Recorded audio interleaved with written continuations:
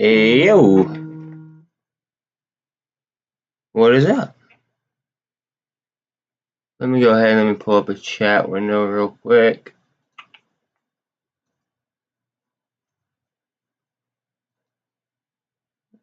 Let's see.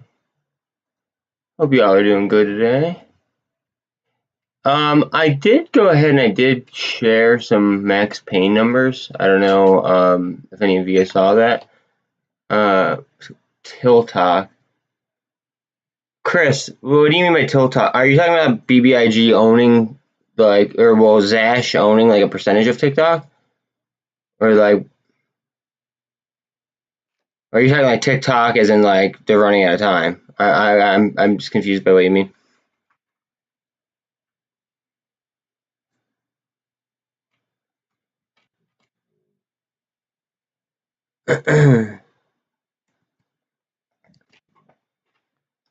Yeah, nothing there. This is just barcoding above supply.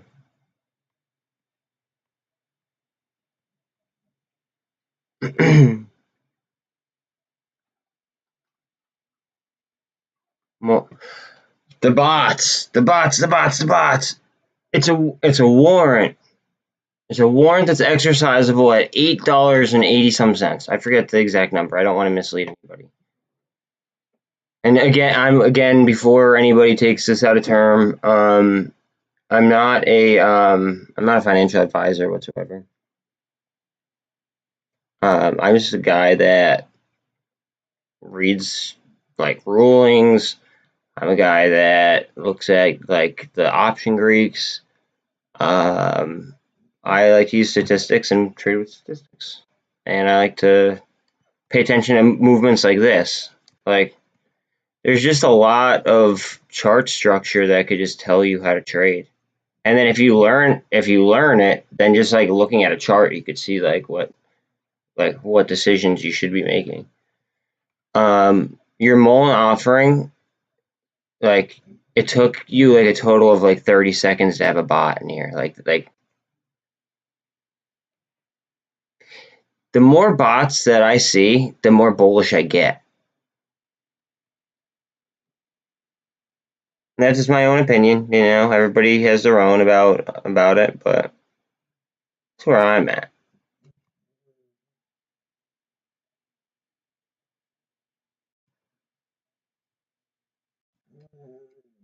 My dog's crying. I'm gonna have to let her out in a second.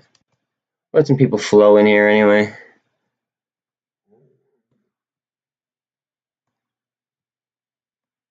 Let me go ahead and let her out real quick.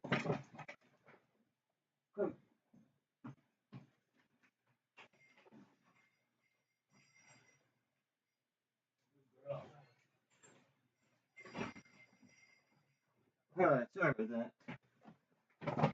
Chris, you never answered me about TikTok. I don't know what you mean.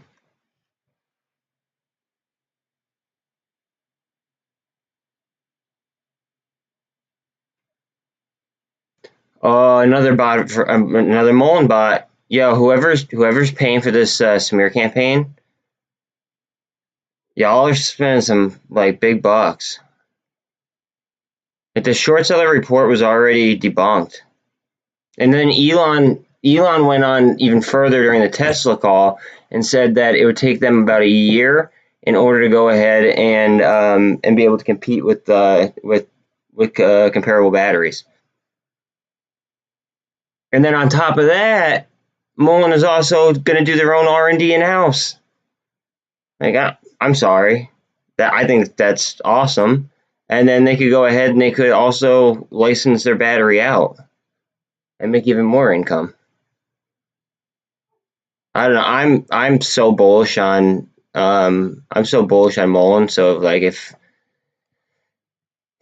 another bot. Oh my god. This is great. 3 bots in a row that I've never seen in my chat on my channel before. It must be getting bad, huh? Yo, this is good.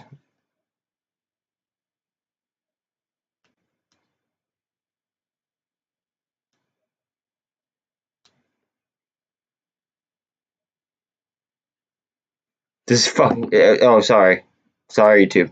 I didn't finish even saying it. Just saying, but it's hilarious. Like, I've never seen you guys here, and you guys are talking to like you guys are already like trying to bring down the stock. Like, let people make their own decision based off their own DD. How about that? Also, the put ratio is 0.34% compared to the call ratio, which obviously would be 1. Oh, another one. King Gerald. I'm getting bot attacked right now on MULN. That's what this is. I know what you're doing. I'm just gonna go ahead and I'm gonna put you guys in timeout. And then if you guys continue with more like BS that like is inaccurate, then I'm just gonna shun you. I don't want bots in here. There would be no feasible reason for me to have bots in here.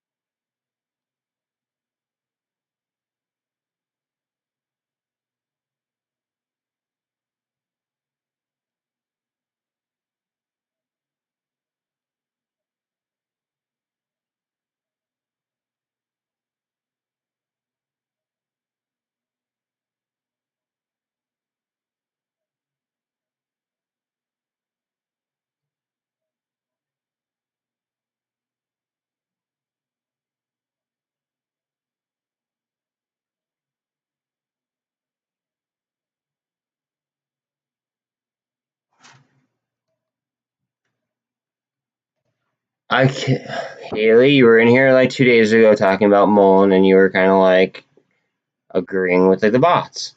I just put a bunch of bots in timeout. I cannot predict that. Nobody can predict anything. I mean, like, I don't have a crystal ball. I mean, I could just go off numbers. I go off stats. I go off like exchange reported stuff. I go off news, like fresh news. I like the news on MULN. I'm bullish on MULN. I mean, that doesn't make you bullish on MULN. You have to make your own decision on that. I'm not a financial advisor. I'm not an economist. Like, that stuff is all on you.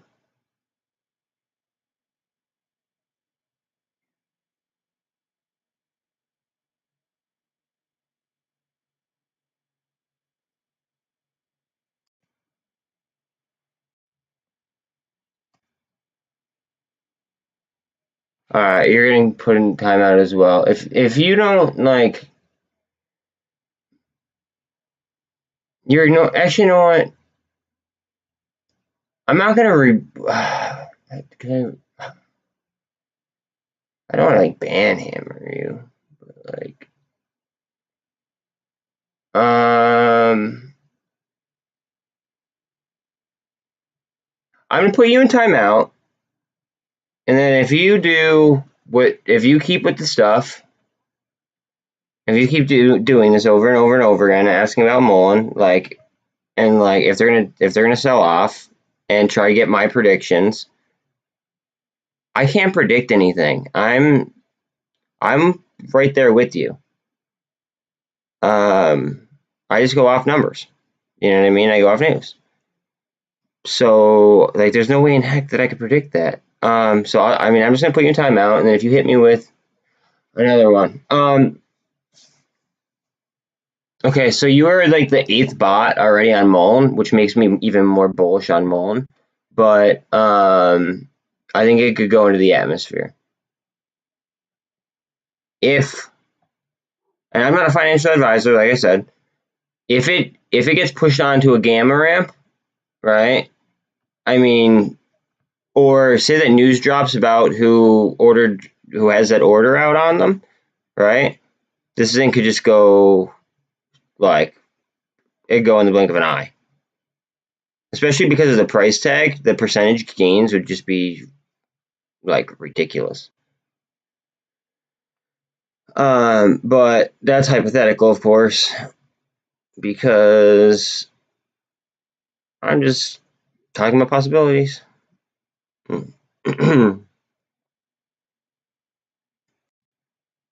really want this to break upwards. I bought some lotto calls on this. Oh my gosh. Alright, anybody that says anything about MULN, I'm putting in timeout first. And then I'm going to go ahead and I'm going to, I'm just going to delete or hide you or whatever the heck it is. After, like, if you continue. Just because I can't deal with that. I'm not going to deal with answering the same question over and over and over and over and over again. Like, I'll answer something, some things a few times, just for people that are coming in. But, like, if you ask, will MULN dump? And you're asking, like, the same thing. Or will MULN go to $1? Trying to get people to sell off and, like, scare them. Like, I don't like people influencing decisions. I just like people to have numbers and, like, correct news. And then they can make their own decisions. I mean, heck, I'm sitting here charting anyway. I mean, I might as well have a channel, right? So, yeah, that's the way I feel about that. Bro, don't even start, Bill. In all honesty, though, my personal opinion, not financial advice for the 8th time this morning already. Look at it, barcoding. It's almost at $1 million in volume. Now, I know it's been higher pre-market. 200's right there. We know what it's done off the supply line. And you saw the list of what would have to happen with a SPY, IWM, and Qs to go to max pain. Now, over the last, month, 2 months, since people started paying attention to max pain, they've been trying to pin it there constantly. Angel, you and I have 2 different opinions. I mean, at least yours is positive, though. So, I mean, I can't even, like...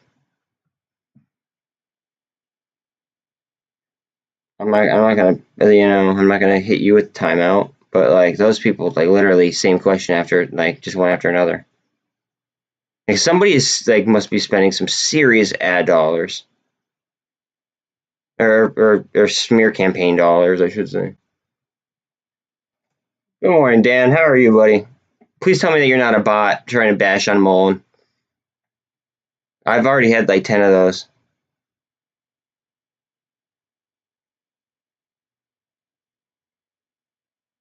I agree with Bill. That's my opinion, though. I mean, like I said, everyone's entitled to their own.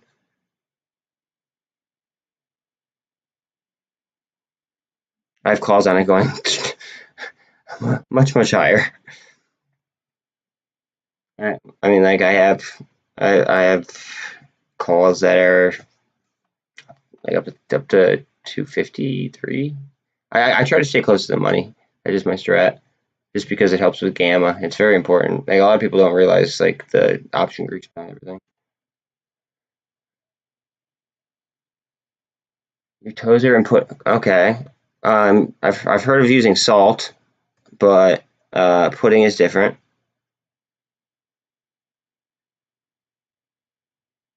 You didn't make a new account, and you're not the guy from the other day talking about buttering feet, right? Because that was just straight up weird.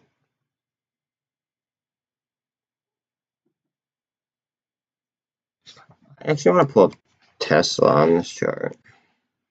I didn't do a max pain on them, but they just control so much of the S&P 500.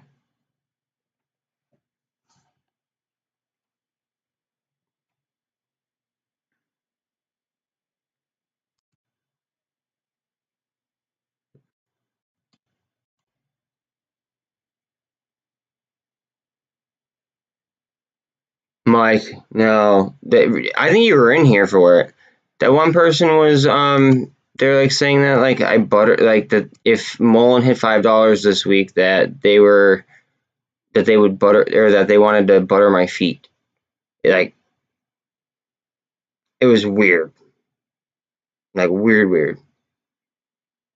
I've already put like I want to say like 5 people or 6 people in timeout because they were like talking smack on MULN. Like they were obvious just clearly bots. Which makes me think like how screwed are they on MULN if they're spending that much money on bots? I don't know. It just seems like a lot of effort to go through to go onto somebody's channel that has like under 60 subscribers, um, in order to go ahead and just like kind of like bash chat. Watch this today. Watch that because I believe it was the CEO. He just had a large purchase. He just did like a large purchase himself, like a personal purchase. So I find that interesting. He wouldn't do that unless he was confident in something. This is being acquired. This company it trades for pennies on the dollar. Stab. It just entered into a definitive agreement to get acquired by a larger company. And there's 2 gaps in front of it. So for the price tag and the percentage returns that you get, I have a little bit just because why not? You got an ear infection from Wet Willie. I mean, people get pink eye from, other things. So, I mean, it could be worse.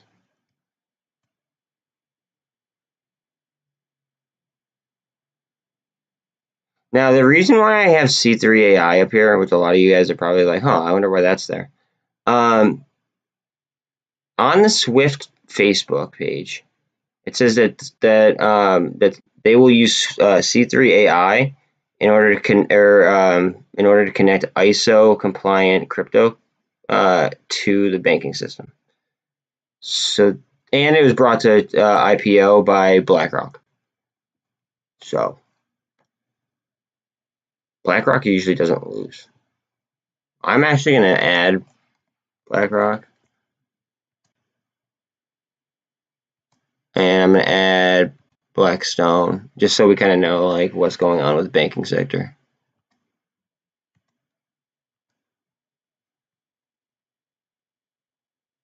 Good.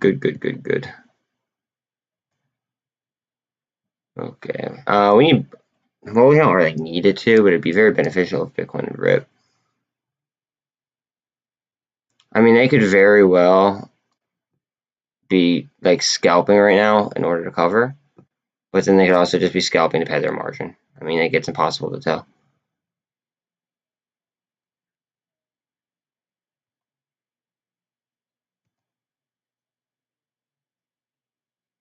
Oh, what the hell?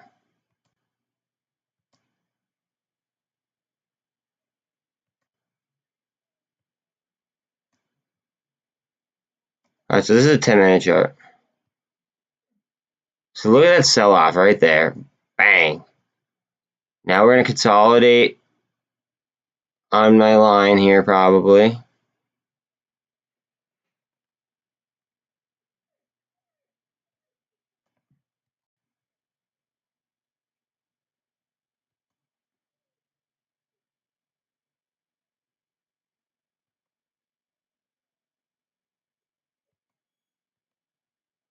Um, I want to see an upward move off that, to be honest with you.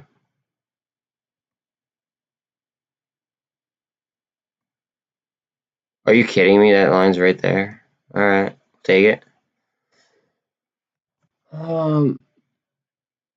Chris, please tell me you're not a bot. You were commenting and stuff. I think that you're a real person.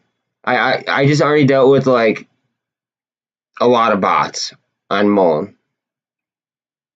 Like you were commenting and stuff, so like it made me feel like you were like a real person. Okay, all right, cool. Cause like, yo, somebody was in here before.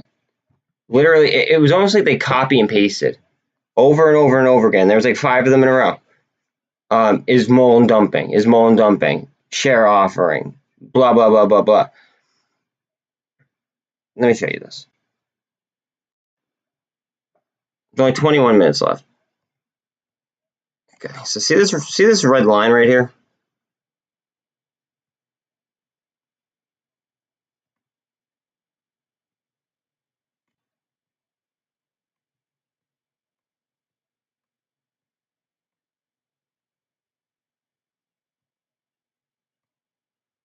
Two days ago, we touched the red line for like 2 minutes.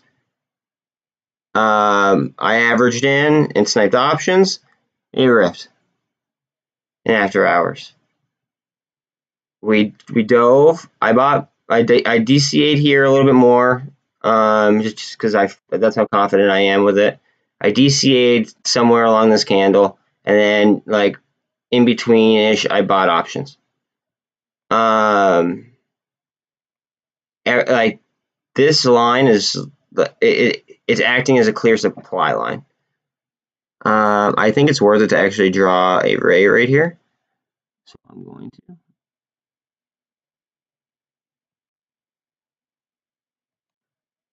And it might be worth it to draw one right here too. Hold on a second. I do a lot of speculation here, and I am not a financial advisor for like the 80th time already today. I do a lot of speculating. Look at that. Bang. And that's on the 10-minute, that's on the 30-minute chart. So, I mean, like, look how close that is. I don't know. Oh, Dean, were you one of the people I put in timeout?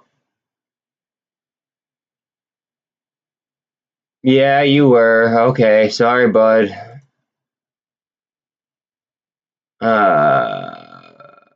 High user on this channel. Okay. See, I'm giving people like one chance after they're warned, and then I'm putting them in. Then I'm just hiding them, just because like if you're gonna do exactly what put you in timeout in the first place, like I feel like I'm dealing with a child.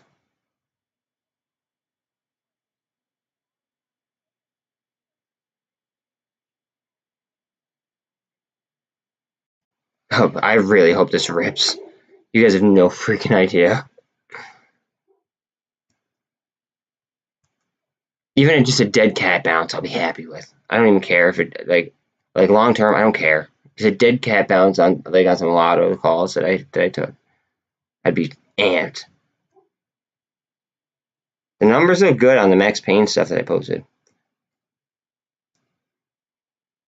What really, probably my favorite one on here is either Stab, because it said that there's one put, open interest total, okay, and the Max Payne is $5 on it, and then on top of that, I do what else did I like a lot, and then I like CLNN, maybe MNTS. I don't know. That's if I were to pick like the re off that list. I can't really tell you for sure. SST has the highest float that I'm aware of on Ortex. That's 80 here.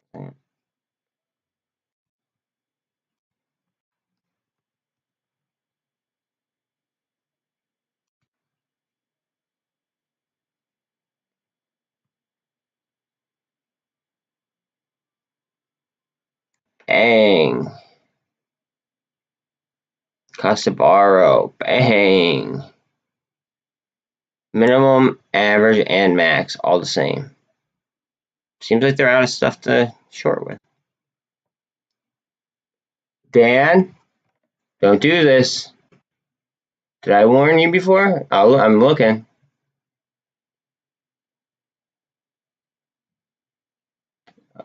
Okay, I did not warn you before, okay?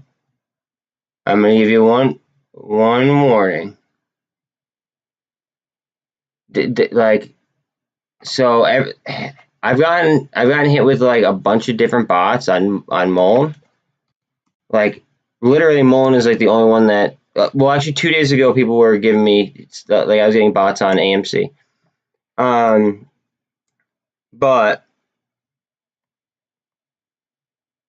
I'm very, very, very bullish on it, and a lot of people are trying to spread FUD on MULN, like literally to the point where like somebody's spending some serious ad smear smear campaign type of money. Like I'm bullish on it. The offering stuff that you're referring to, or that like everybody's freaked out about, like I have no problem explaining like why. It's just like when people hop in here and like say, oh, it's a sinking ship, or oh, it's going to $1, blah blah blah blah blah. It's like based on what? Like what are the facts behind that? Anyways, the offering that everybody's referring to, if I'm not mistaken, it's the warrants that are redeemable at like $8.80 some cents.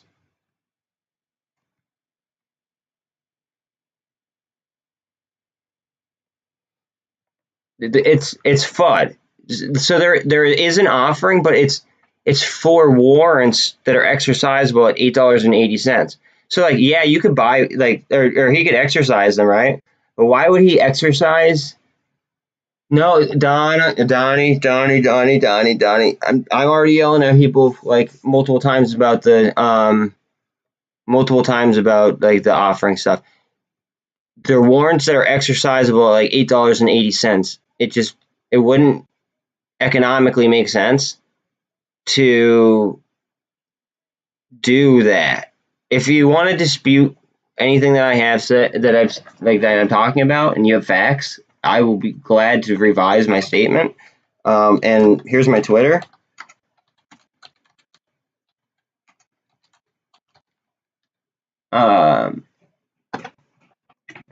So if you tweet me like legit facts that there is an offering, and I'm not talking about the warrants, I'm talking about an offering, then like I'll go ahead and I will apologize for being adamant.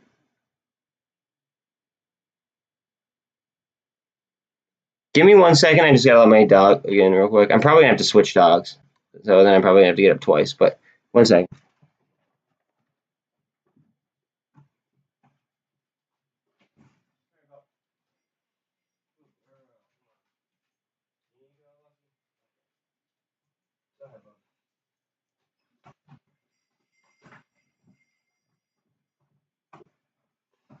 All right, we 1 minute till open, people.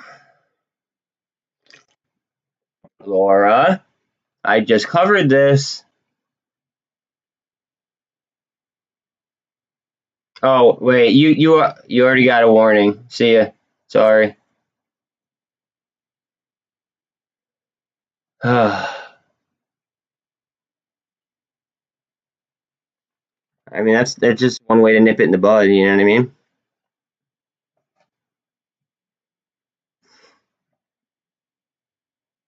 There's no point in entertaining that kind of stuff. I think I know what I want to get here.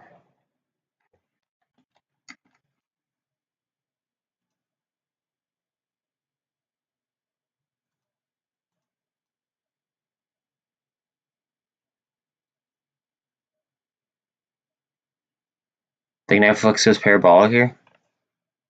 I go nuts.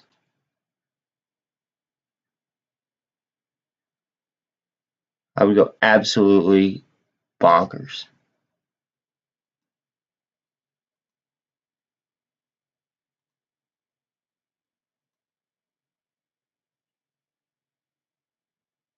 So, come on.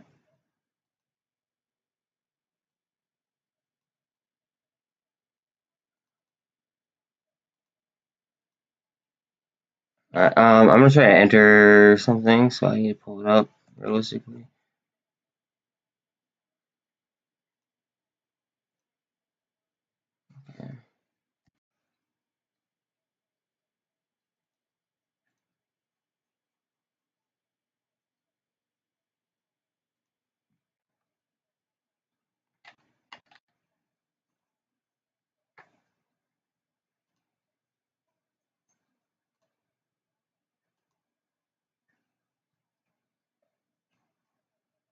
Okay, 1 second. If anybody, I don't know if anybody's talking in chat. I just gotta do some stuff real quick.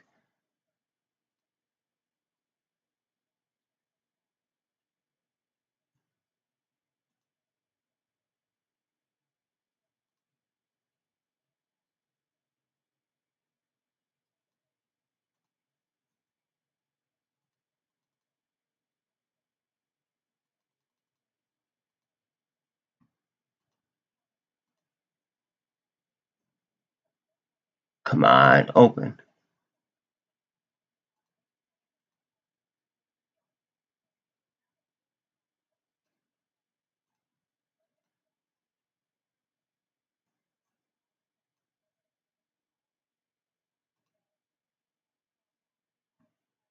God dang it. Okay, that's not gonna fill. What else can I do? What was I looking at on my list? Aha, that's right.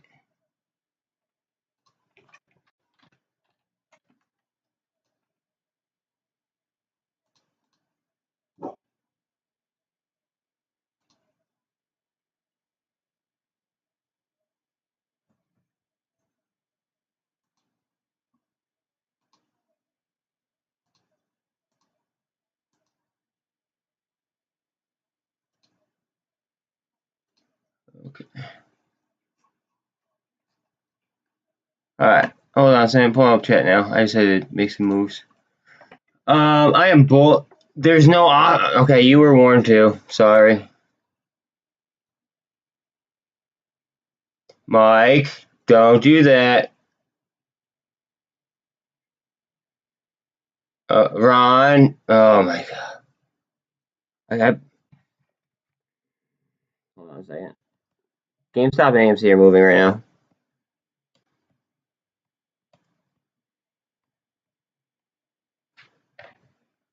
There's no way. I'm not gonna let you guys spread false information on my platform.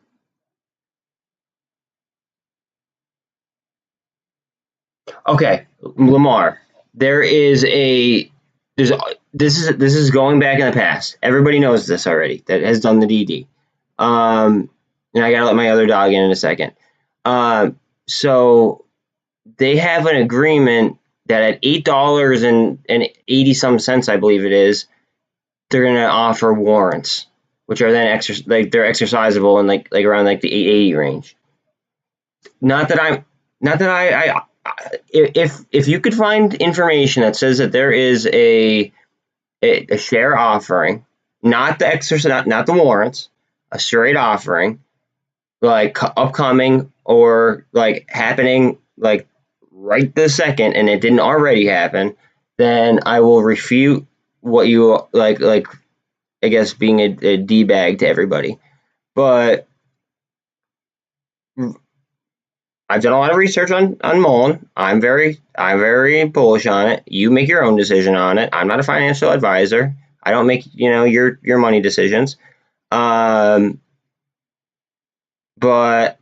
I'm very bullish. And every single discount that they give me, I just buy. Like I've been sniping. I've been sniping options and DCing. I've actually been DCing to average up. That's how bullish I am. Dude, I'm hearing MULN options. I'm hearing MULN like bots everywhere. like somebody is like spending a lot of money to like smear MULN. They're spending a lot of money.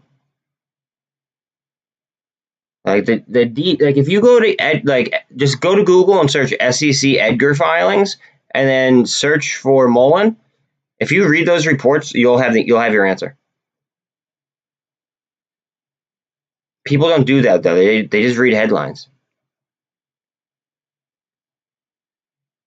And honestly, that's why I have a channel. It's because like I do the reading, and I do like people to know the right information. I want people to make their own financial decisions, but I want them to make them based off of facts rather than like corporate hearsay. Like for instance, Jeff Bezos owns the Washington Post. So do you think that anything that doesn't fit his agenda will be in the Washington Post? Probably not. Let's see. I mean, there's Motley Fool is like a hedge fund. Benzinga's tied in with somebody. I forget who. Like most of these news sources like are BS. Like you can't really like hang your hat on too much of them. Nice candle here on BBIG. Very nice candle. Let's go. Come on. I think that let's see. I did the max painter on them earlier. Max painter on this is 250 on BBIG. Just so everybody's aware. 1 second. Let me let the other dog in.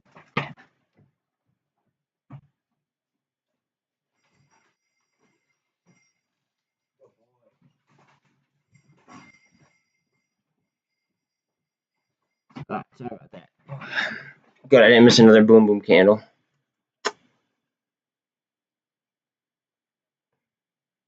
I'm just surprised. I can't believe that I'm getting so many bots on. I can't believe I'm getting so many bots on this topic though. It's amazing to me. I don't know. I just didn't think that they'd waste their time. What can I do here? Hold on a second. I want to do something. I want to get into that.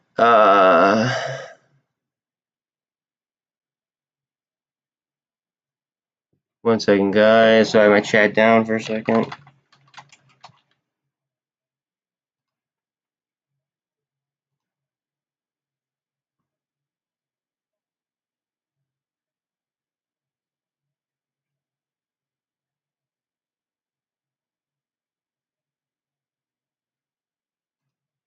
I need to free up a decent amount of money. It looks like they want.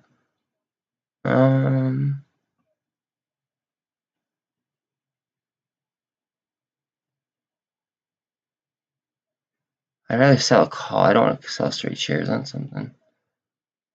Well, I did just buy those. And I already got $50. I think they can go much higher though. Alright, I'm gonna sell these. Even though I really don't want to, but I will.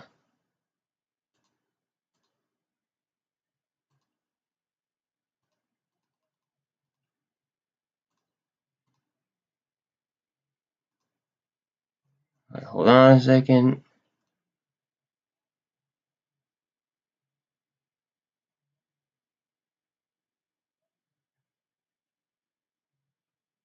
Mark, where's the mark? Okay, there's a mark.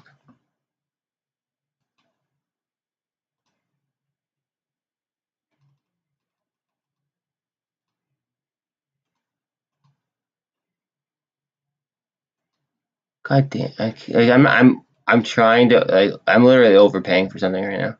All right, there we go.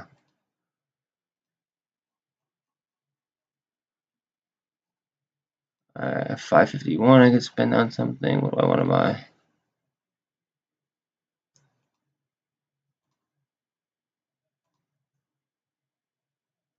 No, I'm not doing that. Maybe some YOLOs. Maybe I'll just save 551 for YOLO right here. What do I want a YOLO on? .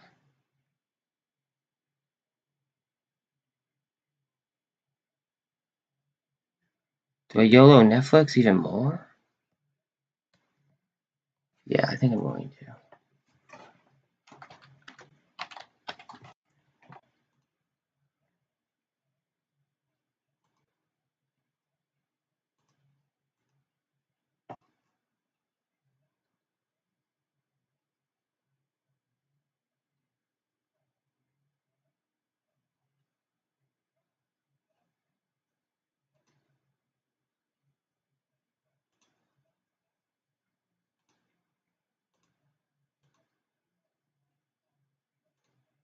I just bought I actually didn't buy YOLO. I bought a next week call for $5 on Netflix.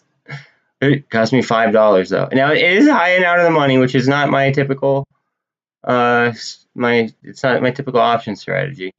But even if this gets close to a gap fill, or like some kind of dead cat bounce for the price that I'm paying for these premiums, realistically, like I should be able to turn a good profit on them.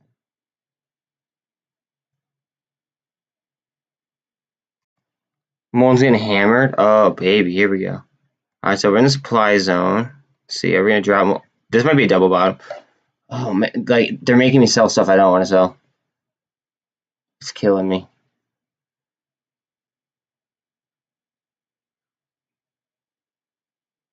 Hold. Okay, that's a weird comment, but let me deal with it in a second.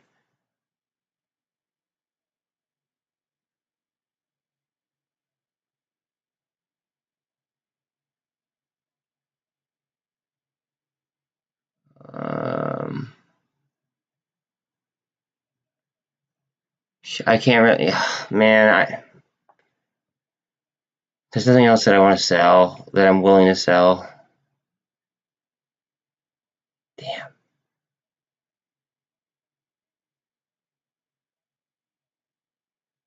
I could sell that. Well, no, because that might hit. I want to get rich, but okay. Enough with the feet stuff.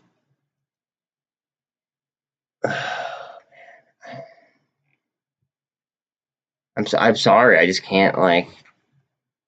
You were warned. I feel bad doing it to people, but like not, especially not when I'm warning them beforehand.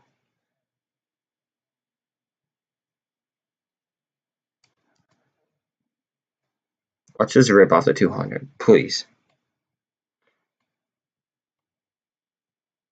That's bullish. That's bullish, and then all of a sudden, bang, bang, bang. I don't know. Seems like they're trying to get some supply here off these EMAs. Indecision candle right there, and this is showing me some strength. Yeah, that looks like a turnaround.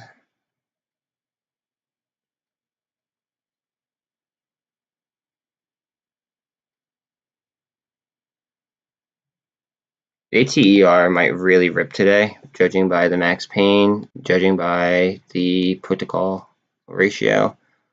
Was ATR one of those?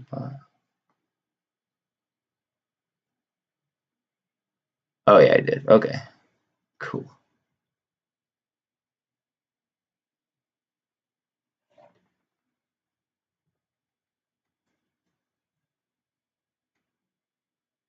I went far on ATER though. Like I went farther than I usually do. I'm playing ATER like I don't play like I've never played anything else. Why? I don't know, but I am.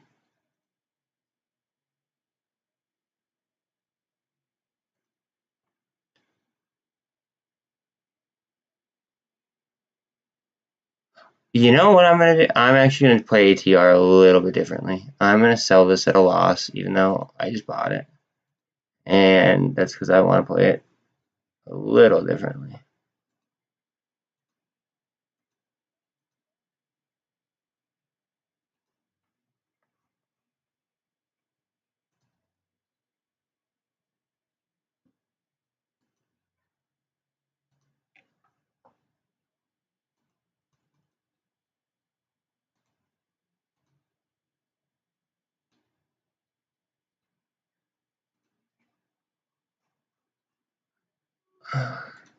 Maybe I'm gonna start playing. I think I'm gonna start playing ATR how I usually do. Like how I usually do stocks.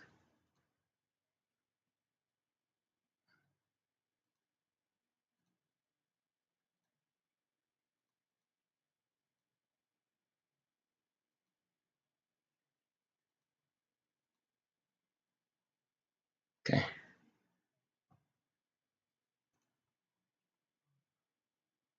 Yeah, I think I'm gonna do that. No point in like doing different trading plans. Well, there is in some instances. I shouldn't say that, but just because of the flow, the put call ratio. Let's look at the flow on it right now.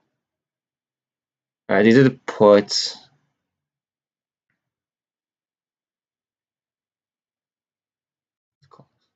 Heavily in the calls. Okay, heavily in the calls.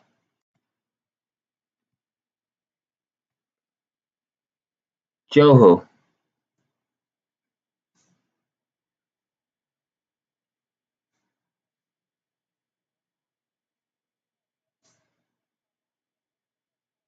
Joe Mamas. If I was Joe Mamas, I'd be confident. I think. Well, I can't really say that, but like, I'm doing the same thing. So I mean, I hope Joe Mama's right.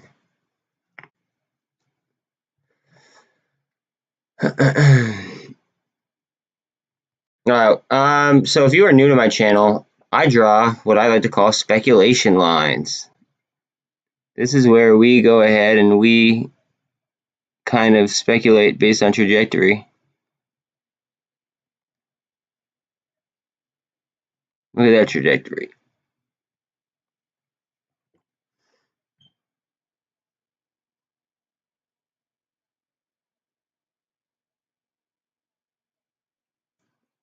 Chris, okay. That's negative. That's downward pressure. Downward pressure on a stock that people are pushing mad FUD on. Just so you know. Hey, I don't know if you mean to do that, but I mean, like, do whatever you want. But I'm just saying, like, it does create like negative pressure. I'm not stressed. I just take work seriously. And a lot of people, don't know what they're doing, and it screws with my money. Not saying you. I'm just saying like the bots in here, like it's like that's aggravating. People playing options that have no idea what the hell they're doing. That makes me angry, to be honest. That's really it though. I mean, like, I take work seriously. Oh, AMC or Netflix, excuse me. Hold on. Oh, go. And well, AMC was going too, so is what it is. That looks so bullish. Especially if it touches this 13 and then, goes green.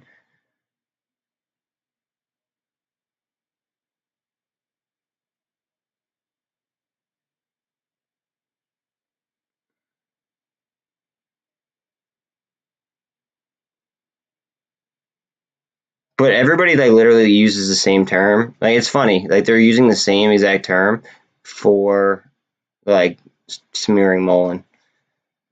It's almost like they're copy and pasting.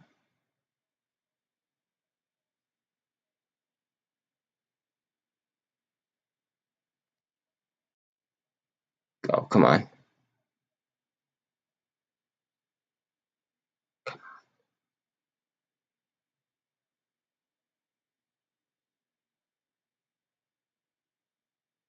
And MULN is just gonna barcode right at supply. AMC's up 3%, BBIG's up 2.3. ATR is just under 2%. I'm just because if this gets up to the levels like where it could potentially gap fill, then like we could be looking at some big changes. in premiums. It needs to go to like that line-ish, in that ballpark.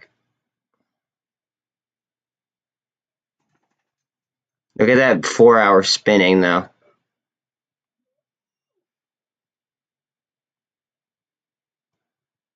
And I guess that's all I really have to say is look at the 4-hour spinning.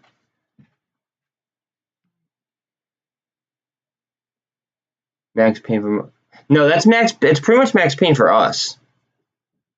Max pain is the most amount of contracts that expire out of the money and just expire worthless. So that actually helps the market maker.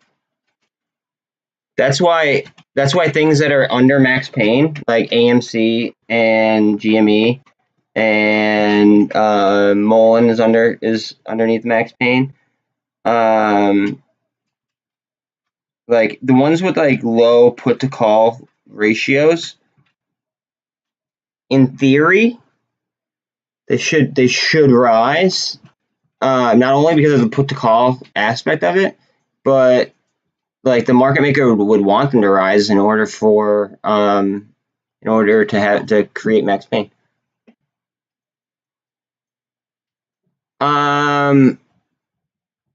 Well, max pain is 250. I would say it's going to be I'm going to guess above 250. I'm not going to say max. I'll guess, and that's that. I'm not speculating a price tag. I'm not speculating. I want to be very clear. I'm not speculating a price tag. I'm saying that I believe that they're going to ensure that it is between 250 and 3. They won't. I don't think that they'll let it hit 3, but I think that they're going to clearly want it above 250. 1 second. I have to let my dog out again.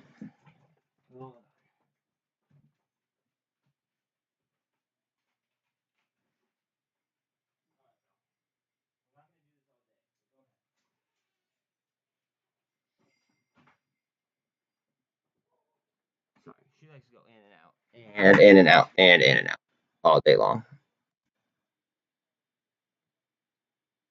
MULN is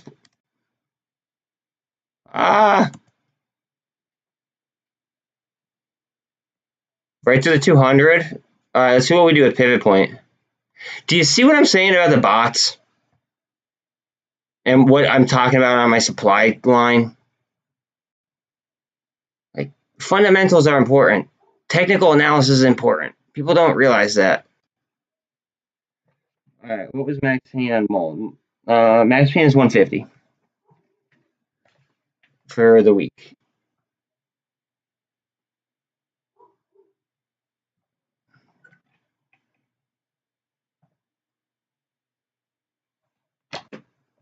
We might pause here, pivot. Not sure.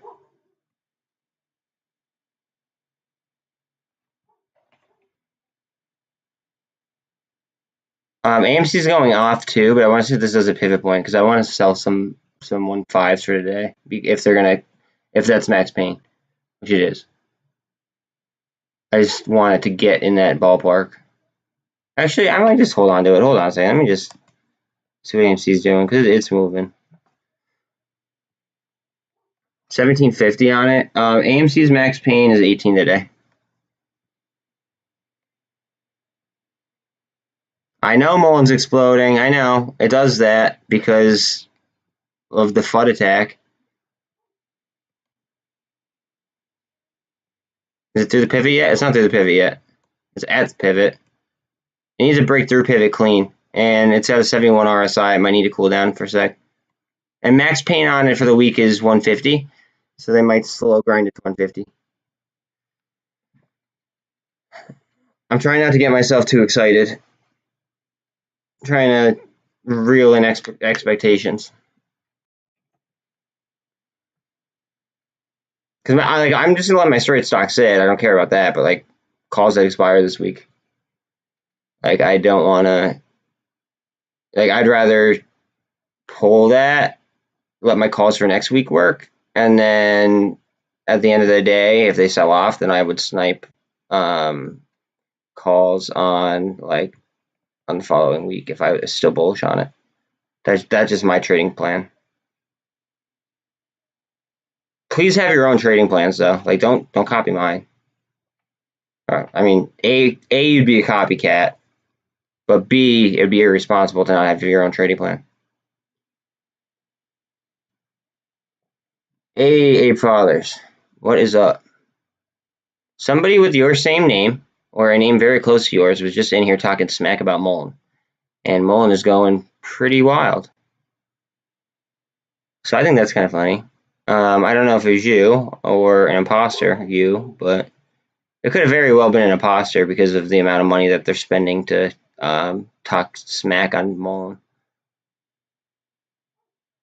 Look how high the VIX is. Holy crap. What is going on? Okay. Interesting. Are they selling off in order to cover?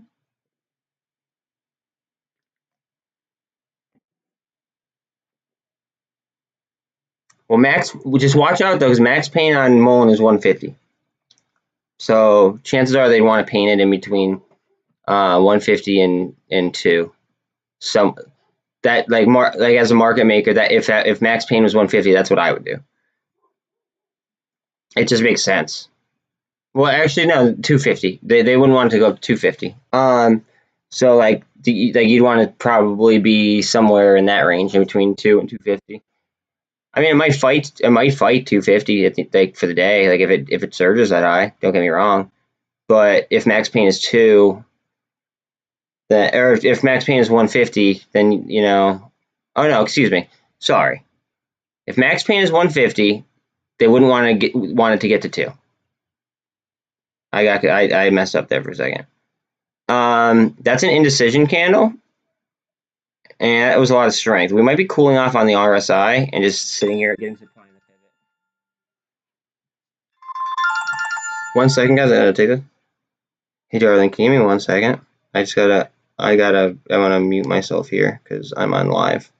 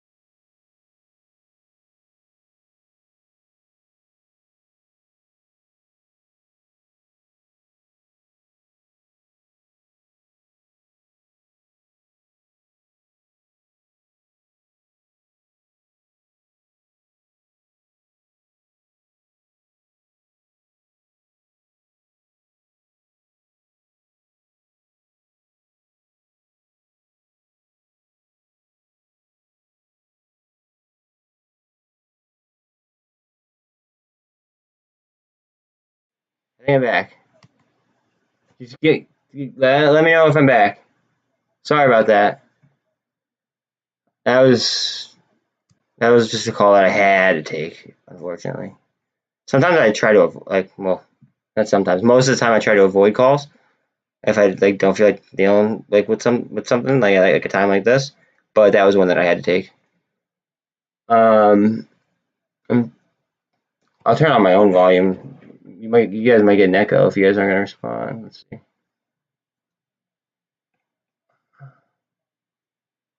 It's gonna be loud. Yep. It's gonna be loud. Okay. Alright, so my volume is working. Very good.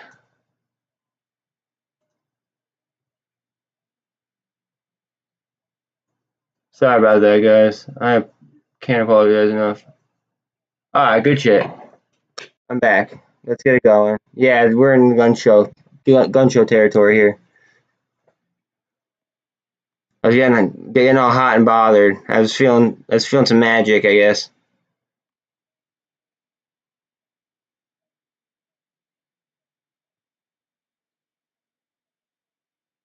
This looks so strong.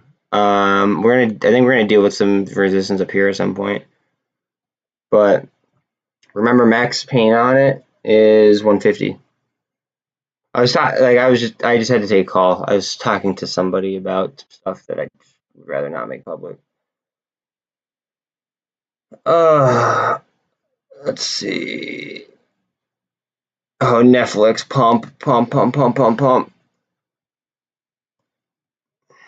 I just want to see this go bonkers, yo.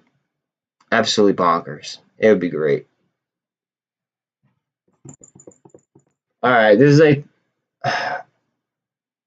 there's no the offering's at $8.80 some cents. It's not an offering, it's a warrant being able to be exercised. Unless you could point me in information that is that is, I guess, contradictory to what I'm telling you. And I've done a lot of research on it. Yeah, but max pain's 150. Just the market realistically, the chances are they're gonna want to paint it between 150 and 2. Chris, unless you could go ahead and you could tweet at me, and I'm gonna put my Twitter on here. Unless you could tweet me that that there is that there is an offering rather than warrants to be exercised at a certain price tag. There's two totally different things, because at warrants we wouldn't even have to worry until it's at $8.80 some cents, like I said. But regardless, I'm just getting so many bots in here attacking MULN, which makes me even more bullish on it, because somebody's spending a lot of money on smear dollars. That basically I don't know. I wouldn't make the claim. Say oh, am I selling it before the offering? It's what offering? It doesn't exist. So you're making a claim that is inaccurate. I'm gonna have to time you out or something. You know what I mean?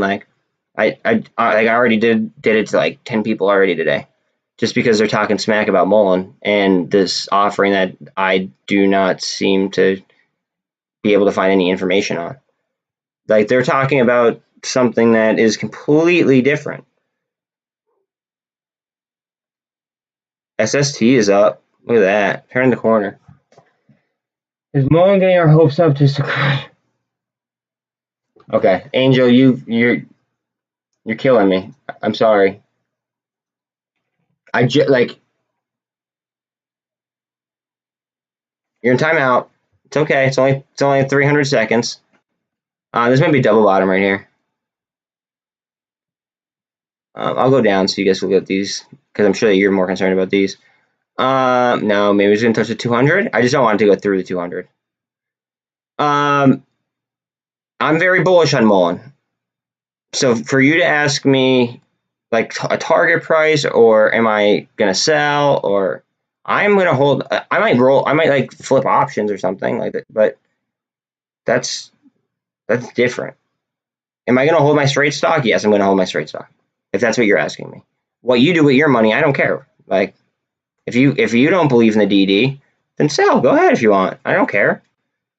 If you believe like what's being put out there, like the truth, then then you probably wouldn't be. If you saw the truth, you probably wouldn't even be asking me that question. But that's for you to make up, not me. I can't do that. And sorry I took so long on the phone there, guys. It was just like 24, almost 24 and a half on the VIX. We were seeing some strength in like the meme names. That's interesting. No, I want to bring this to everyone's attention. Notice how, like yesterday, and I believe it was like the day before, like everything was down and like they bleeding, but MULN was still green. Yeah, it moves big percentages. Like it does move big percentages, but that's because it's so cheap. So like in all reality, like they could be driving it down to supply in order to go ahead and fill their own bags. All right, now if this comes down right here, it would be like a double bottom off of the 200 and the VWAP, which would be pretty insane to even think about, really. We are sub 40 on Bitcoin. That's why everything's going down. SPY's taking it real bad right now. I was actually just telling the person I was on the phone with. Okay, I think we're double bottoming off this, and we are touching the 200 in the VWAP. That's actually, if we could get over this pivot point, and it might just ride. All right, so that's a doji. Indecision. Okay, now we're going back down. I like those candles that have like, yeah, so that's a doji, like no price action, but big wicks. But anyways, when those happen, those are like indecision candles. Like this one right here, that's indecision. That's indecision. Like they have that's indecision right now. Like they have a lot of action, like a lot of volume, but they don't move in price tag.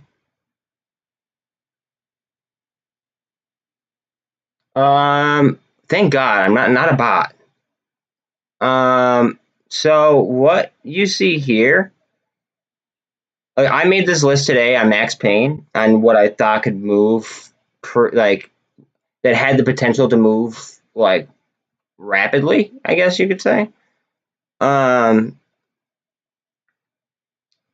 mean, so far everything's getting hit because of Bitcoin, but like these are what I have my eyes on realistically. I mean, like I can't tell you like my positions, like my exact positions. I can't tell you like I'm long on the MOASS stocks. That's what I can tell you. You know what I mean? Like I just don't want to be that guy that like gets in trouble over some BS. I'm not a financial advisor or anything like that, but that's my watch list. And I did the Max Paynes on all those, and a lot of them have to go up in order to hit Max Payne, and I would assume that for the market maker that they'd want them to go up, in theory, to create Max Payne for retail. I'm very deep in MULN. Very deep in MULN. I actually averaged up because I just kept buying and kept buying and kept buying and kept buying. And then here's the supply zone that I have drawn up for it. I just keep selling things that I don't even want to sell. And I just like underneath that zone I just keep buying more. It's like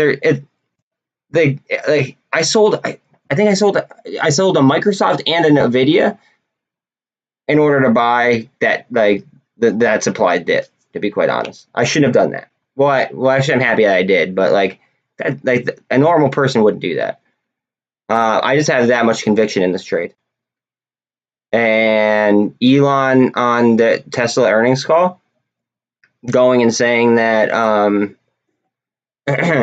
when he said that it's going to take them about a year to yes, and I'll address that in 1 second. But when Elon said that it would take about a year for Tesla to catch up to EV competitors' batteries, as soon as he said that, MULN's stock just started ripping in after hours the other day.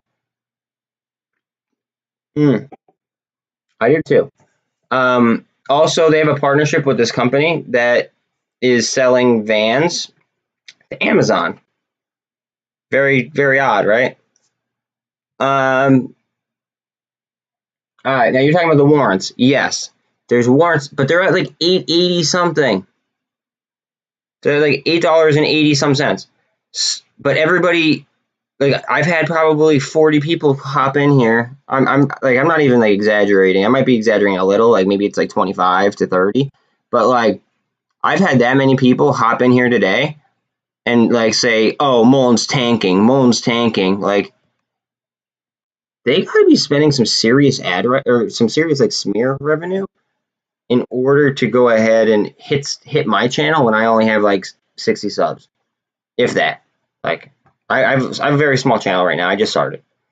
So if they're coming in here and blowing up my chat on it, like, how much money are they spending? DWAC's ripping, just so everyone knows. I'm not in DWAC anymore after Elon bought Twitter, or bought the largest stake in Twitter. Just because of the simple fact that I like the idea. I like the partnership with Rumble, but Elon wants to institute basically freedom of speech, and that's the same thing that Trump was going for. Plus, the left, and this is not going to get political. I just want to be clear on that. The left won't go with what's called, the left will be easier to go with Elon for freedom of speech than they would be with Trump, in my humble opinion. That's why I'm not in that play anymore. Not saying it's not a potential huge play, because it potentially could be, but that's why I have decided to not be in it. Oh, I'm not gonna. Did you change your name? Oh, dude, Gumball, Joey. I'm not gonna get political now. I mean, that's the truth though. Like, the left will support Elon before they will support Trump. That's a fact. Like, that's not even like me speculating. That's common sense.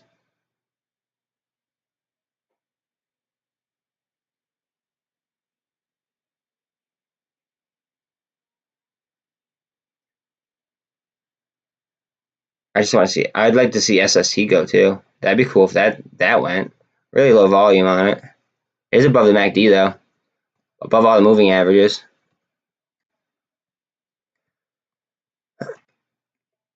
If only people knew how many FTDs it had.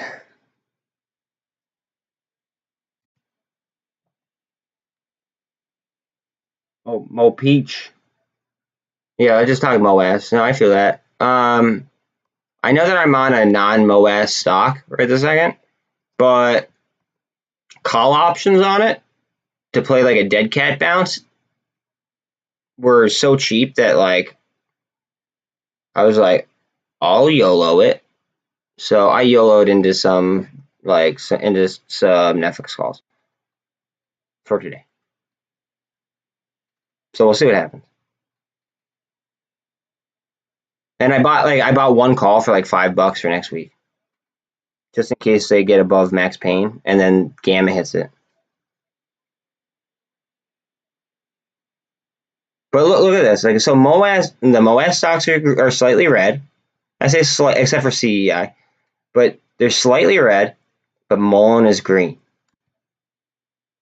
Like, and they're spending that much money on on smear campaign dollars, like how desperate are they to fill their pockets with MULN stock, in my opinion? Like it only makes sense to, I don't know, I'm doing the opposite of what the bots tell me, essentially. I see more bots on something and chances are I get more excited about it because it's like, well, why do you care? Like, why are you trying to get people to sell? It's like, what do you have to gain? Let people invest how they want to invest after doing their own research. That's the way I see it. Like, I have reasons to be in the things that I'm in, like backed holdings, right? They have a partnership with Nexo, and Nexo is in my opinion, is the best compounding interest company for cryptocurrency. Okay, and so if they have a partnership with them and they're a publicly traded company, then that makes me feel more confident with Nexo, and they're going to benefit that. Do I see MULN heading to $2 soon? Dude, it could happen. It could happen today, for all I know. There's a reason why I keep buying more. Like, not financial advice, again, but like, there's just so much FUD about it that like, what are they hiding? And all of the FUD has been debunked. Like you even asked me about like the offering stuff. Like, so you heard about that FUD, right? But it's a like warrants being exercised at a certain price tag. Okay, so I mean, if anything, that's bullish. It means that whoever agreed to that thinks that the price is going to get up to $8.80. Like the target price on it's $23 per Vortex. No, absolutely not. And that I was never going to let him do that in the first place. I hate feet. Hell, I hate my own feet. I just think feet are nasty. But absolutely not, gumball. I think it's absolutely hilarious so that you did actually follow through and rename yourself.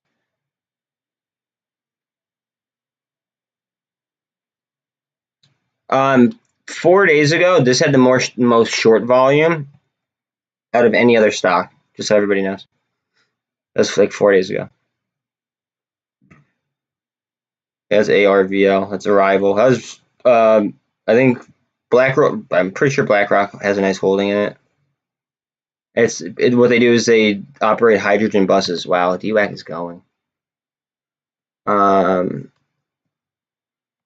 then obviously that would be better for our infrastructure. That looks like it's going to cup and handle and just go. I think that might go vertical, in my opinion. Just the way, like, cup, handle.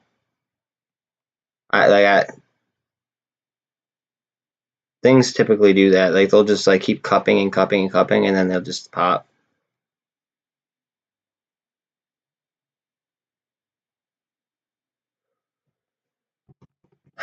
So one of the bots, dude.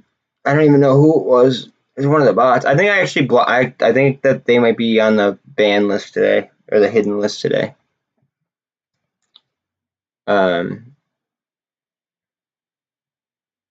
But I literally cleared like 20 bots on MULN today. Only MULN. Nobody talked about any other stock except for MULN.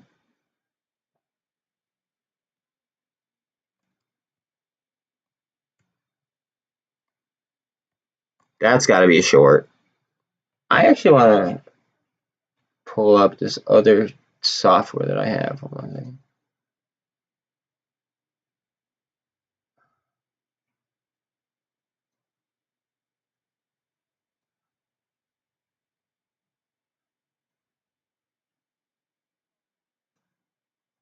So this is cool. So I did a 7-day. What's it called? I did a 7-day trial on this AI based software. You guys can't see it because that would be illegal of me. I'd be breaking the policy. But it shows me trends. And I mean, I'm sure, I don't think that, as long as I'm not showing you guys the software, I don't think I'm doing anything wrong. So at least there's that. Let's see. Okay, so right now BBIG is at on this line, it's at heavy resistance, and there's a hell of a lot of gamma support once it hits like 230. If it hits 230, there's so much gamma support that it should just rise. Right now it's at a line itself though. And then there's some resistance here at so there's going to be resistance starting at about 235. And then we get less resistance at 236. I wish I could show you guys this, but like that'd be against the law, and I'm not going to break the law. But it shows me like projected paths, like based on AI software. And it shows me like the amount of short volume. Like right now, there's 2.89 million short volume right now on BBIG. So with that being said, there's only 3.76 million shares traded. So most of it was short volume. That's screwed up. I wonder what other stocks. I should actually do some MULN. Let's see. Let's go look at MULN real quick, because we're close to breaking out of a thing. BBIG. Okay, Vinco Ventures. Or no, wait, no, MULN is what I was doing.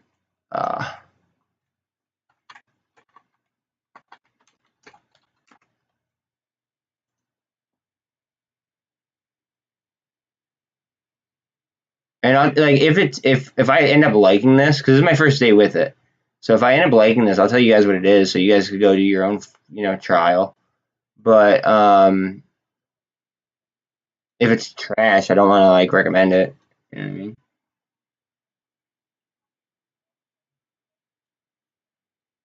All right, so interesting.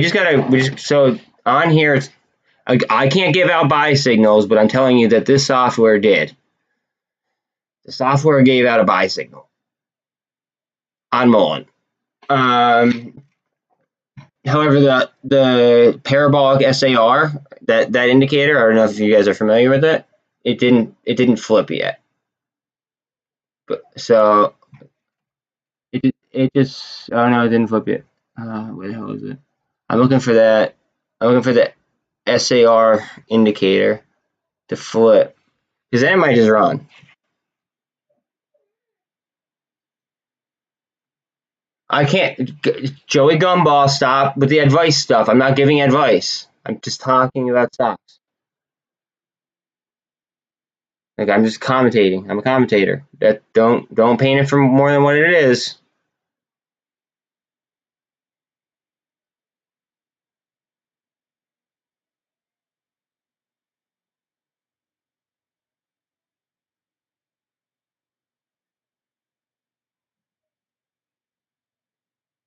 I'm really confident about this company just because the CEO or whoever the hell. Here, I should pull it up.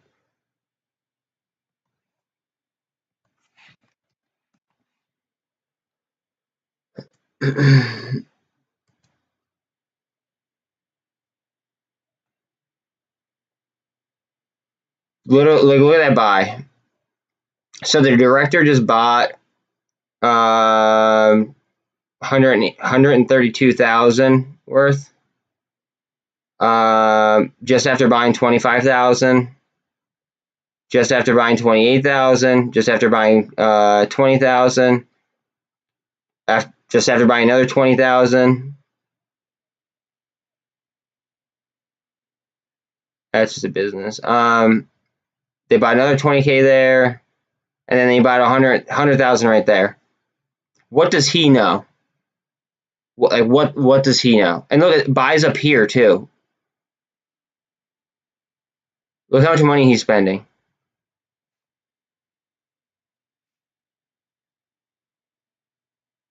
Like, that's why is the director doing that? Like, let's see, what do the analysts say about it? $17.40. It's trading at $3. That's why he's probably doing it. Because it's the projected price tag. It sucks. It's like I need another window. I need like another. I have one too. I just don't know. I don't even know how to set that up. I've never had like a multi-window type setup going on. I just have like a huge screen that I usually delegate into different windows. But I feel like it's time that I might have to set up a second window. So then I could have a screen like this, and then my portfolio, and then, well, actually, if I get a webcam and a mic, I mean, I'd be fine. Then I wouldn't even need my laptop. I don't think I'm gonna do that though until, like, you know, I'm actually making money on YouTube. Because if not, then there's no point to. That would just be bad business, like a bad business decision in my eyes. This is like on like this AI thing that I have. I'm watching it, like, just kind of just chill. It's literally like waiting to flip on, like, for me almost. And I want to pull up Netflix on this thing after. DWAC's up 10%.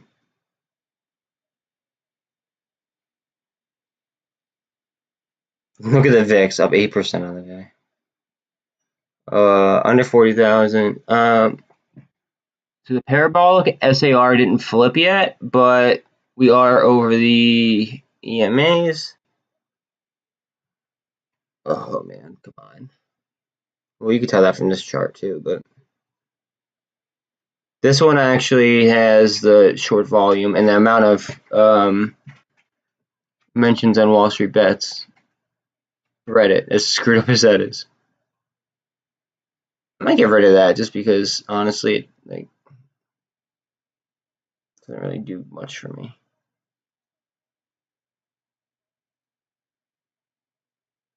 But yeah, Joey Gumball, please don't talk about, like, advice.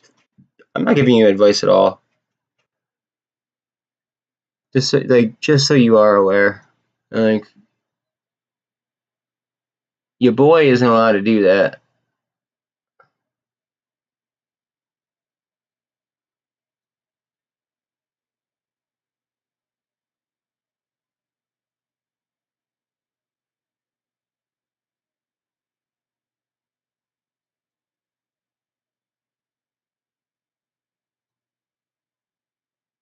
Okay, so we are at.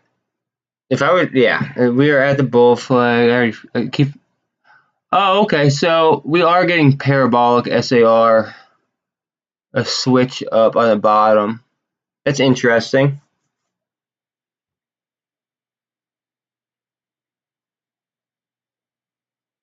So on this, does this have the parabolic SAR? Because I kind of like the indicator. I could really drop that. Why did that log me out? Okay.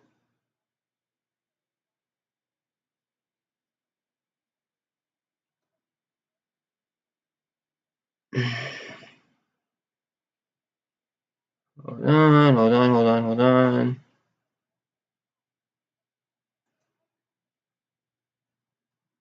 Oh, wrong button.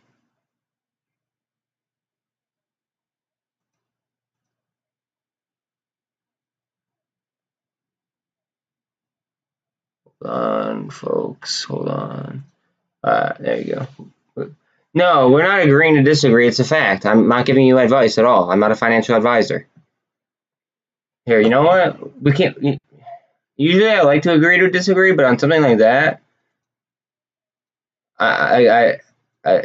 You can make another account or something, but I gotta get you out of here. Sorry.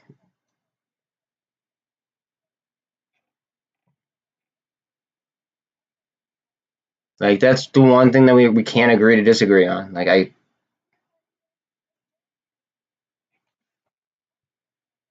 I stress that literally 8 times a day that I'm not a financial advisor. You can't sit here and tell me that I am a financial advisor. I'm not.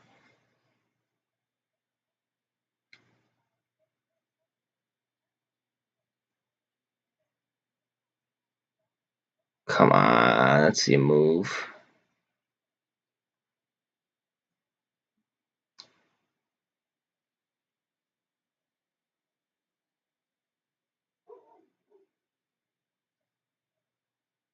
BBIG doing.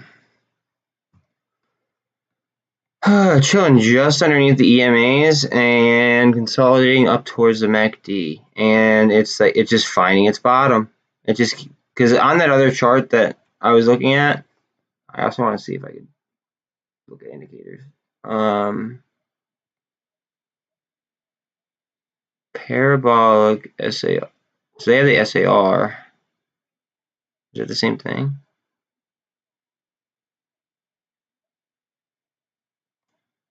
Yeah, it is. I mean, I kind of dig it.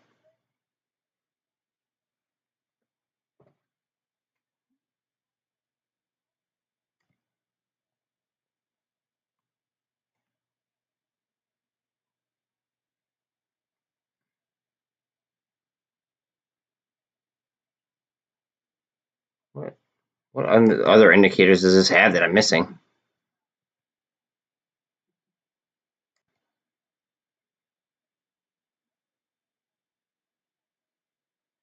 See, I would like so on the other one, it has volume coming from the side. It tells me where all the volume is being done at, and like how much volume is being done, and I can compare that to how much volume is currently going on. If we pop above the 200 right now, it could get really, really interesting. –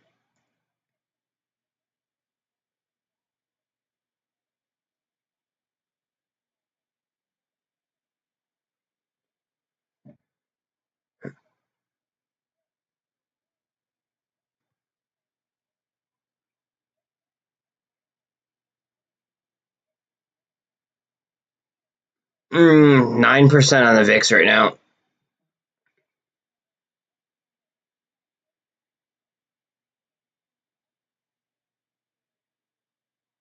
Look how cheap BlackRock is, in my opinion. Oh. Can I sell something?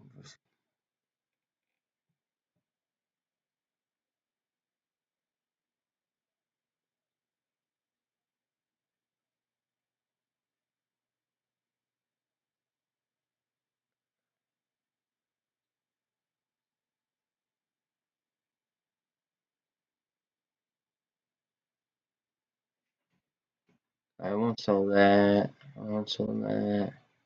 Oh, I could sell some of these. I'm gonna sell these for a loss just because of how cheap BlackRock is. I gotta.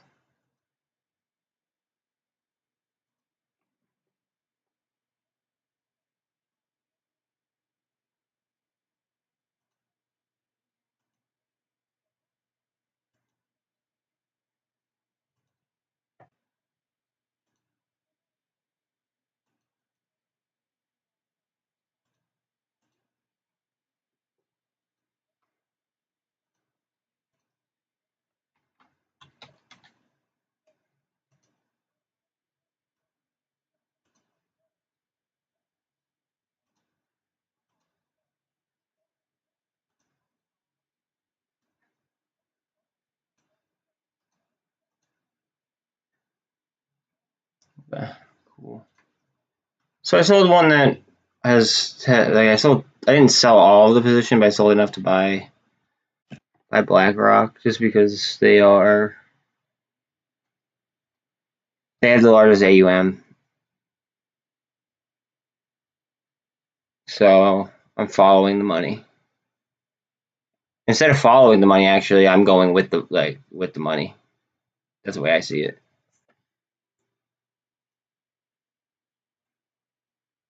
I still have, and that actually gives me some option money too, because I sold a little bit more. What's ATER doing? And I'm trying to think of where I want to stick this money.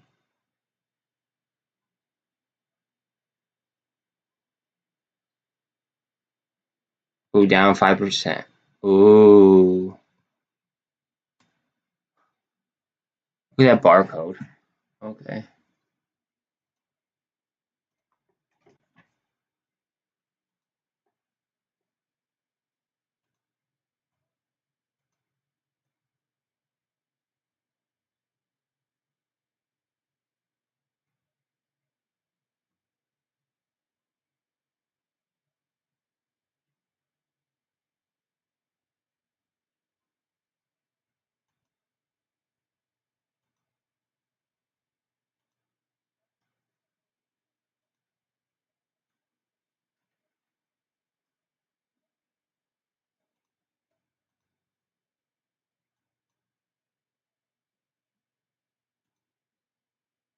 Okay.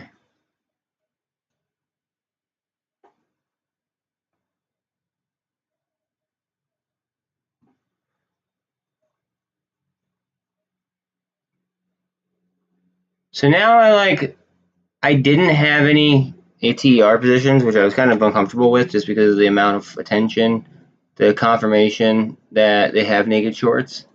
Now, I know I'm ignoring the trolls, just dude, I got hit with a lot of them so far, so it just kind of pissed me off. But I was uncomfortable not having an ATER position just because of the confirmed naked shorts. So it feels good to have a position, even if it's not as large of one as I would have liked.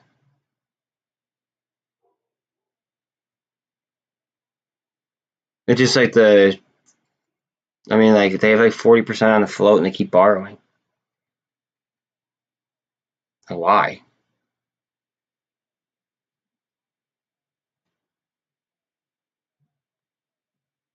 I mean, I'm not I'm playing today's options on it. I play regular options, I guess. Where I'm close to the money and then I'll roll up. But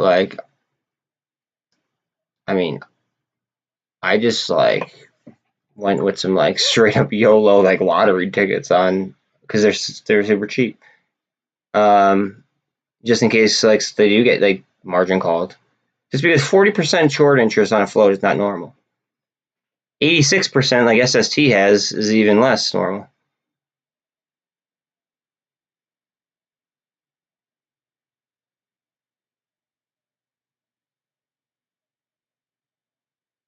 No, actually you're right. You're actually probably right. I just hide. Maybe you're right. I should keep them. See, but the thing is they what's it called?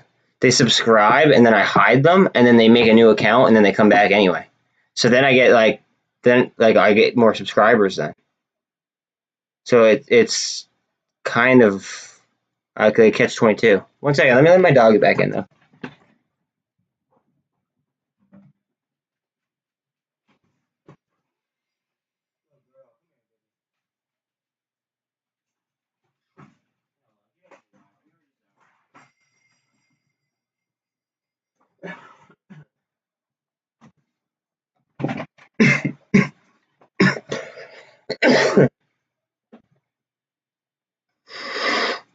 Yeah, so it's I don't know.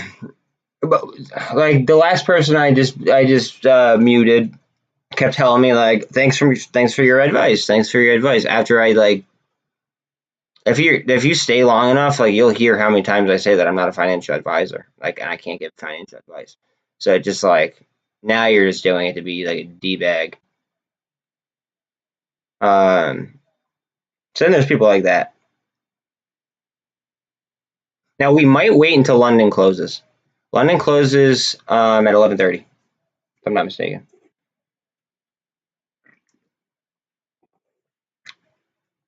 I've noticed that we have made big trend changes once they can't trade anymore. And that's because American banks are trying to screw over European banks.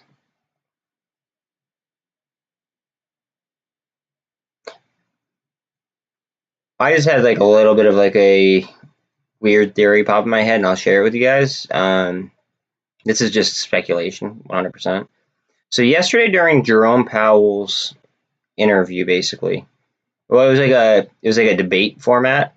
There were smaller countries there, and then there was the person of the EU, like about the IMF, World Bank. Anyways, and yeah, not financial advice. You're right. But anyways, like they were stressing how the U.S. is the largest economic market in the world. Okay, and then like everyone was basically complaining about inflation. So maybe they're getting pressure at the IMF meeting in order to fix the capital markets. Because that's if we fix the capital markets, it might kind of like, yeah, I don't know, start to fix things.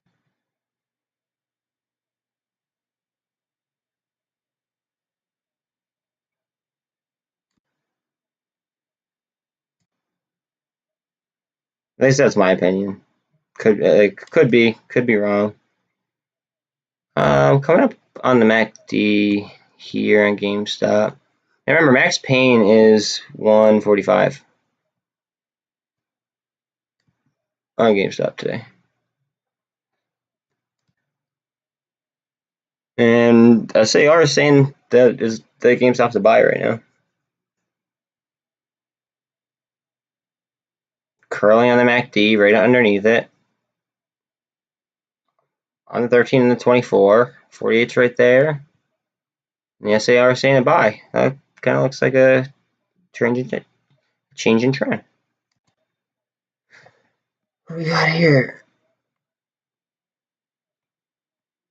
The 200 is off the VWAP. Again, the SAR is saying buy. It's on the 48.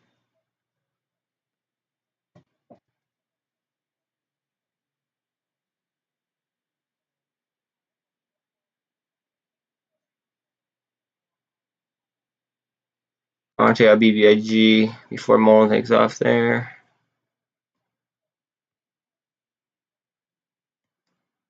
Okay, not the biggest fan here.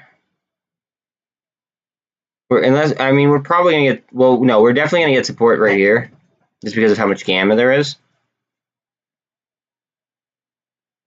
So it's just when does it turn around? And these averages are curling down, so I'm really hoping to get in between the 200 and the VWAP right there on that. Here, let's see. Are we twisting up yet? Alright, so we got an inverted hammer. And let's see. SAR is saying a buy, MACD starting to twist. Or the RSI is at 48, 53. Here we go. Twist up. Just go. I feel like once it goes, it could just become like a vacuum, though. I'm saying that for days. It would BBIG and MOASS especially. And then AMC started barcoding too, so it's like, I don't know, it's looking very Greek friendly. just by the movements. Let's see, AMC, what are you doing? Oh, okay. Coming up to the 48 on AME. And it looks like it's a trend change too. Let me look at, what's it called? I'm gonna look at, this is the software that I am taking the trial out on to see if it's like any good. Maybe we're paying for.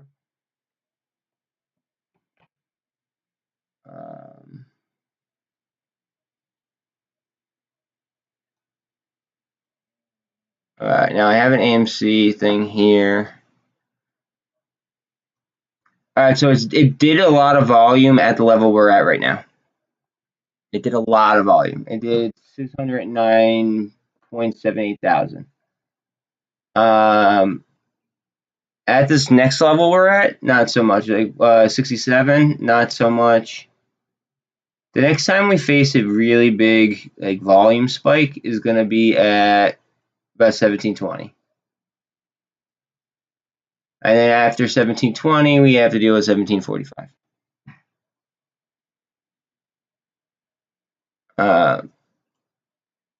I do see some gamma activity at like 1680 and just under 17 as well.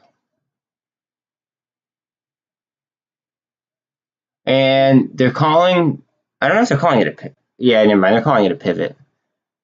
On here, they call it a point of change, which is weird.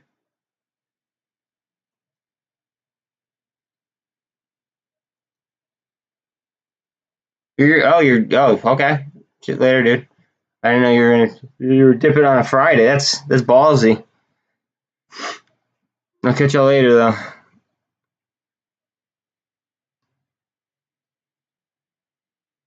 Oh, if we curl over this 48, come on, baby.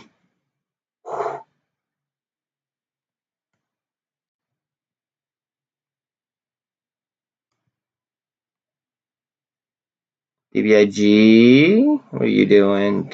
These things are like down by a minuscule. Hey, well, dude, you don't have to apologize. I was just saying on a Friday, like I'm surprised because of options and stuff. I hope you feel better though.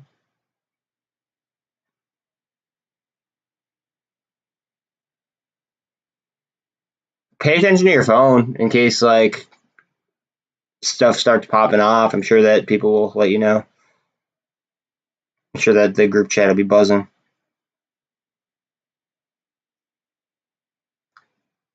So, all right, then let me tell you something. This is something that I do. On options that seem to be expiring worthless, right? I place a sell, but I put good till canceled on it in case they run and they run into the money or something. Like if say that somebody gets marged, like you're like, I don't know, I have really crappy luck, right? So like I don't know how your luck is, but like what if somebody gets marged while you're, not feeling good, right? At least then somebody would be like it would have like an order to go ahead and execute at a certain price tag rather than just expiring worthless without, anything on it. I mean, that might affect price like a smidge, but like honestly, dude, like your friend, and there's no point in throwing away free money if it did come to that. So look, that could very well happen, dude. So what I would do is I would look at BBIG. I can't give financial advice. All right, so like they're trading for like 30 bucks in the money right now, ish. Right? The market's 31, right? If I felt like crap, right, I would do like the in the monies at least at a bare minimum, right? Or maybe I'd go like the second one down and do like somewhere in that spread. You know what I mean? Like set the price somewhere in that spread. That way, like if it does hit $3, because that's a very strong possibility. I mean the max pain on it's 250. So once it hits 250, it might catch some steam.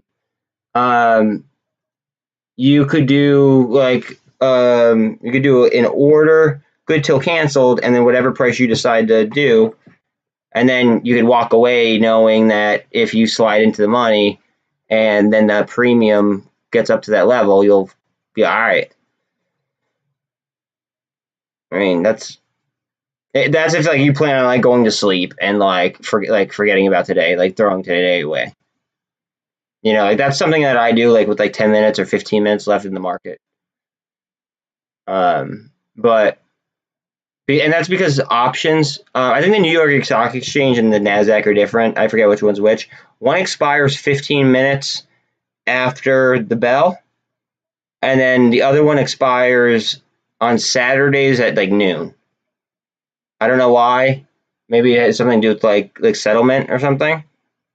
But like say that, like, you have one that settles tomorrow at noon, and then the market runs until 8 o'clock and it starts to squeeze in after hours. I mean, like, you'd hate yourself if your options expired on Saturday and you were in the money. They're, I don't know. I can't think of a better way to explain that. SAR saying that this is a buy. It's ranged in between the 13 and the, there we go. Okay, now we're in between the 48 and the 200. We need to hold this though. Oh, at the 48. Still parabolic SAR saying that's a buy though. That's an indecision candle. Oh, a lot of volume though at it.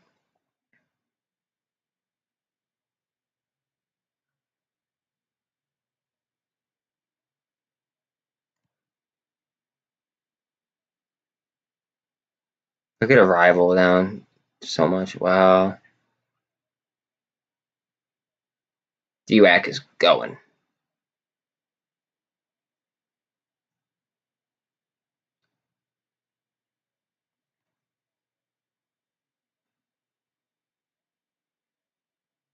Okay, now it's saying that AMC is a sell right here.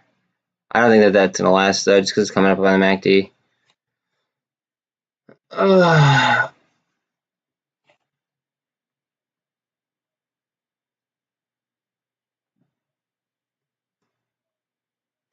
BlackRock was so cheap. I can't believe that. That makes me feel bad.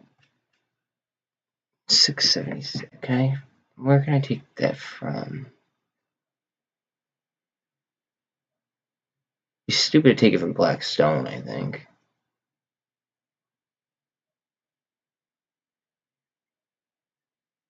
I don't want to take it from EVgo because I believe in EVgo.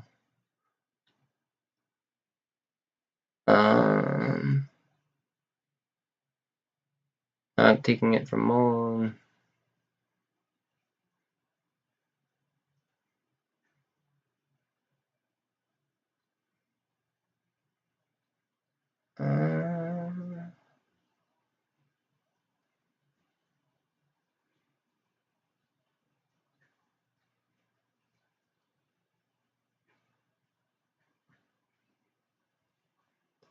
I don't know what's going on with that.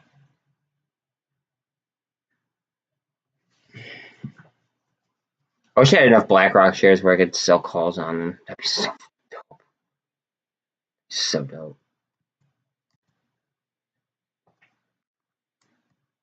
MACD is spinning up on MULN. Let's see. We are above the 200. It's sitting on the 48, and actually it's sitting on pretty much all the EMAs.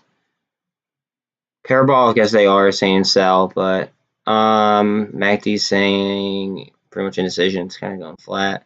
Let's see what we get here. This is going to come back to demand. Because that's three green or three little soldiers, whatever the hell you want to call it, a technical buy-in indicator. And that's after two indecisions, an inverted hammer,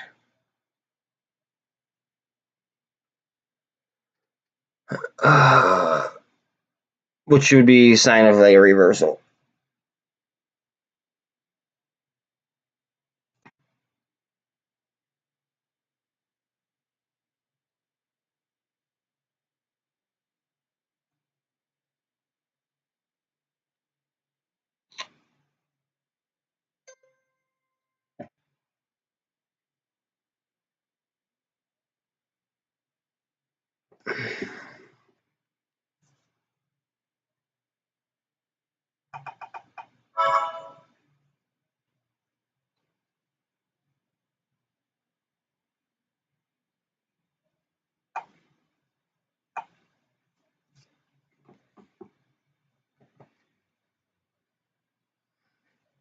All right.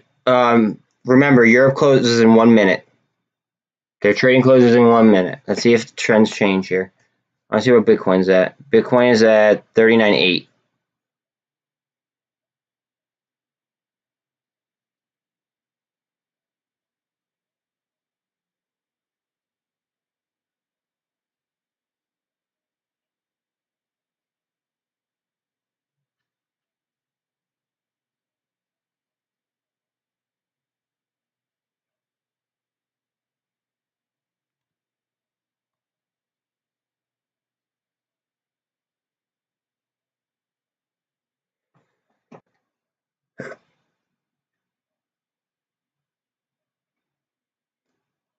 AMC's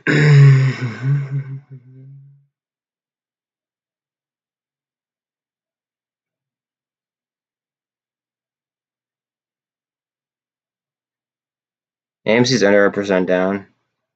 Europe is now closed for a minute. I want to see if we get a trend change.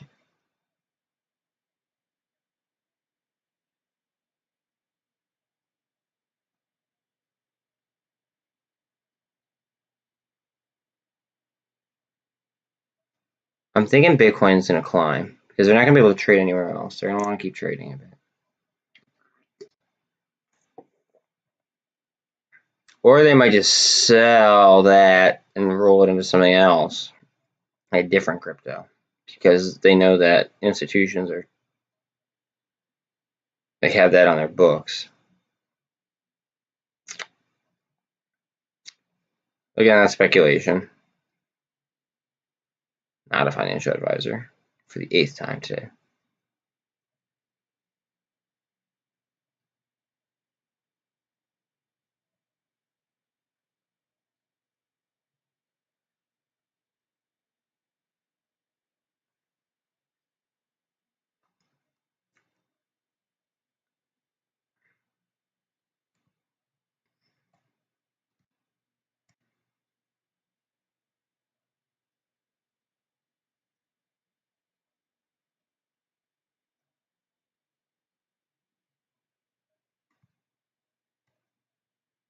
This company literally got what's it called? They got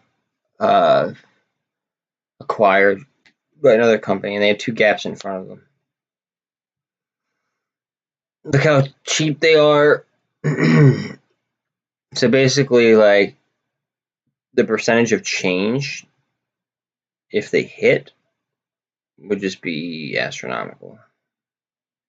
But realistically they're being acquired, so usually the acquiring or the company being acquired usually goes up in value, and then if they do go up in value, they have 2 gaps of them.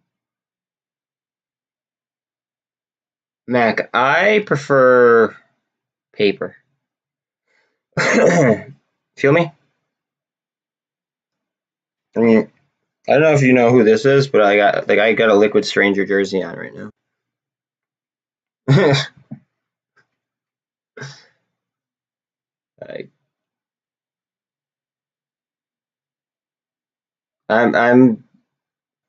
I'm really big into Liquid personally. He's definitely my favorite. I go to a con fest, and EDC really isn't my vibe. I mean, I've been, and I unfortunately have to go this year or next year. Sorry, I'm sorry, or whatever one's coming up. Yo, Bisco's right by my house. Who are you?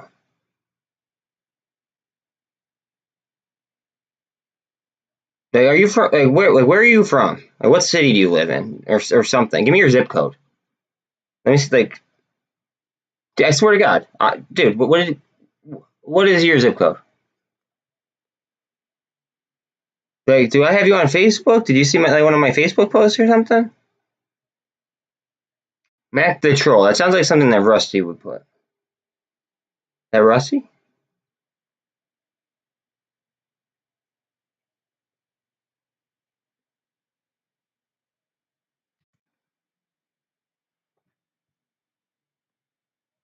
Mac the Troll. That sounds like something my friend Rusty would say, or make his name.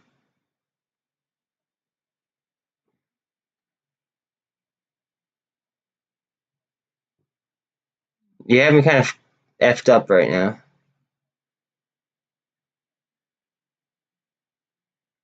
And I didn't even know that they were making lollipops out of them now. I don't know if you're being serious at all, but if you are being serious, I didn't know that they made lollipops. I've seen the you live in Connecticut? Okay, word. Yeah, dude, I live 10 minutes away from Montage.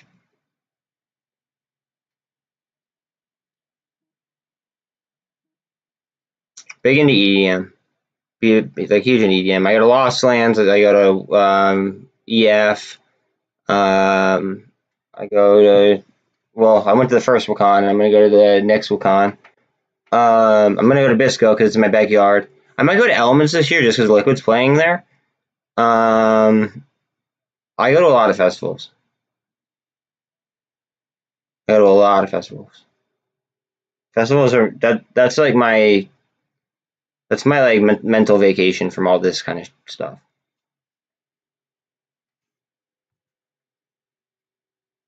Who's your favorite artist? Like, hit me with that. What? All right, what's that? All right, max pain on Weber is 10. Just wanted to let everybody know, and it's at 942.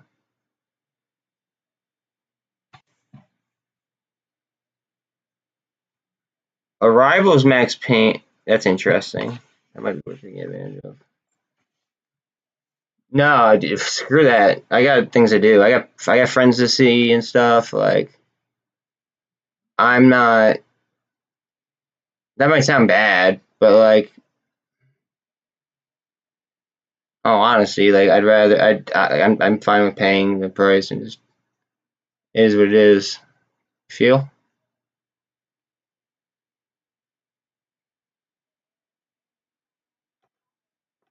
And I live so close. It's just it's a convenient festival for me to go to. It's just a convenient festival. This is it's like Netflix is just about to double bottom right here. I think you guys probably. I don't even know if any of you guys are in Netflix. You mean Tipper? Yeah, yeah. Tipper's dope. When he played at Montage with the Parabolic SAR is now giving the green light, and we're testing the trend line. When he had the visuals with like on the like in the pavilion, it was so dope. I was kind of phased. I'm not gonna lie. Um, Jaws. I think well, it's not spelled like that, but yeah, I know who you're talking about. Um, I feel like you want to now. This is something that I really haven't really talked with anybody about, but like I was a pretty big fan of Megalodon, right? Like not like crazy fan, like not like I am with like Subtronics or like Excision or like Peekaboo. Um, like I enjoyed like his music, and then he switched to Maruda, right? And I feel like something's a little bit different. Like, am I the only one, or like? Okay, I gotta hold on a second. I gotta move something around. Um,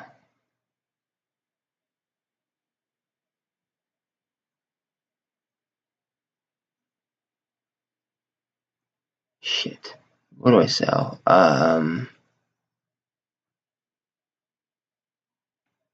I hate when I have positions that I don't know what I want to sell.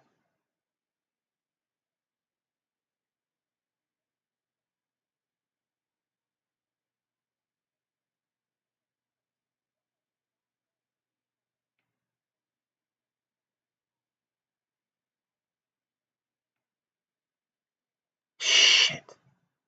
Wait, hold. I'll get to your message in a second, dude. I gotta find something that I could sell so I can buy something else.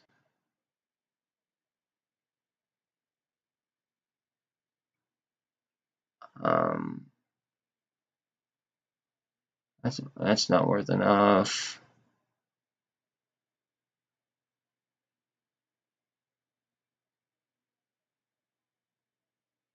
Okay, I'm gonna sell this, even though I probably shouldn't.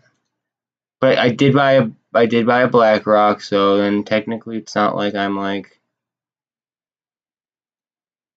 being completely irresponsible. Um,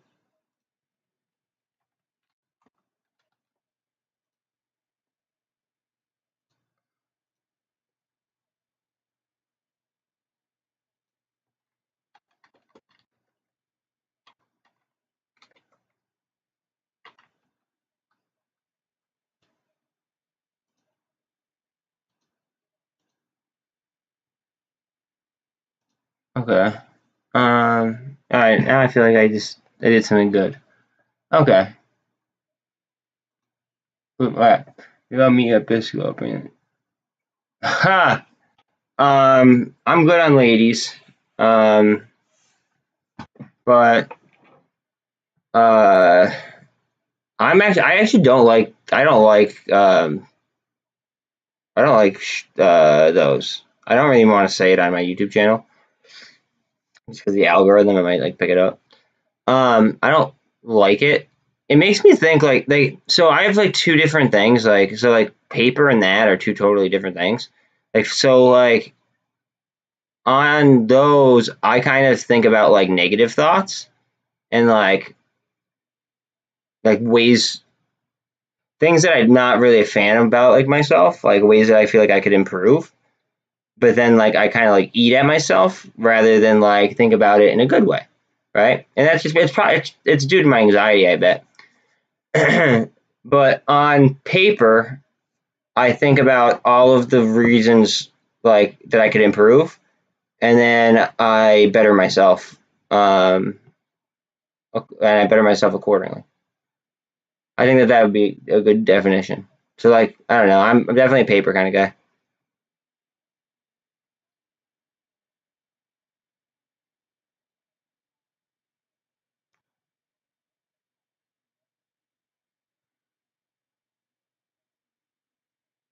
What up, Pop?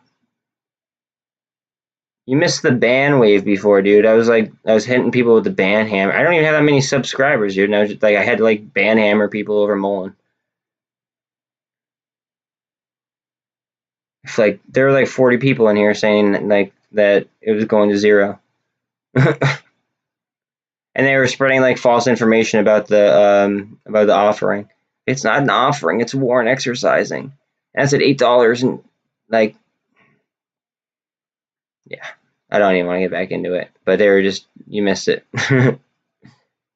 Yo, like the way I think about it is that like if I have such a low amount of like subs, right? And they're coming into my channel to like literally attack MULN one after another. Like there was literally like 5 of them in a row that asked almost the same exact question.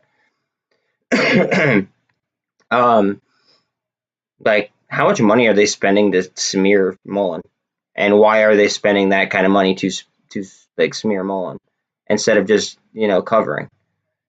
So like it just makes me want to do the opposite of what they're like the bots say. It's almost like halt.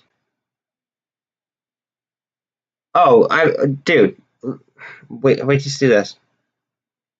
Every single time it hits this line, it bounces. So far. I don't want to go ahead and I don't want to jinx it, right? Look at that. Let's do it hourly. Okay. Actually, let's do like a 10-minute because it'll be easier to see in 10 minutes.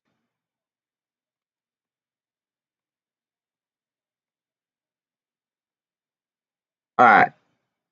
So down in here, I DCA'd again. Right. Down in here, I DCA'd and I sniped options. Like this is a level right here where it's like it does not want to be underneath 136, we'll call it. Under 136 is like what I have designated as a supply zone. I mean, I could be absolutely wrong and it could be different, but like, let's see, where are other lines? And now ignore the ones that say support because that's stock. The next support line I have is all the way down to 107. And then I have a small range here at 97 to 95. And then it goes all the way down to 77 cents. So it's like, that's a very far drop. And I think that there's way too much gamma on it for it to go. Well, so I actually did do the max pains on so today I'm trying something different, right? This is different than my position / like watching list. which actually I'm going to take a quick look at real quick, just if you guys don't mind. 1 second. I just want to see if anything's abnormally green.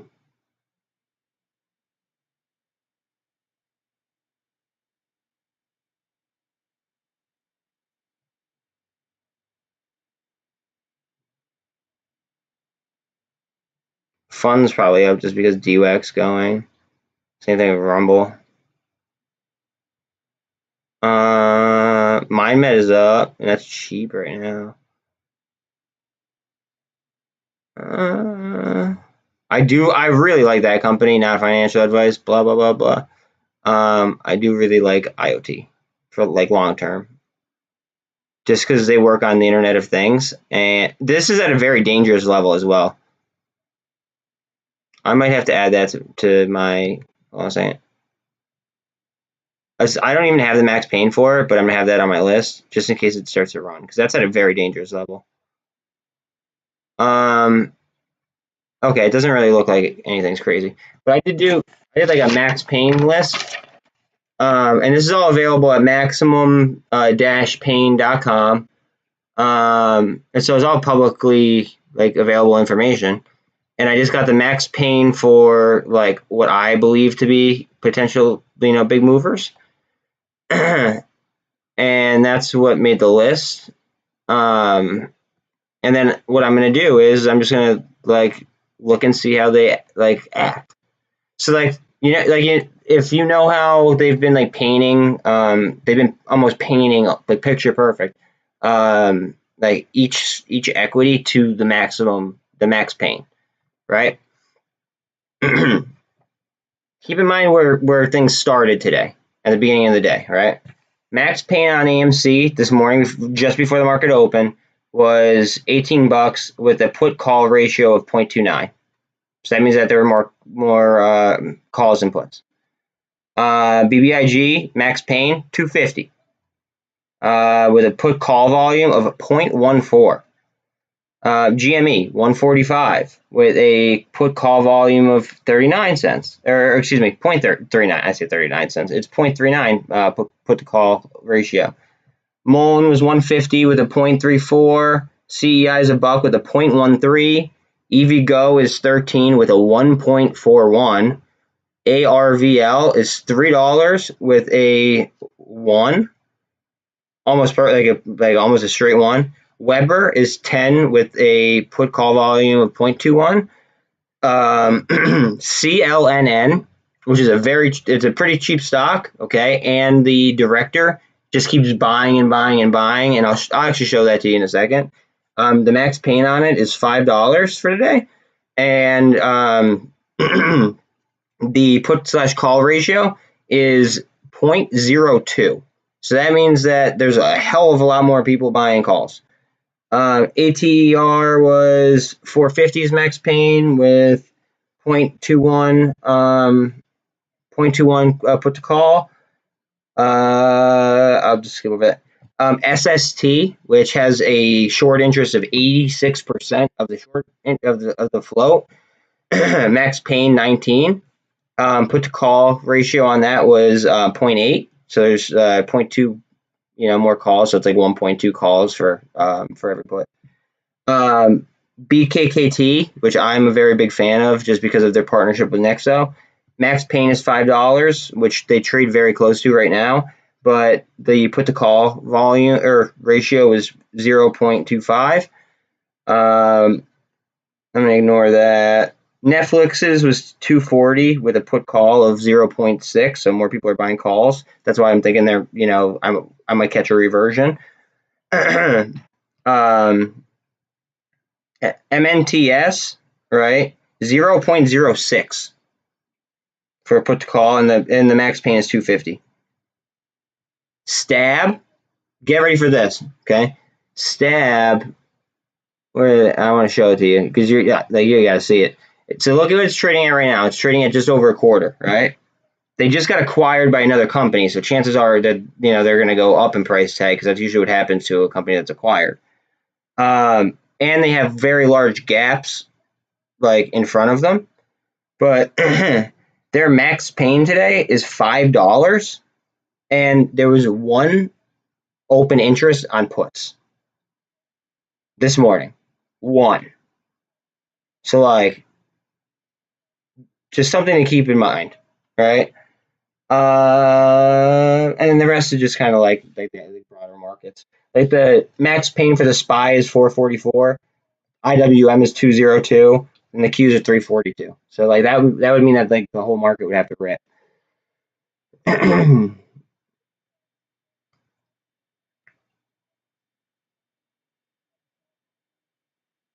DWAC seems to be like the only one ripping. I don't want to look at this chart though. What kind of is what's the average volume?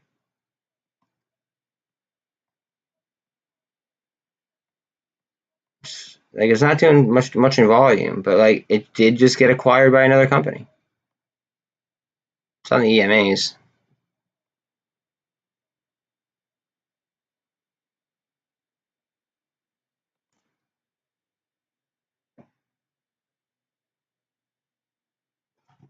Hold on. Somebody just messaged me on Facebook about. I'm just gonna tell them that I'm on YouTube Live, and I'll explain whatever question they have. There.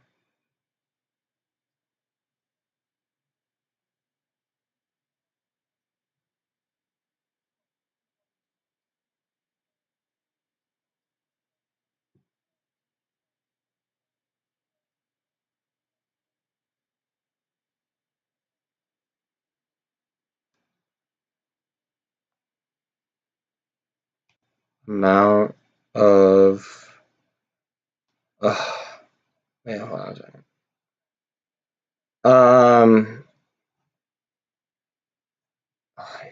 This guy's. I did him a solid, but he's like asking for me to do like research for him. Like, I'm just gonna send him a link because.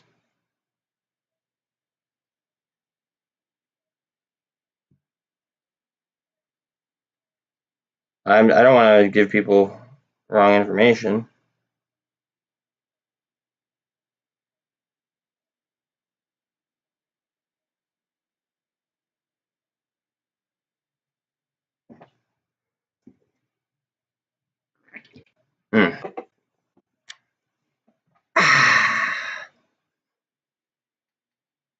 Nah, that was an orange. You threw in a watermelon. That was almost perfect timing though. Look at this. Oh man, you see that the VWAP went down for a second as if they were trying to push it down. It's just getting a lot of support off that 200. And then the VWAP's right there. Like I just feel like people are just beating it down in order to go ahead and like either like buy options or load up on stock. I don't know what they're doing.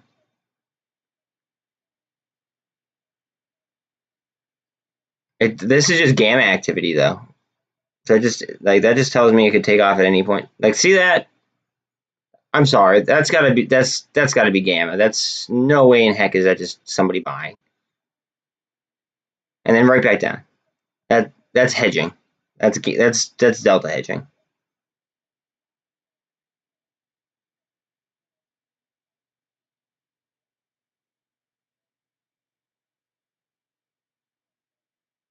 CEI is down 9% today, if anybody cares.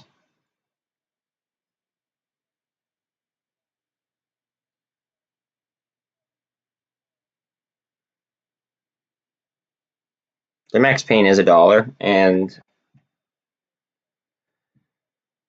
the put to call ratio was pretty low. So like you do have some or like a lot of you do have a lot of contracts at one, which are at the money contracts. So that is gamma pressure. Makes me kind of want to buy contracts with CI for next week. I don't think I'm going to though, just because of what how I'm sitting right now.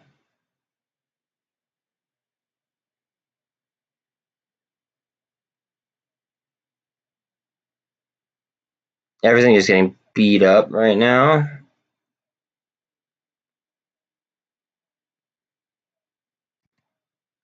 I would love to see a reversion in Netflix. Give me a dead cat bounce or something. I don't know. I feel like there's got to be some kind of like dead cat bounce somewhere.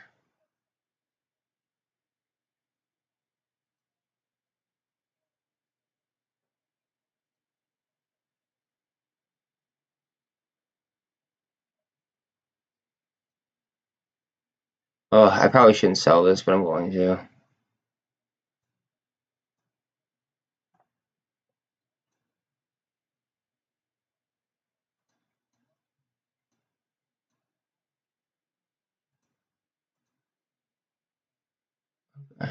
How much money do I have to invest in that? I could buy a $75 contract.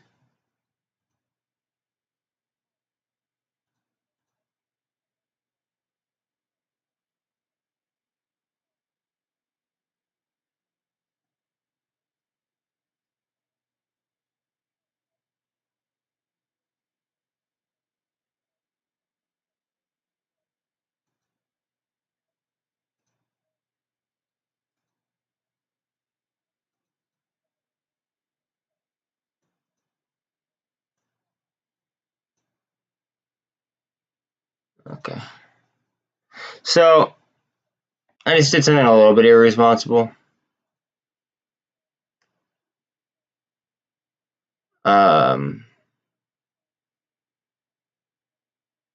Nothing too crazy.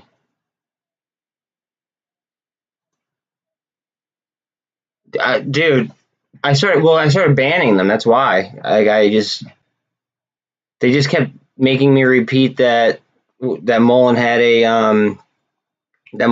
like it's not an offering.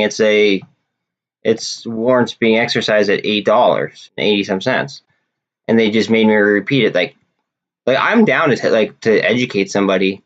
That's what the whole point of the channel is for, is to educate somebody. But when somebody asks me 8 times in a row and it's a bot, like the ban hammer came out, and I just went with no regard.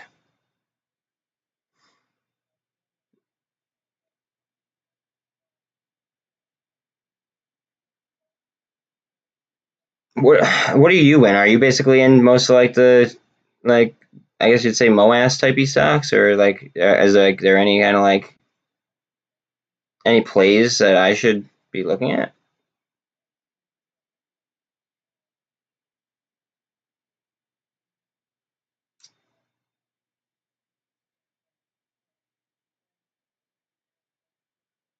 Ooh, to the pivot point. It's gonna bounce right off that. It's gotta. There's no freaking way. If not, I will literally go ahead and I will sell something that I really have no business selling in order to buy that dip if it goes back down there again. It's like they're almost tempting me at this point. I don't think it sees that line again though. I just don't. I think that people are starting to realize like what's going on with it. Like in all the FUD being spread. And obviously every single time it goes below that line, like you know what happens. So I don't believe that it's gonna hit that line again.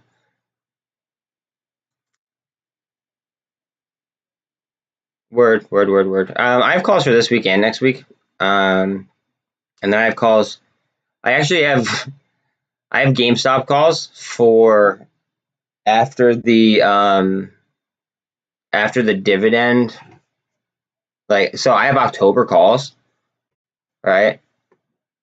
Like pretty much at the money, just a little bit above the money right now. It's like I have October calls, and then that, like, the reason being is because if they do the share dividend, they have to count the shares. They'll be able to discover whatever synthetics.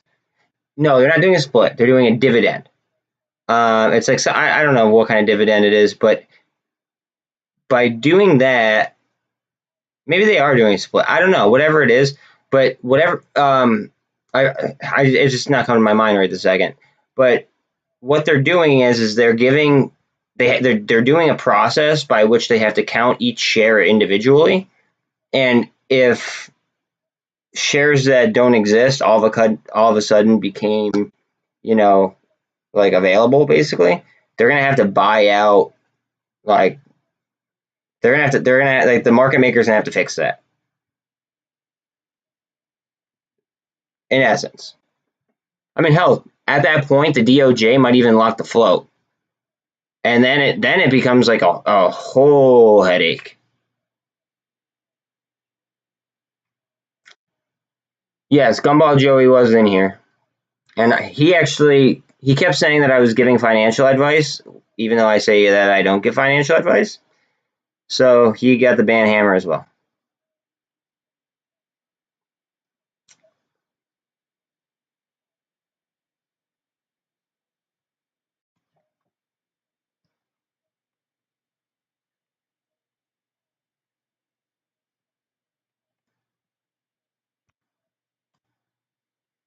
Oh, I want to look, because this is a very dangerous level for LGVN.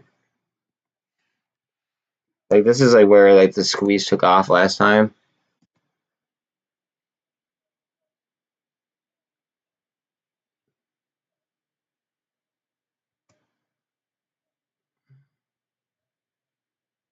Whoa. See, the problem is that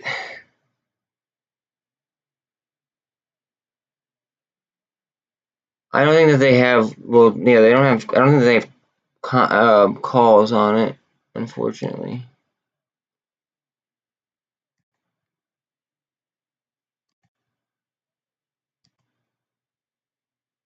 Small falls fails to deliver. Nothing crazy. How long have we been on thresh?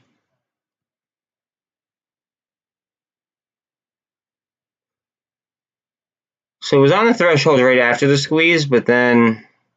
So this could be like a cup and handle though type setup. That never developed here.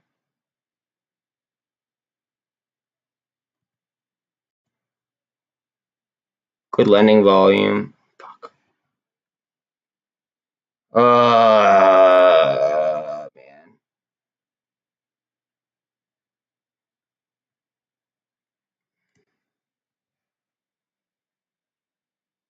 I get into these positions where it's like, I don't know if I should buy or.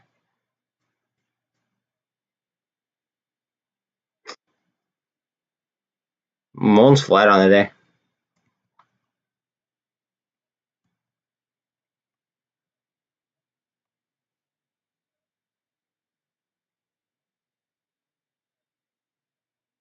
Kind of want to keep my eye on that. Because I will sell something in order to grab. If I have to. I don't really want to, but if it looks like it's going to squeeze.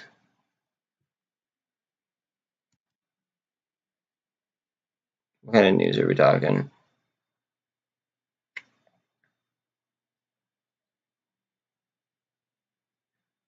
And this is a low float.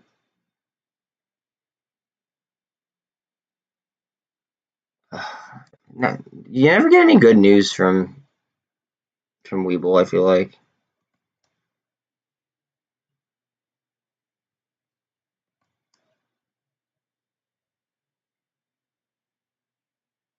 Okay, wait, there's multiple. Wait, hold on a second. Hold on a second. Sell. April 19th. Medium of importance. Award as well.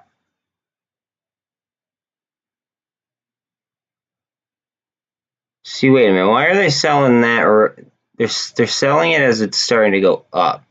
Okay, I'm not a fan. Unless he bought today. Did he buy today? Well, yesterday. Wait.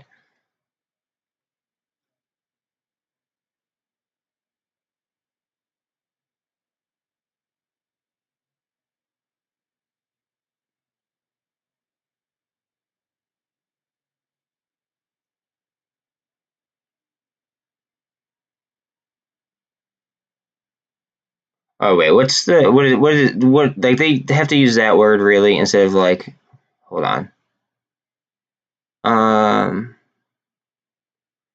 Change beneficial interest.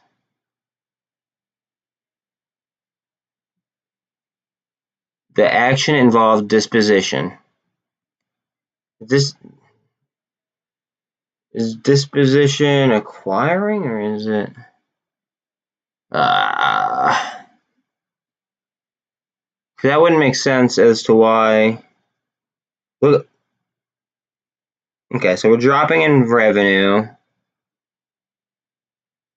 although the enterprise value is rising drastically.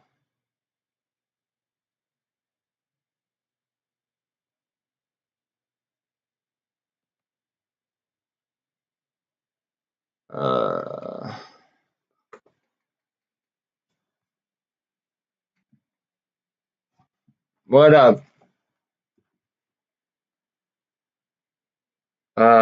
One second. This position.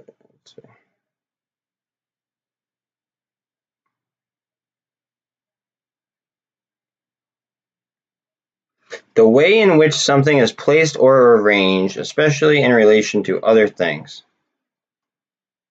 So, like, that doesn't tell me if they, like, got the, like, if they bought stock after it said that they sold stock on that list that I just showed you. You know what I mean?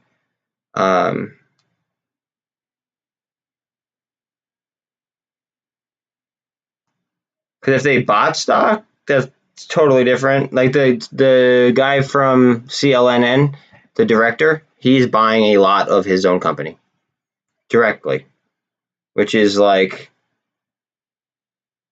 to me, it's like, well, what does he know?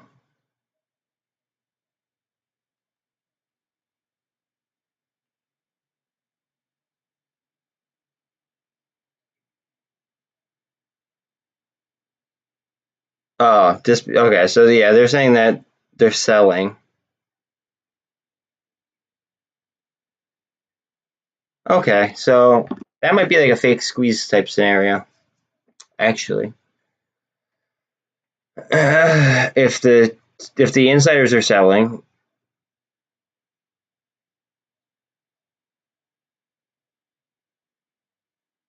DWAC is rolling. Look at, wow, that was under 20 at one point. No, I'm sorry. It was at 20. I apologize. It was at 20. That's at 25. That's a hit. That's a hit. That's at like 40,000.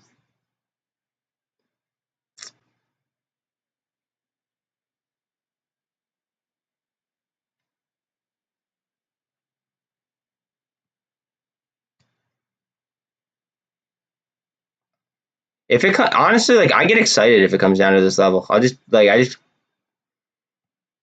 could then lower my average finally. My average was 150, and then I just kept going, and then it turned like 166, and then it became 160. No, it was at 165, and then it became 166, and then I got it back down to 164.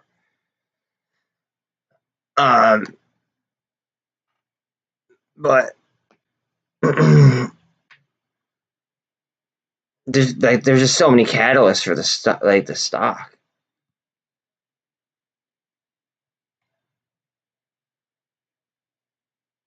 Now I'm getting cold. I just took out my hoodie.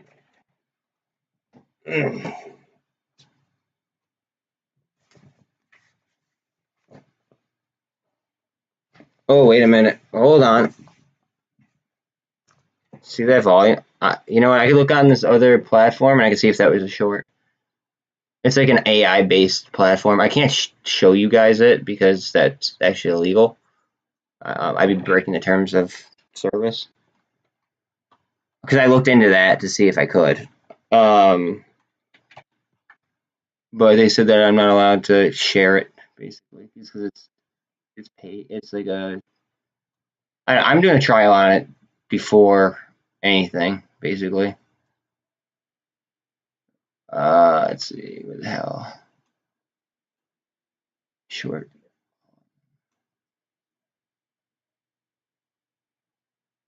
All right. So very, very low volume right where we're at. Very, very low volume has been done right where we're at. Most of the volume has been done at 140, 142, 143. Very low volume right now, though.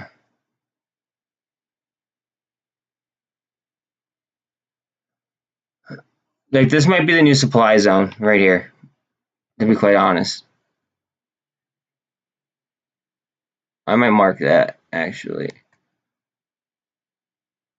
I might do like a horizontal and then do like a red one that's smaller.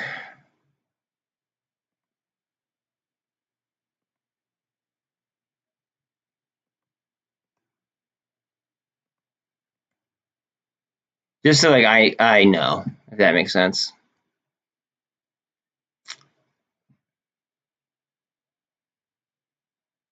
RSI is 29. Short volume right now, and this is on the entire day, okay? And this is like something that the website is like, again, it's a $90 platform. It is 22.688 million of short volume today that has been reported through regulation or through FINRA. So this is just all just short volume. It's like besides 7 million. Like, that's weird.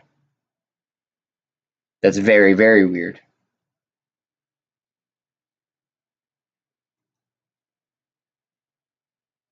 That's what I'm saying, dude. Like, it's 7 million in volume compared to 40, like to 29, which is like what it's reading.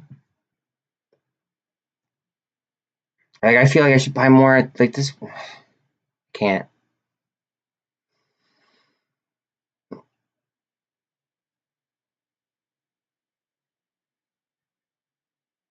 I feel like they're gonna do something at the because the IMF is meeting right now. I don't know if like I said that recently. The IMF, which is like the World Bank, they are meeting right now, like this whole entire week, and they only meet twice a year.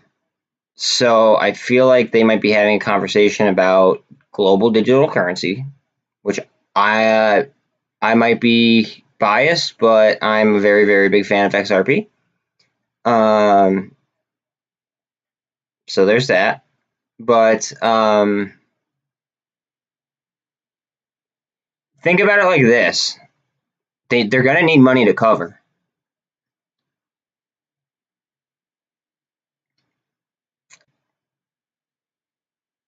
And then there's T+2. That's why I actually took the 7-day free trial now. Because like I was like, something's not adding up right. And I saw that they offered like the short volume and stuff. And to know that out of 29 million in volume, that only 7 million of that is legitimate volume, I feel like that's really important.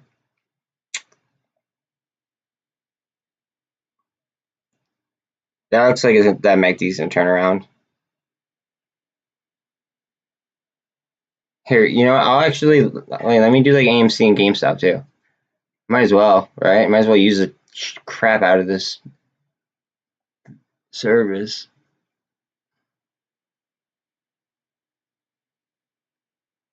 Oh wait, first I'm gonna refresh because then it gives me trends if I refresh. Hold on. Okay, so it's giving me a green indicator, which would mean that it believes that's like, now this is AI. This is not me saying it. It's this platform's AI. Basically, it's saying that right now there's gamma pressure. As soon as we hit like 141, it's going to be like gamma pressure to the upside a little bit. There's volume. Once we hit once we clear 143 though, then it gets interesting. And right here at the bottom, I'm getting the green circles, which is an indication of a pending breakout. Don't take my word on that. That is not a buy sell indicator for me. I'm just explaining this software. Not a financial advisor, not an economist. Total disclaimer. Just reading what I'm seeing on this thing that I'm not allowed to show you guys. I can tell you what I see, but I'm not allowed to show you what I see, if that makes any sense. Let's see. What was I looking for? I was looking for. Oh yeah, I was gonna do AMC because I want to see what kind of volume like short volume they're doing. So out of AMC's volume, they did 7 million, like just a little over 7 million. Let's see. So half the volume is shorting. 7.107 million. So 7,107,000 in volume is shorting.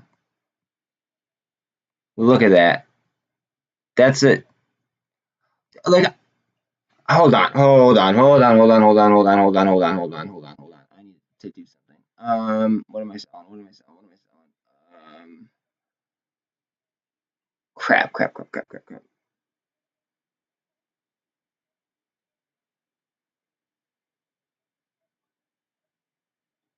Oh man, what do I want to sell?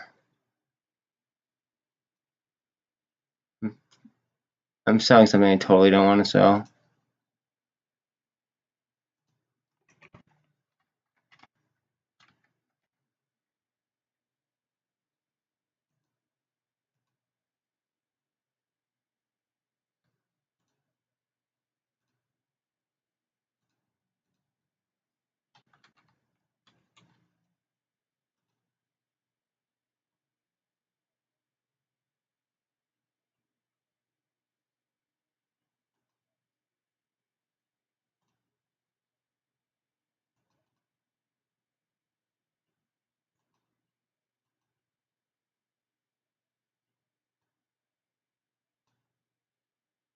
Okay, so I'm sniping right now. I sold something that I didn't want to sell, but I had to because of this is a flagrant sell-off right now. How much money do I have left? 65. What do I want to?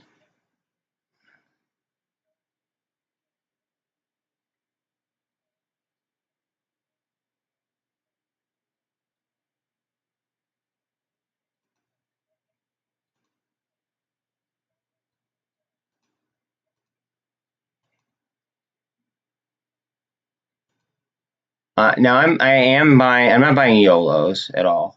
Like I'm buying stock that, or I'm buying calls that are. I'm just buying calls. I don't want to give strikes, and I don't want to be like. I can't be too descriptive. We'll call it.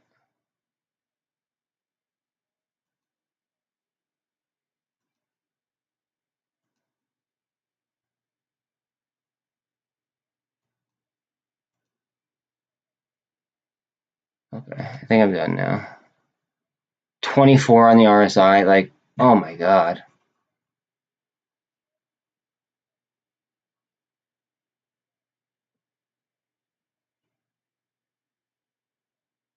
I don't know. And look at that candle.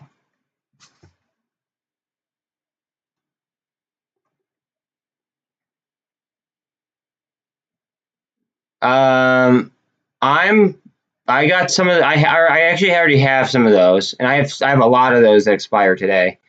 But I also went lower than that too, and then I will roll up later on.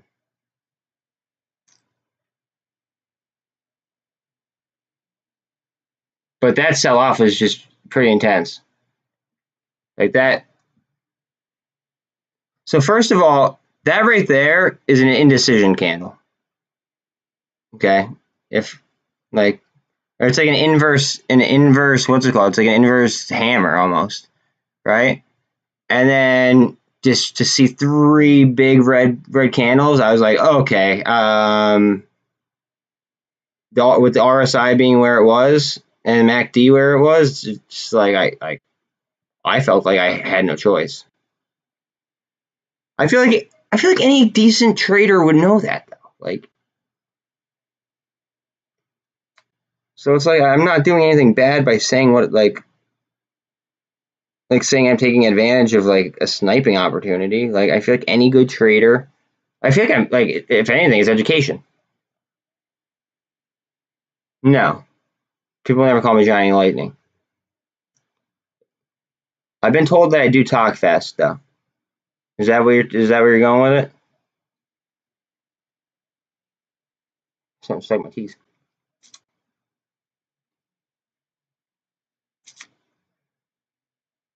I'll tell you what, I grabbed some calls quick as hell though. That's a reason for them to call me Johnny Lightning.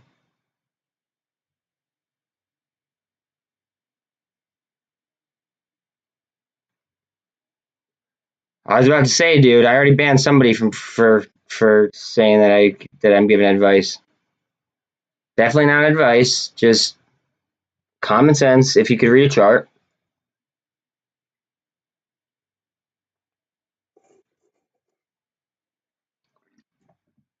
Like, this is just a big bull flag. It's a huge bull flag. Hold.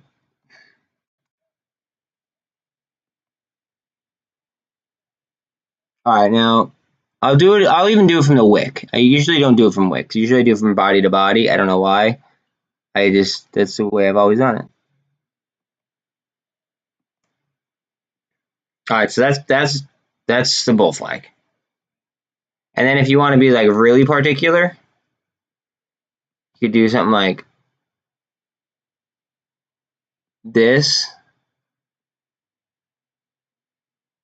We'll go here. I mean, I go right there. Like, look at that. So like, it came down from the like that trend, and it came down even more, and then it just plummeted, and the RSI like bottomed out. Now, if it goes even further, then I'll just DCA it to justify it, or I'll get like closer to at the monies, and that would be leveraging my money better, in theory.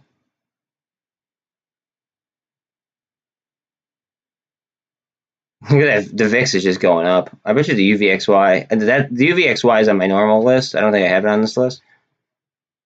Why is MULN tanking? If it's tanking, I will buy more. It's not tanking. It's at a level where it's doing a lot. It's at a supply level actually. See how I have the little red line? That means that it's like, so this is the line where it's been getting support, right? But this new AI trading software that I'm doing a trial on right now says that there's a lot of volume being done right here. So I'm presuming that this is now the supply level, because every single time it touches this, it rips. So I drew a horizontal there to let me know like that's a baby supply line, and that's the heavy supply line. Yeah, but that was with the Hindenburg report, crypto. And I know that you're not a bot, thank God, because there's a lot of bots in here before. No, that's because of the Hindenburg report. Are you aware of the Hindenburg report? It was like it was fake news. It was a lie, and that was because I did not see Bot Johnson. No, I saw like 10 bots in a row comment, why is MULN tanking? Are you selling it? They were saying MULN to $1. What about the share dilution? Blah blah blah blah blah. It's like it's not share dilution. It's a warrant at $8.80 some cents. So, like, why freak out about it now? Worry about it when we're at those types of price levels. That's the way I look at it.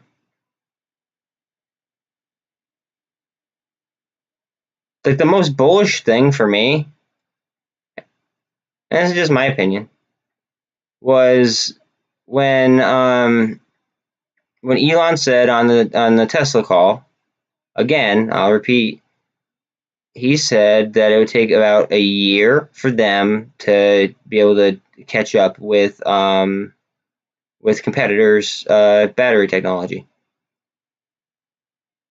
So then it's just like, oh, okay, you know, AQSC.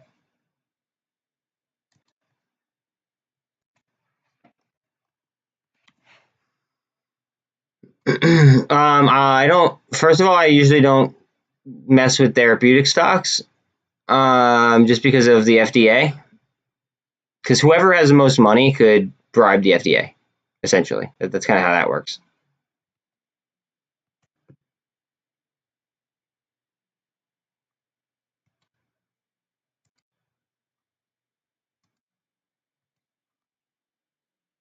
No spike in lending volume.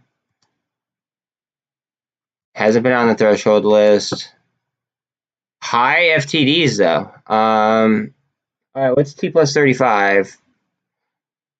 That might actually be an excellent call if they follow the law. If they follow the law, because they're not. If you look at this, I made a video on this. We'll see. But what if the FDA doesn't pan out for them? Because they can say no to just about anything. Look at this.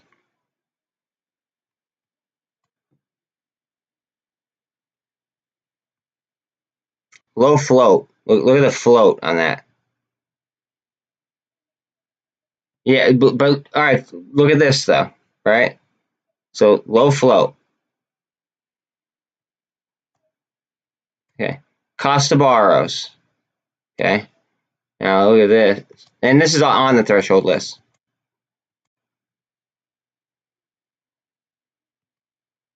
We'll do the same thing.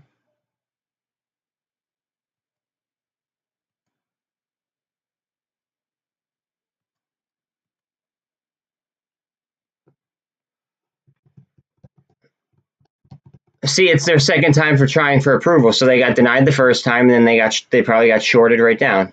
But like, look at SST. Bang.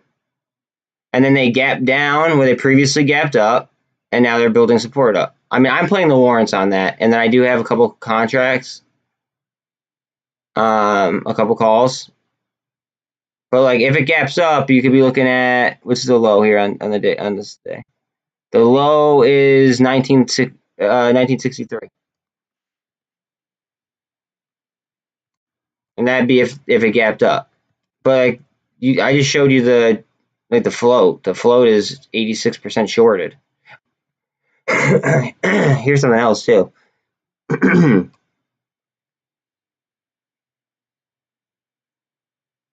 I actually want to read that in a second. Where's the float? Float. Only 2.65% of the entire float is free float.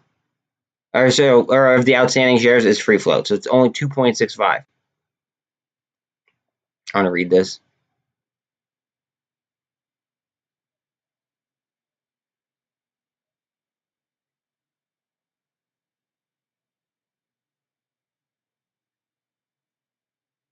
Wait.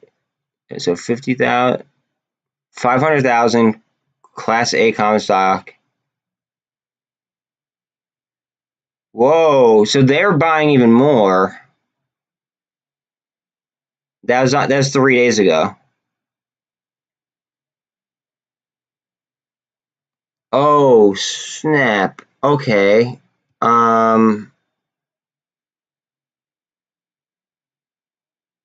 Did I read that right? Like, are you, because people don't pay attention. People don't. I don't know. I can't answer that question. What? Why? Wait. What the hell? All right. So disposition means that they're getting rid of. How many? All right. So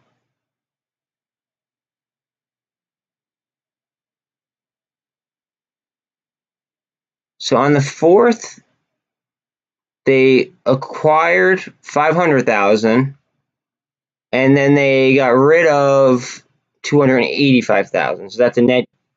That'd be a net buy,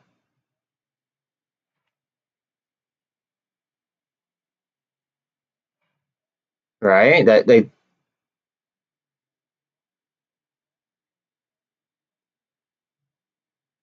I don't think I'm freaking crazy here. Like, I think that would be a net buy. Hold on. SST isn't on this list, I don't think. Oh yeah, they are. Oh, they're about to be at the top. Oh, and then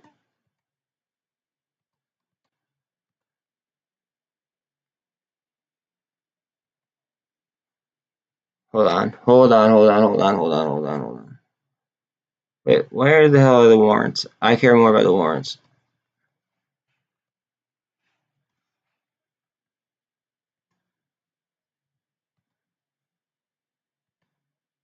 EVO's finally green.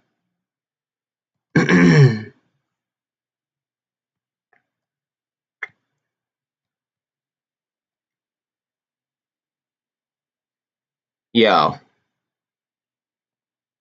what is going on? Okay, what's the safest way to play this?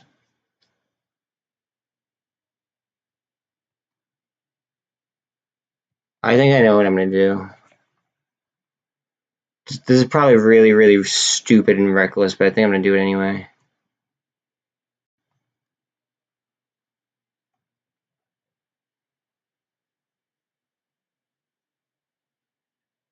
God, I'm gonna hate myself if this doesn't work out.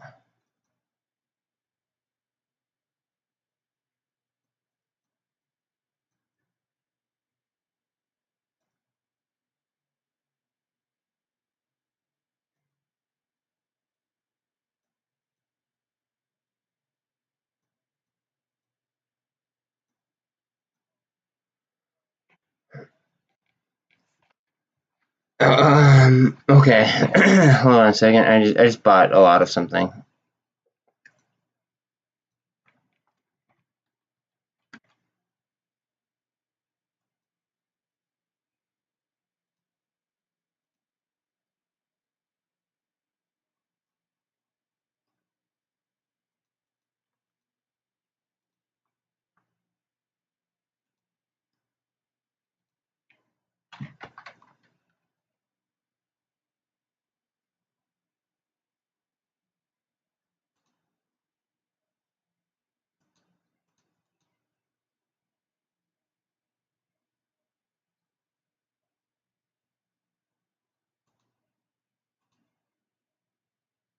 Okay. I did something stupid, but I also like did something kind of smart at the same time. Like, I didn't go balls to the walls on it,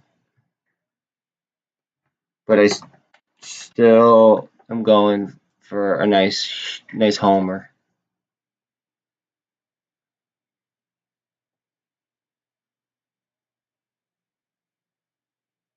Let's see. All right, there. All right. Let's see.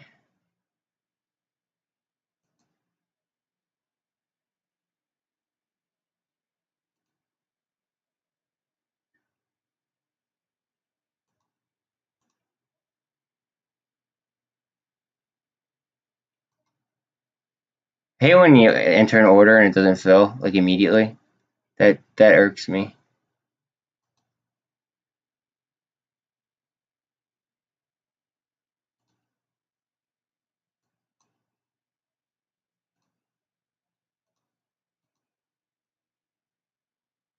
Okay, they're starting to pick up speed here.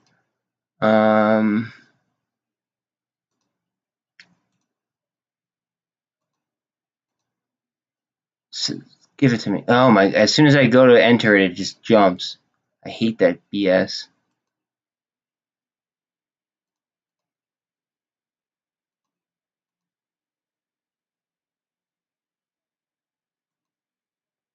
So nobody wants to sell them for cheap.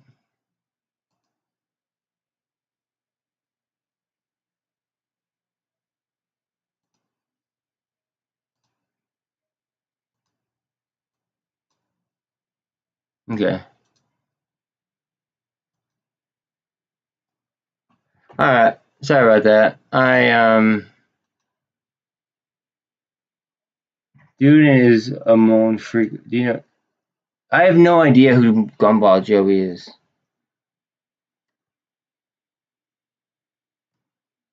No idea. This looks like a trend reversal though, and it is showing on the SAR that it is as well. And we're breaking through the 48. I kind of have a mullet right now myself, so I can't judge. I need to go see my barber. Like ASAP. I can't believe I just sold what I sold for what I just did. Holy God, that's risky. No risk, no reward though, right?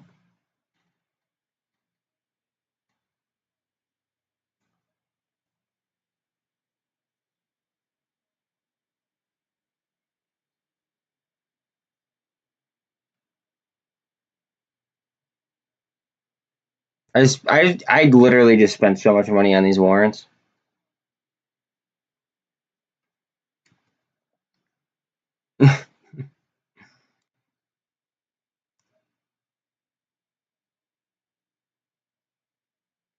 I'm about call. Well, I already have calls on this, but they're like high because the price dropped, unfortunately. So I lost money on it. I kind of bought them a day early, unfortunately, but I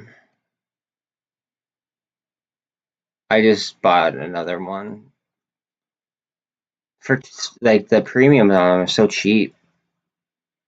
But I had to sell something that I didn't really want to sell in order to do it, so that kind of put a damper on I guess the whole situation. All right, so EVGo's. So here's the thing about EVGo. EVGo has a their max pain today is 13. Bro, John, I know that you are as dedicated to MULN as I am. I dealt with like easily 10 bots in a row just talking about FUD. Straight up FUD. Just one after another asking the same exact question, almost as if they were copy and pasting. My thought on it is like, well, why are you like, why does it matter so much? Like, why are you in here trying to get other people to, get emotional about it? Trading trading should not be emotional. It should be statistical. And it should be based off research.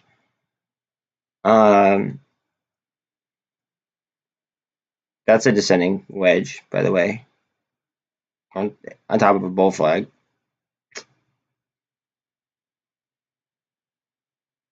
Just below the 48. So that could pop. I think so, bro. I keep adding, I just keep adding and adding and adding. I notice that every single time they get below this line right here, we rip.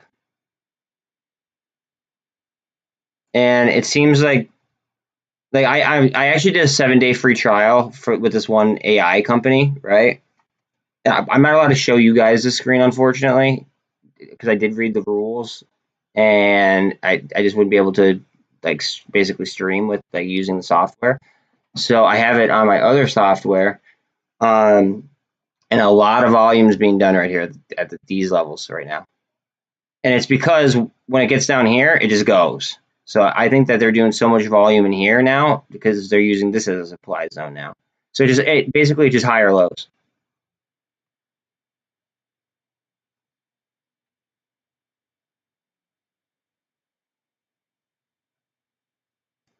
I really hope this rips, because like that would be pretty crazy, because I just did something really ballsy.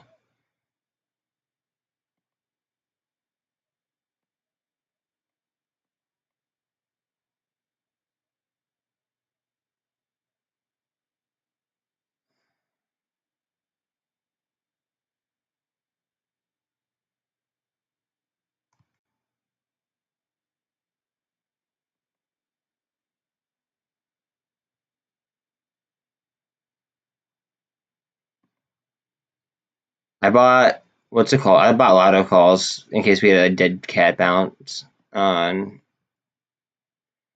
this, but well, I mean, we might get a double bottom right here. But it doesn't really look like it's going in my favor. I just feel like for a market maker, the what's called the max pain is 240 on it for the day. I just like I checked like right before market open.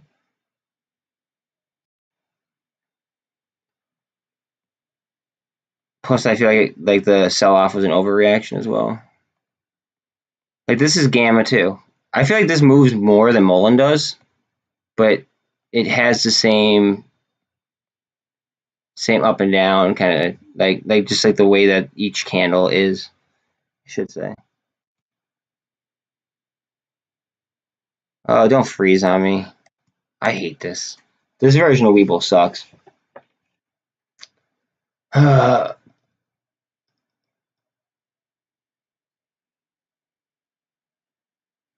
on. Okay. Interesting. What are we doing? Sorry, guys. Give me 1 second. I know what the hell's going on here.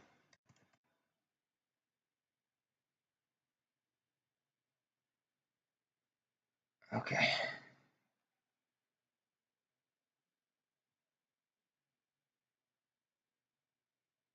Honestly, gamma pressure might make it happen even before that. It might front run. Just like BBIG, it might front run. I feel like MOASS and BBIG are literally like they're just gamma plays in my opinion. Like they're being it's like tug of war with option Greeks, essentially. I mean, if you were watching if you listened to the Tesla earnings call, as soon as he said that it's going to take a year for them to compete with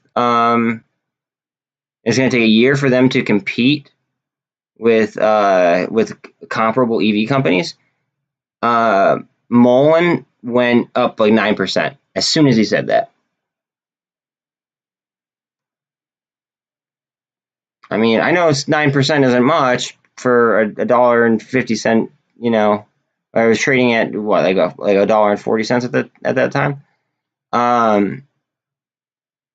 Like I know that that's not much, but like in after hours, like it just all of a sudden like that.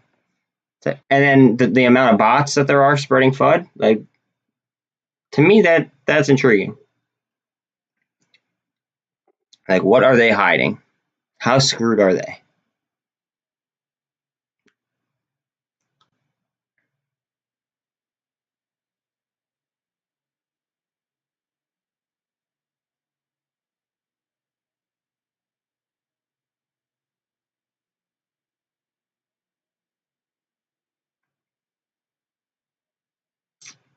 All right, so these are 3 indecision candles, which is weird. Okay, so like indecision. These are just 2 green dojis, didn't move. It stepped up, right, above the thing, but it's still indecision. But that MACD is swinging up.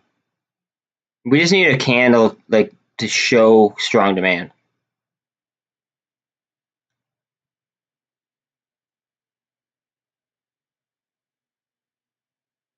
If this goes like below my major supply level, I'm gonna do some even more irresponsible things. Probably. Oh, there we go. Let's see that demand. Come on. I want to see that parabolic SAR underneath this now. Because a lot of people just use that as their sole indicator. A lot of people day trading.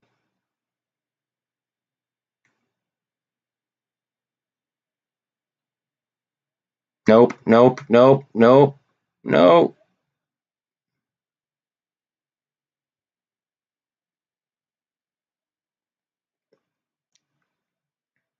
Or if they're using like what are they, Heineke ash candles, like as it turns a color, like that's what some day traders use. Almost 10% on DWAC. I want to see them launch the beta and then see what happens. Or they launch like the full version, I guess, and see like how adoption is realistically.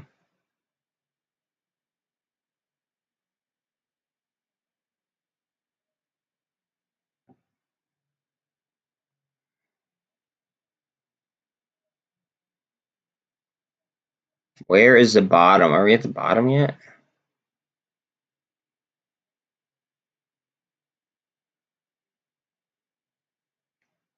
Let me look at futures real quick. Oh, I could do that on the screen. 1.5 down on the S&P. The Nasdaq's down 1.3. Oil's down 1.5. Are you guys noticing that these are all down 1.5?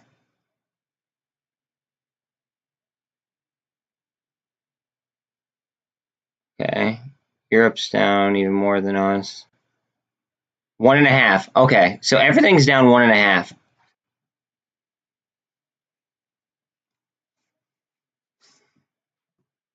That's weird. It's like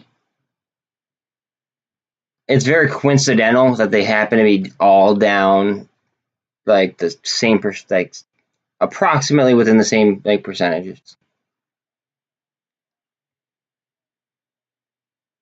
Call me freaking crazy. I just don't believe in coincidences. That's just not my. It's not how I am.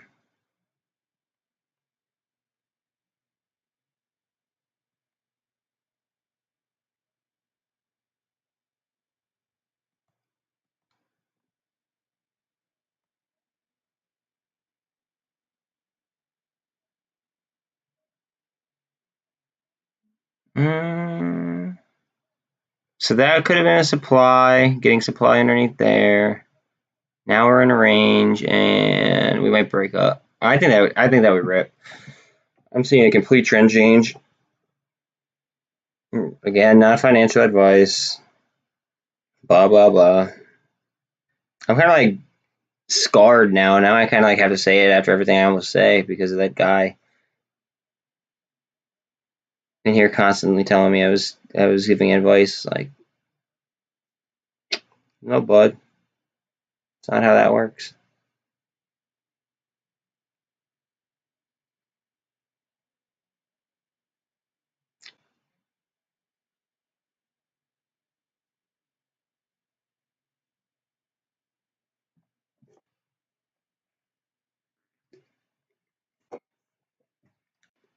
$47 on the RSI.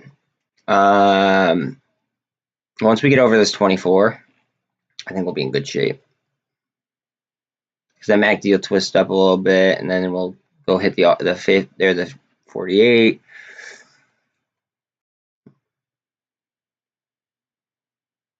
They might try to shove us down here real quick, and then have us double bottom off of that.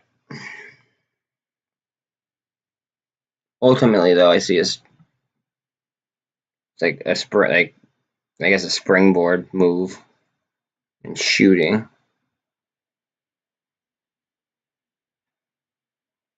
Like max paint is 18. They're gonna want to try to paint this around 18. That's the logical thing.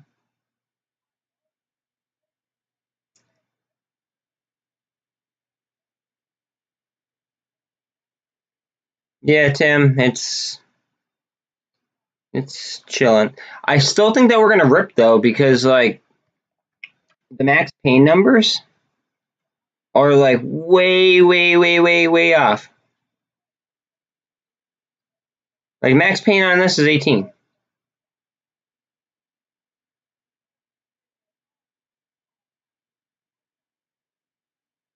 I bought options on AMC when it was. I bought them, took the options again.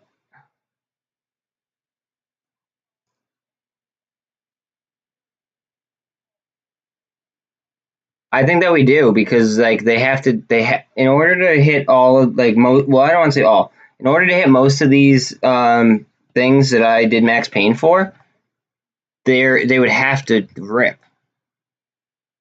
Well, not rip, but they had to do fairly well, let's say.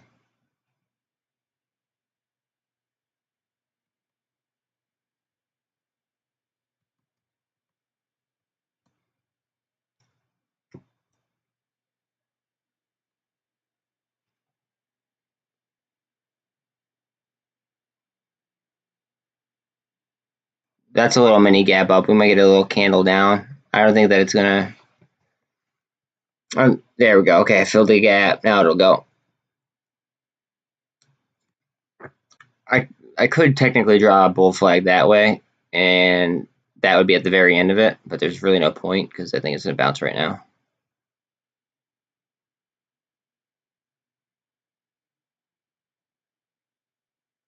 MULN, a penny down.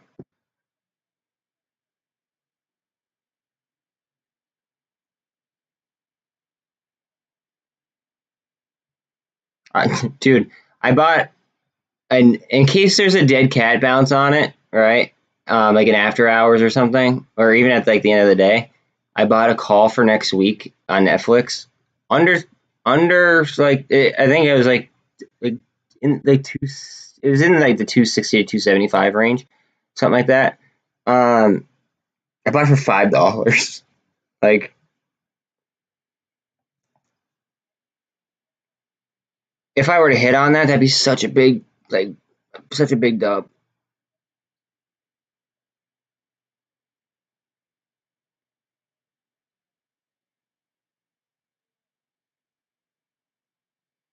MACD starting to spin. RSI coming up. Hitting the 24.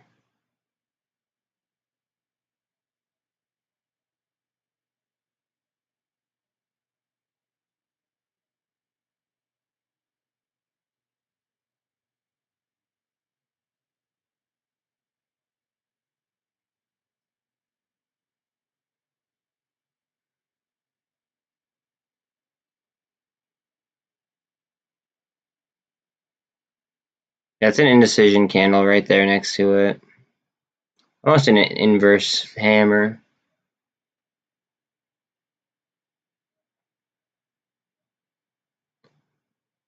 They're laying traps, bro. They're literally like, all right. So I just looked up. I looked up LGVN, right?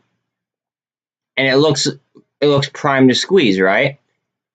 But on its way down, like as it's coming down right now, like the people just like the CEO and like they just sold like right before this. Like they just sold. So if they're selling, then there's probably not going to be a positive catalyst behind it. This is just going to get support right here. I mean, hell, if they're going to double bottom again.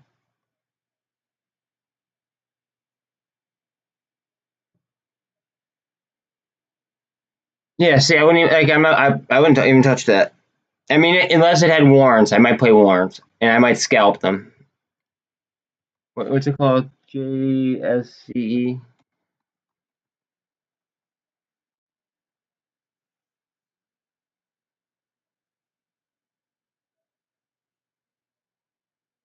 Yeah, like they're just laying down pump and dumps.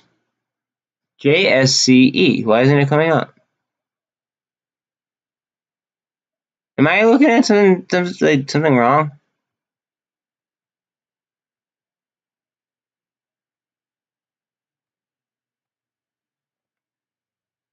JSCE.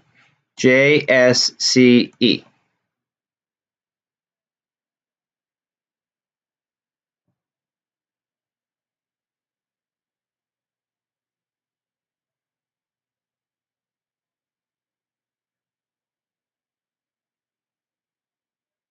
Bro, it's not coming up on my webull. Do I have to update myself? Jeez. Oh.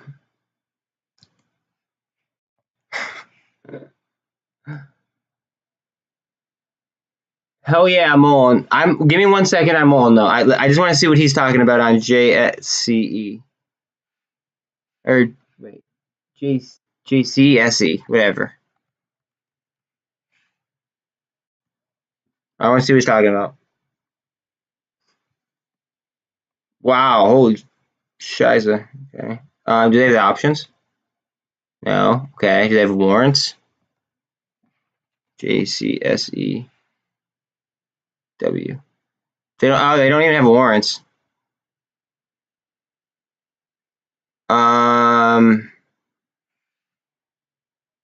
This is a bullish formation. That could be a cup and handle. I'm not gonna chase it. There's too many traps right now in the market. There's like, I mean, MULN is just a boring chart to look at until you start to see numbers like on it, like the percentage increases, because this is just they're all right. So the SAR is now the parabolic SAR is now saying that it's a buy right there.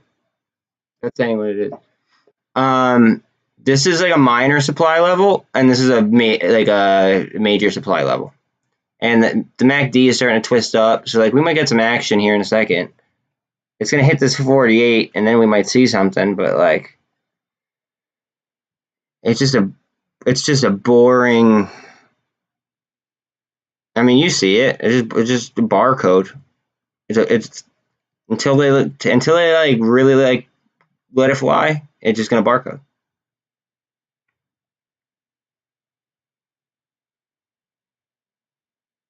CEI is down another 10%, yo. Yeah, what did I tell you? Of course. I mean, I'm still very bullish on MULN. Every single time that it gets to this level, I buy more, to be quite honest. Well, obviously, I try to bottom ticket, so like if it goes down further, obviously, whatever. But I mean, that's what I've identified at least. Maybe your charting is different, but that's what these are on my chart, in case you were wondering. Oh, dude, if MULN works with EVgo, like, well, they already have the partnership, right? But if there's like some kind of like deal that's done, the market caps of both companies, like I've looked at them, they're not big enough where they could buy one out and still be comfortable per se. They'd have to do some type of merger.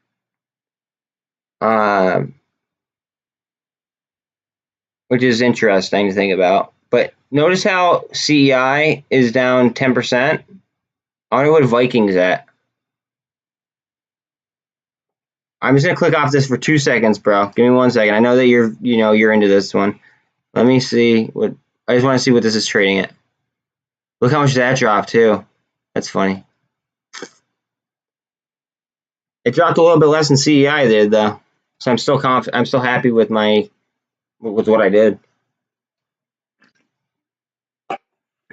King Gerald, you were warned before. There's no MULN offering. It is a what's it called? It is a warrant, and that's exercisable at $8.80 some cents. I'm gonna put you in timeout, and then if you come back and do that again, talking about a MULN offering, that's false. I'm gonna have to boot you. I don't have time for repeat people coming in here and saying the same thing over and over and over again.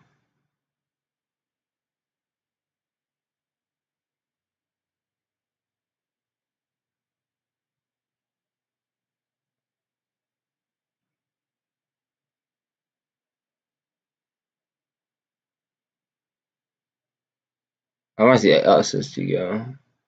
You're so confused on what? Let me help you explain. offering. So this has been known for a while. Okay. It's nothing new. This is not new news. Okay. It's not an offering. They are warrants that can be exercised once the stock hits $8.80 some cents. I don't know the exact number. It's like $8 and maybe it's 83 cents. I don't know the exact number. I don't want to lie to you. Okay. We don't have to worry about that until $8.80 some cents. But there's bots all over talking about an offering, but it's not an offering. It's like, I mean, I guess you could classify it as an offering, but not until it reaches a certain price point. So, no, yes, but no. It's a somebody could go ahead and exercise warrants. So it's already like baked in, essentially. I mean, we'll deal with that. We might take like a 2-day break or a 3-day break, like in price action, like when we're at 8.80, but we are at $1.38. So I don't really. Why do they need to raise money again? This is in the past. This is that they needed to raise money, right? So they made an agreement with somebody, right, to give them warrants that could be exercised once the stock hits a certain price. So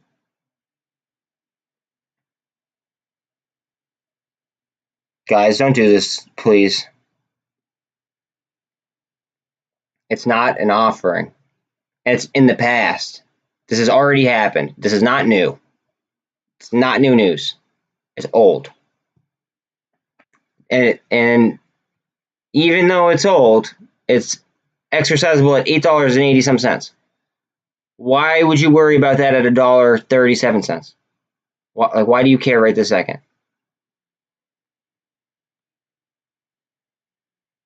That's what I want to know.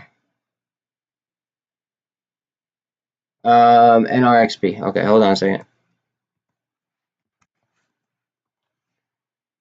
Personally, I don't screw with pharmaceuticals.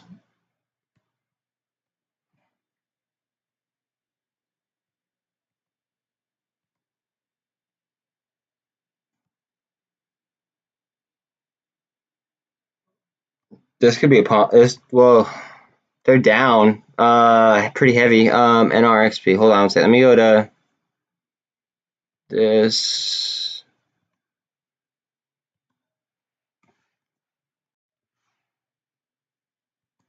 I don't like pharmaceutical companies. Wait, what is this? This is brand new news.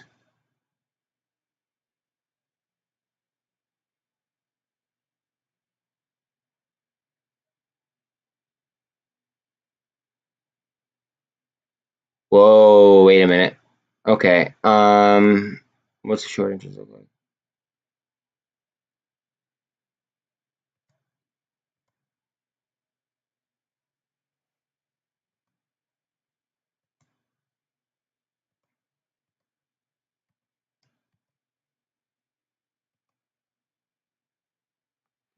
Good call, I think.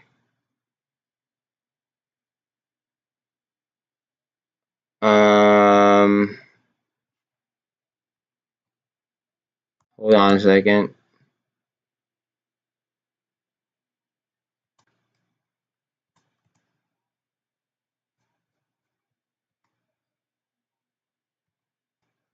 Oh, they have options too. Jesus.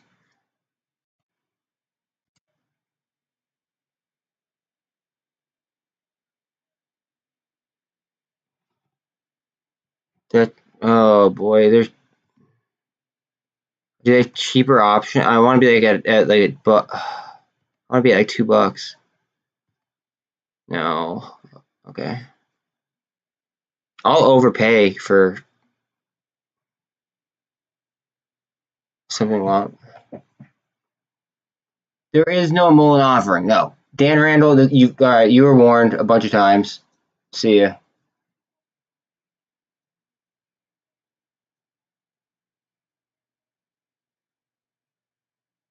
I'm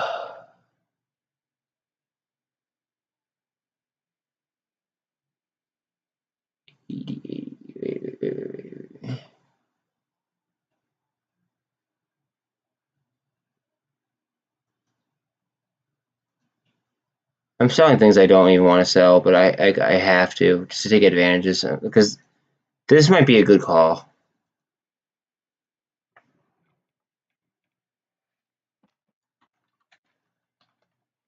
And it's at like a double bottom. And it's oversold right now. Jesus Christ.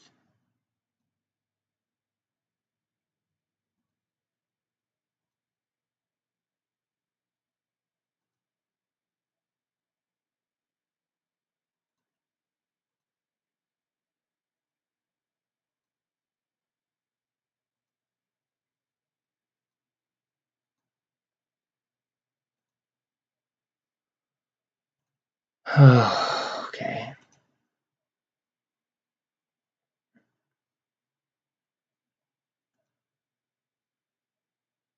I just did that and I don't even know what oh man. I always like scroll past like what I'm like looking for and then like I don't even realize. I so like it's $27 I could play option with. What do I want to do on it?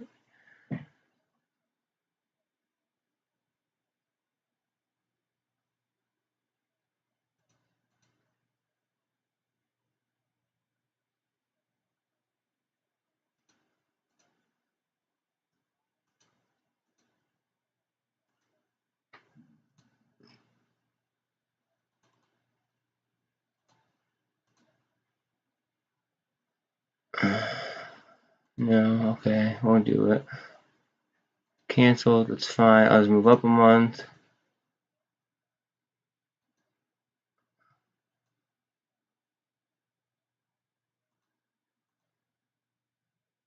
Cool.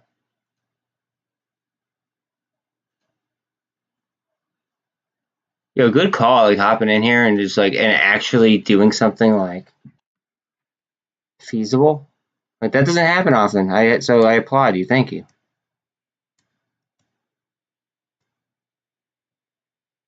Like it's oversold. That's a good buy-in time. Thanks.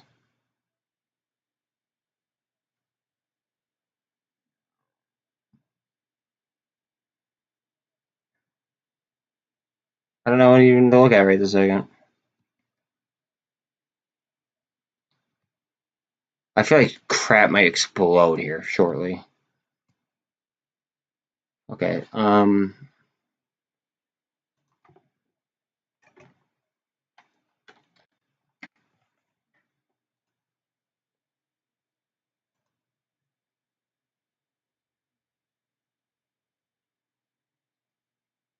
Eh.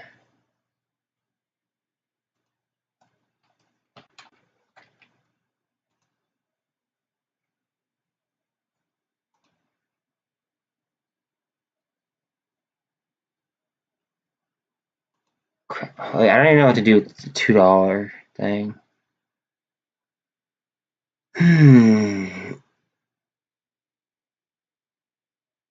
Maybe I'll just buy. I don't know. Do they have like something stupid on it? I don't know. BBIGs, are they $5 or can I buy ones? That's ridiculous. Okay.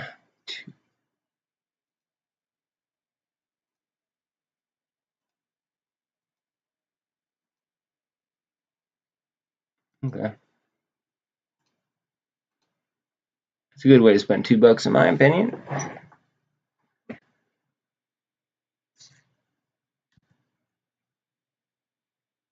Look at that volume spike in AMC. Okay, there might be a trend change here somewhere. Okay, I think this might be the bottom.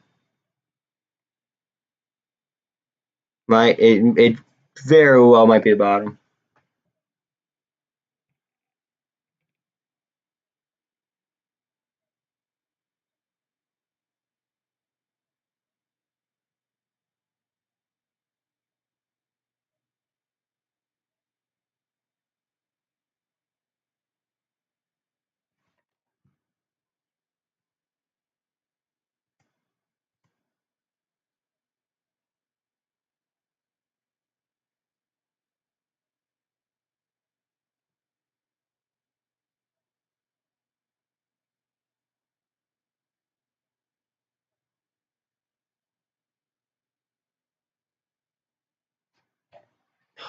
Why am I doing this?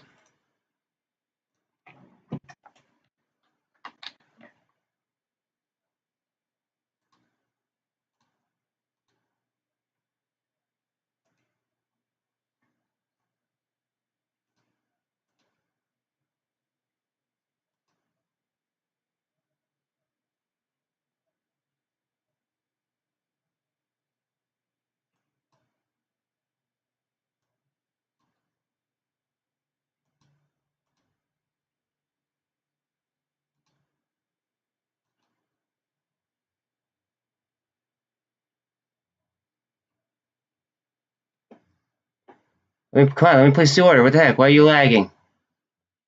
Don't do this. Don't lag. There we go. I can't have it lagging on my account. Jesus. Seconds are like of importance.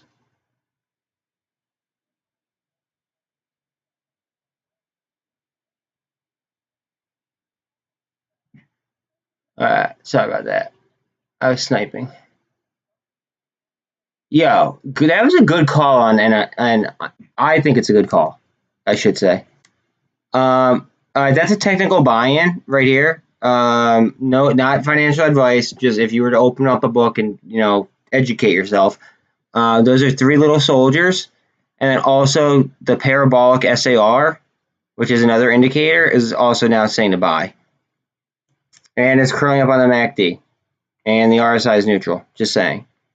Again, not financial advice, but if you study and know your stuff, that's common sense. And it's fighting resistance right there because of this low. That's what's going on right now.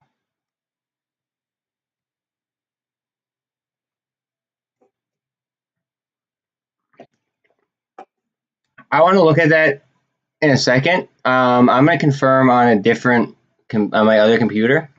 That way you guys can look at the chart. So I think that it might go boom here in a second. It might follow through.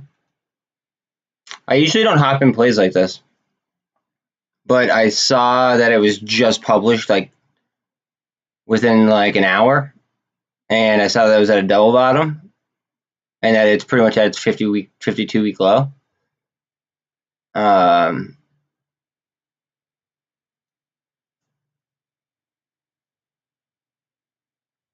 Cost to borrow is good. Has a decent short interest on the float. Utilization's 100. It has FTDs, even though like FTDs have been kind of pissing me off. They're doing a decent amount of lending for how cheap it is. Like they're taking out a decent amount on loan, which is kind of surprising. It's a relatively low float if 13%. I mean, we're at the 48 right now on AMC. If like almost 13% of the float is short interest on 3.8 million, that equates to, let's see, 29.95 million shares. It's not bad. Not bad at all.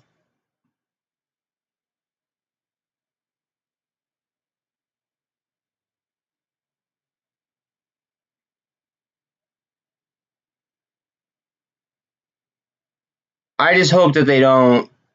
What would really suck is if they got denied on the breakthrough by the FDA.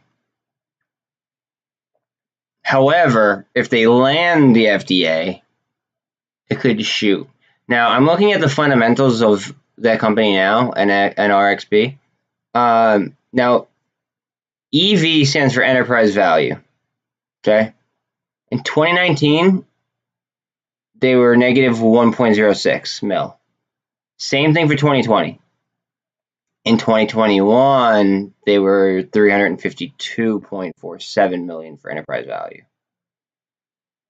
It doesn't say their overall revenue, but that's a big change.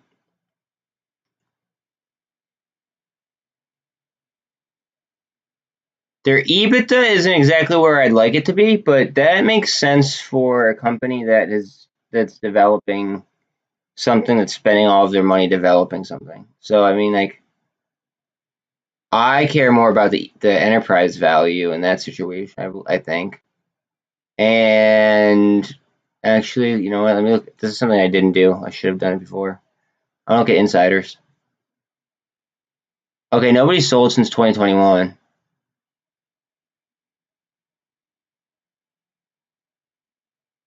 So that's like a while back. Okay, what do the analysts say about it? No analyst pricing. Interesting. Okay. Events. Investor conference. So there's a conference on the 13th. There's an investor conference in New York.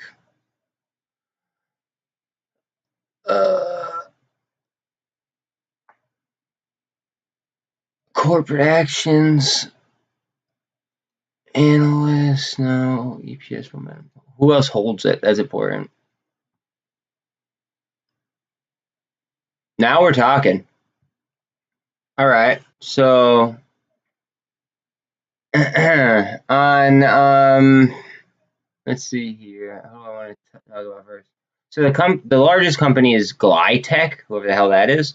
They own almost 20%. Armistice owns almost 9.4. Global Emerging Markets.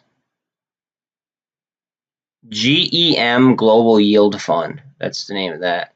They own 5%. Vanguard owns 1.76%. And they entered in February. BlackRock entered the 31st of March, and they own 0.77%. Virtu's in it. Morgan Stanley's in it. Susquehanna's in it. Jane Street is in it. I mean, there's a bunch of like other smaller hedge funds. Goldman Sachs is in it. Small position, but they're in it. Big Rock partner sponsor. Ooh, who's this? Is this something related to BlackRock? Yeah, I mean, like, there's some big holders in it, so like, I like that.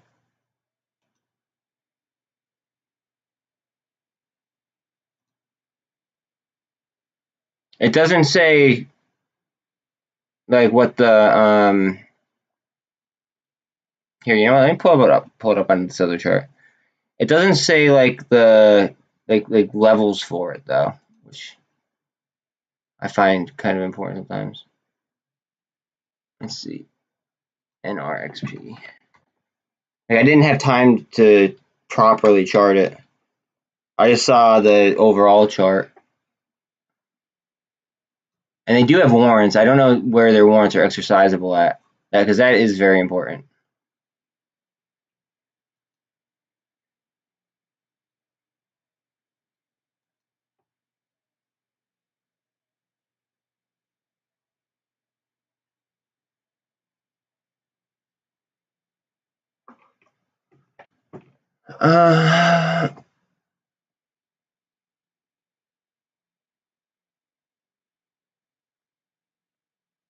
Okay, you might find this interesting because I mean, I certainly do.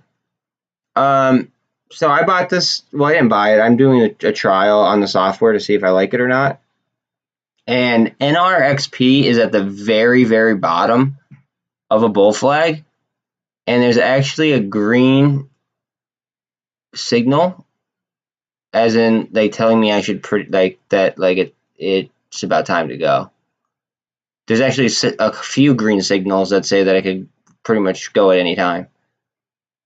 The parabolic SAR isn't there yet. Oh, wait a minute. Short volume. Hold on a second. We're getting pumped right now. It's getting pumped right now with short volume. So the volume on short is 167 now. It like surged and then it came down. Oh no, I'm sorry. I lied. I screwed up with the mouse. I'm still learning this system. 332,000 of the overall volume is short volume through FINRA.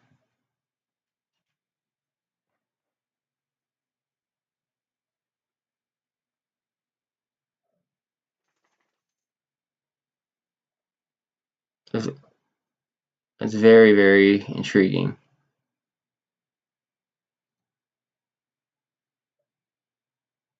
Yeah. Holy smokes. She's gearing up, bud. I'm feeling good about that. I appreciate you for including me. It's looking for a bottom right now. And its bottom should be at 160, well, kind of where it's at. It's like 162. 163.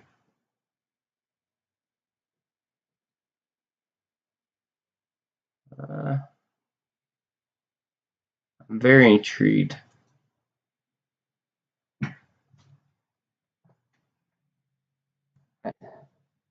Y'all are slacking. Y'all need to be like NCR 13 and come in here with like some plays.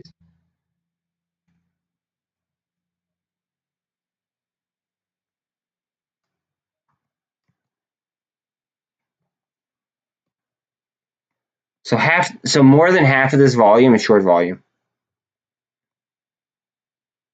as reported by FINRA. Think about that.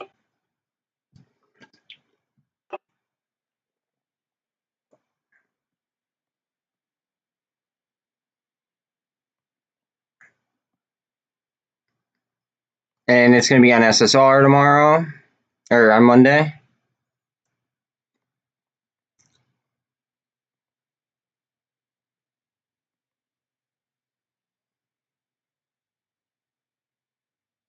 I like that a lot. AMC still didn't find a bottom yet. I kind of just assumed AMC would find a bottom.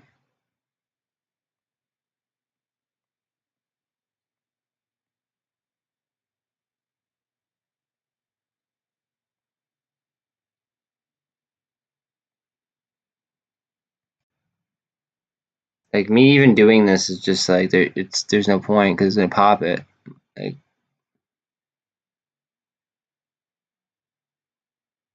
it should pop it almost immediately, realistically. I should be closer, but like, that's got to be a short. Look at that. You got the parabolic SAR going, and then all of a sudden, like, bang, 3. It's like, that happened fast.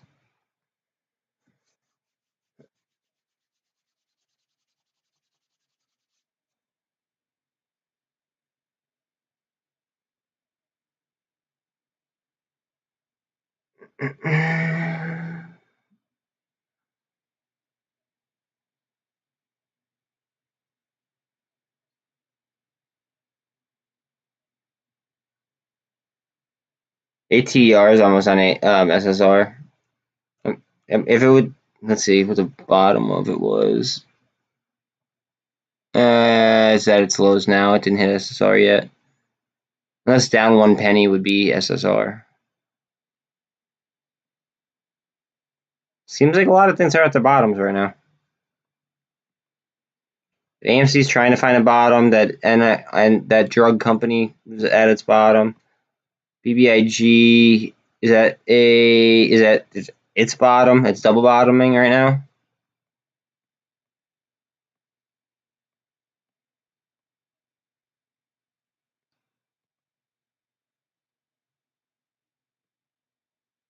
GME looks like it's got a curve up. I don't think that this is found its bottom.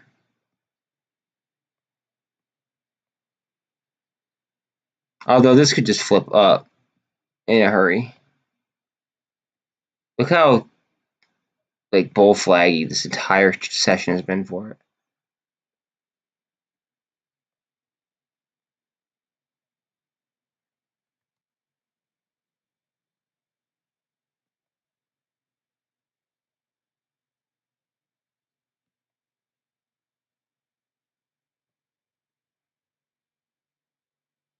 I don't even know like, where to stick this right now. I want to draw a flag. I just don't know what. I like zoom in and shit.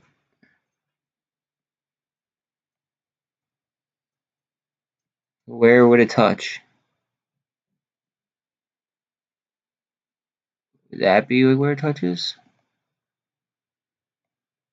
Because if so, we're really close to it.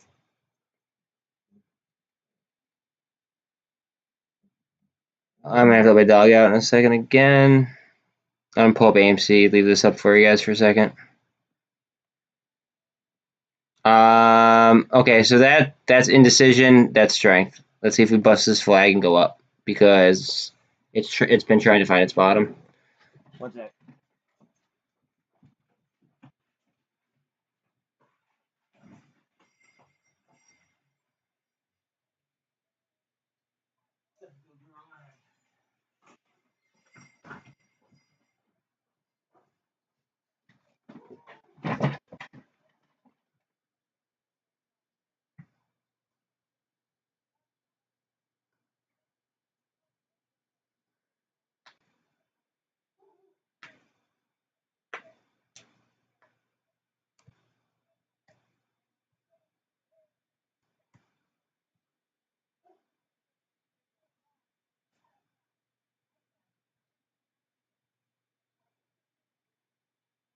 $137 on MULN, 136 on GameStop.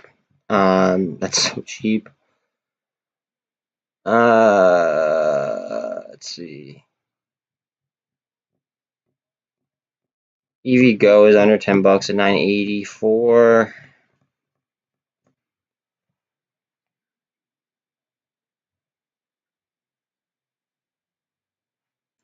Again, if we get a green candle here, technically it's a fundamental buy-in. But as we saw over here, didn't really pan out that way.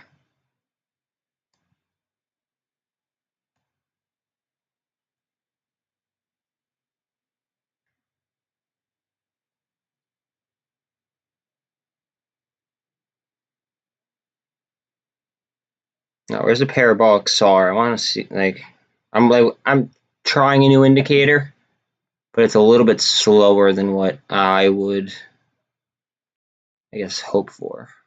Because I've already noticed this if I was following the chart.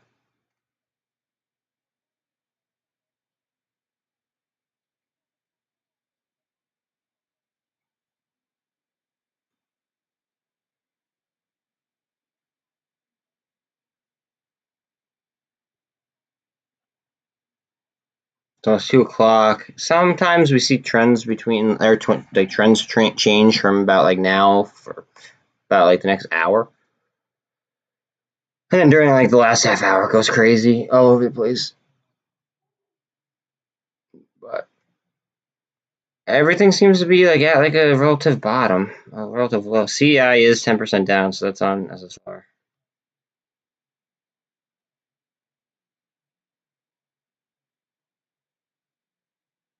We're just way far off the max pains, and that's really screwing me up because they've been paying the max pains pretty much perfectly last couple sessions or last couple Fridays.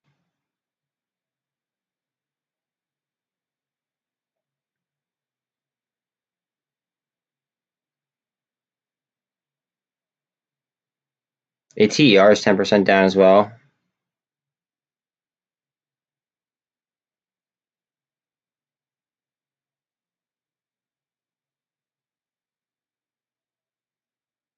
DWAC is almost up 10%. It's pretty much like the highlight of the day. And the VIX is like way up.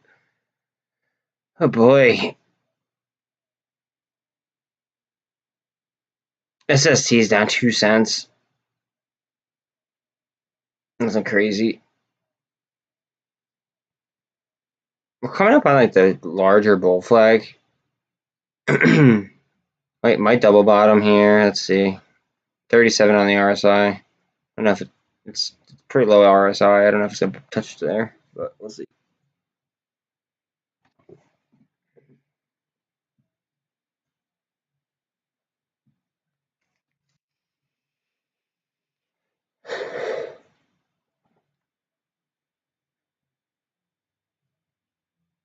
If you guys want me to look at anything else, by the way, just let me know. Because I will. Without an issue.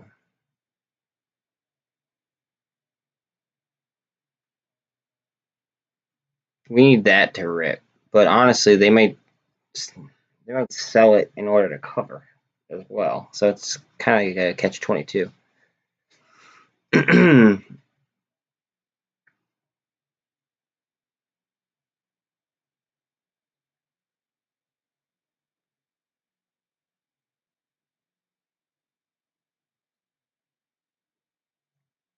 What are we doing here? It wants to get in between the 13 and 24.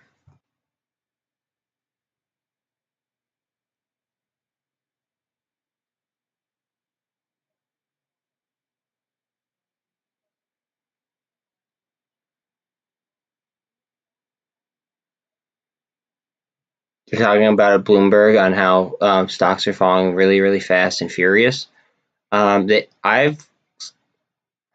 seems like they've been signaling a little bit because like sometimes they'll talk about something and then like the opposite will happen very shortly thereafter. I wonder if like them saying that is like, okay, time to not suck. I mean, it's a potential.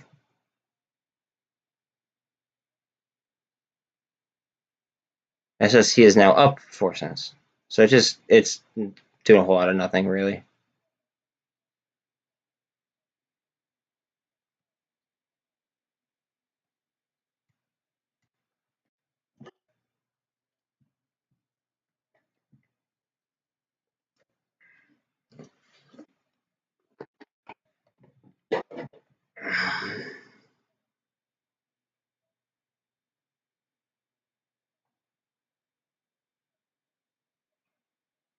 Come on, let's go. All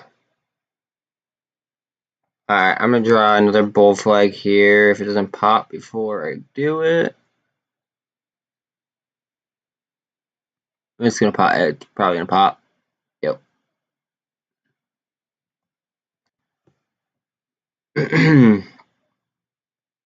So it ended up double bottoming. Let's see if we can break this bull flag and then break the primary bull flag. I care more about this line than I do this line. This line I can go sideways through realistically. I don't want it to go sideways through that.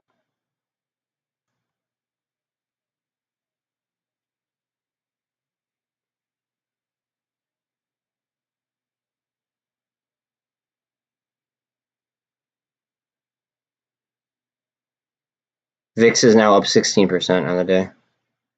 26%. That's crazy.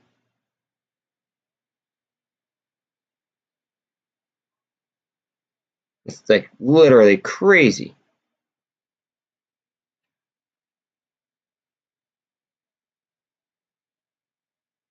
See what I was talking about LGVN?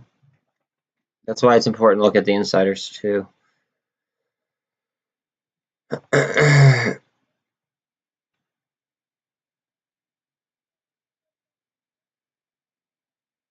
Because like the insiders probably wouldn't have sold unless there was a reason for it. In most cases.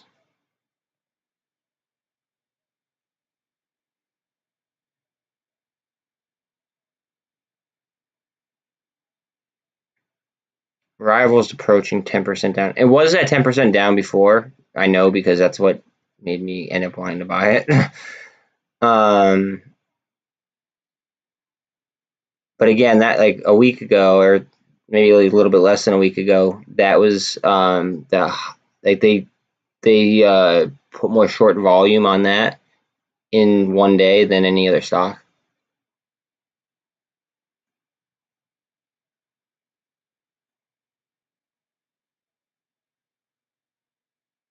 I just want to look at this real quick. Green up candle. Let's see.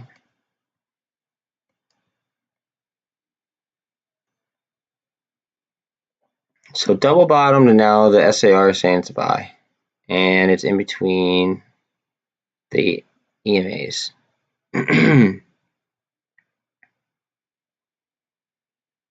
That's an interesting one. Very, very interesting, in my opinion.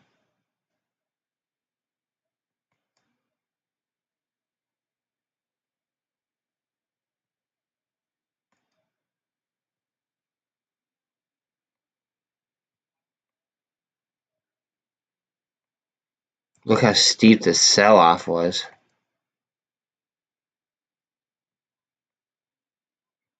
That's why I'm expecting like such like a surge, because like then it becomes that option prices are so cheap, and then people load into options, and then it could get out of hand very quickly. But a lot of people don't know how to like purchase like options to leverage their money the best way that they can. I mean, I can't instruct you how, but I'm just saying that people should learn their option Greeks.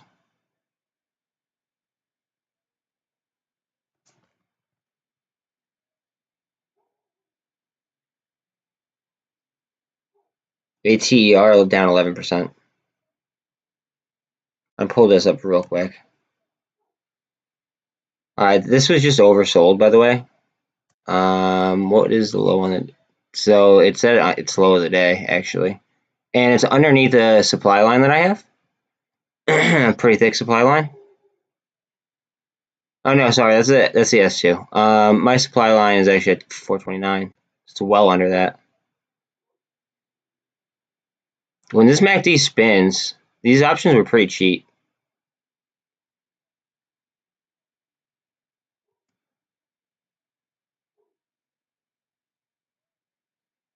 There's a lot of options for today. Just saying.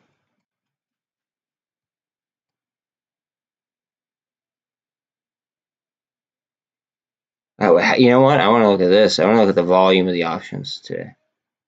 All right, so far today, this is how many options were purchased.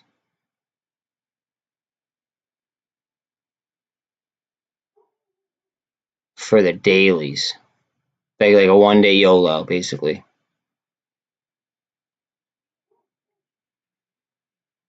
That's pretty wild. What are the puts at? That's just as wow. Look at the put. That right there is why there's downward pressure.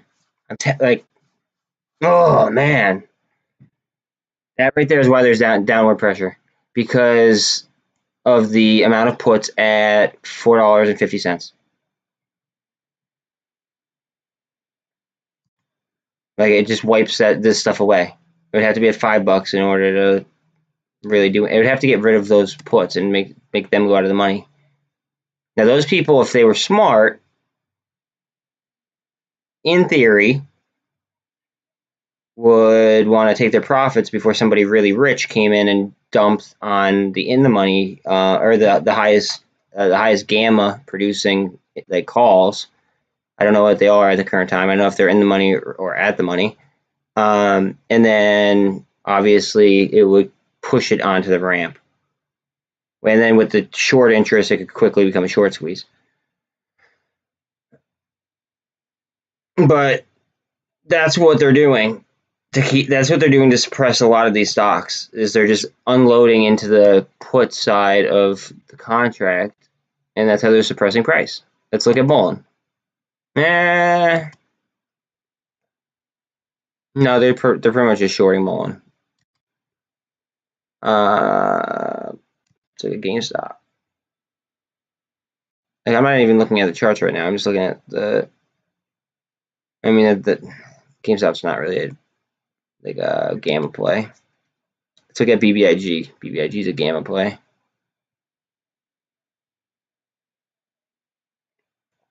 All right, so see the difference in between the amount of gamma that it applies, right? Look at the difference in amounts. That stands for 2.3 million shares. Okay, now look at the difference in gamma. Look, like if they were at and they cost the same. How many volume? So that's like 500 people today. 511 contracts were bought for the same price as what they could have done at the money, essentially. And they apply less gamma to the situation. So like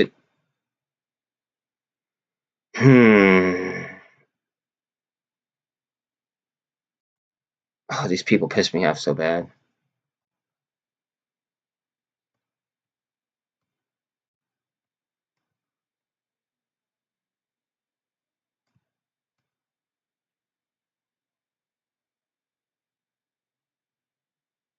Personally, if I was the people that are shorting, I would go ahead and I would take my gain and I'd join in on the party.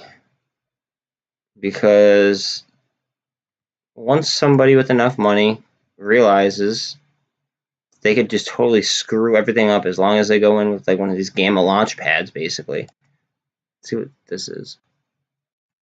This is gonna be crazy.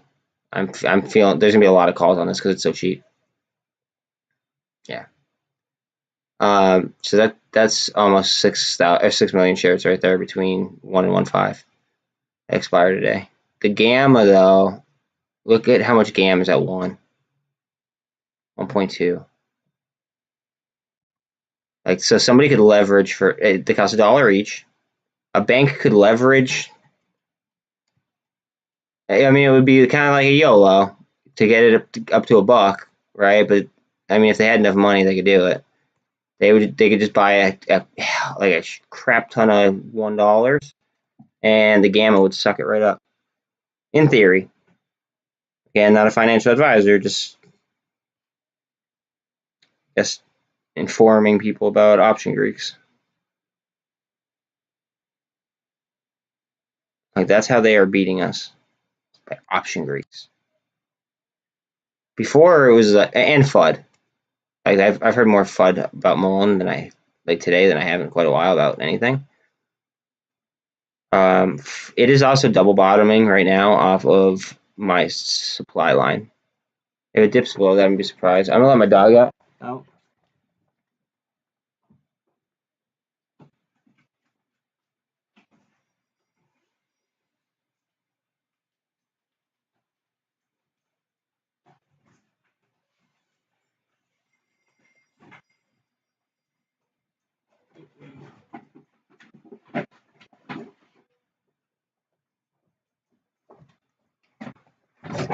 I do not suspect that it goes below that supply line.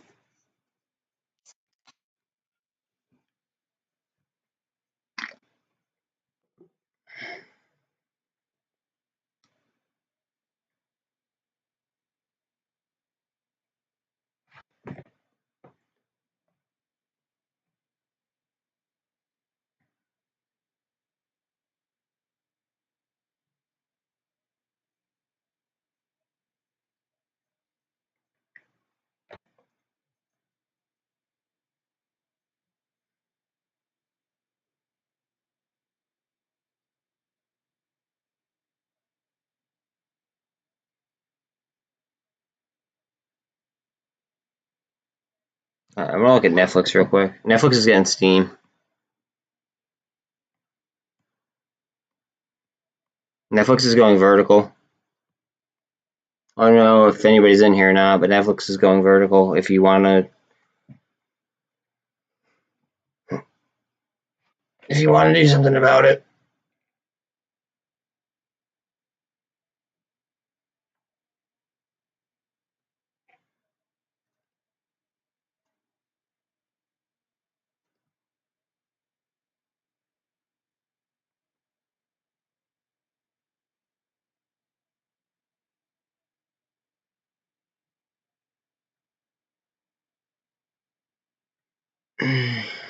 I think I'm just gonna let it chill for what I got.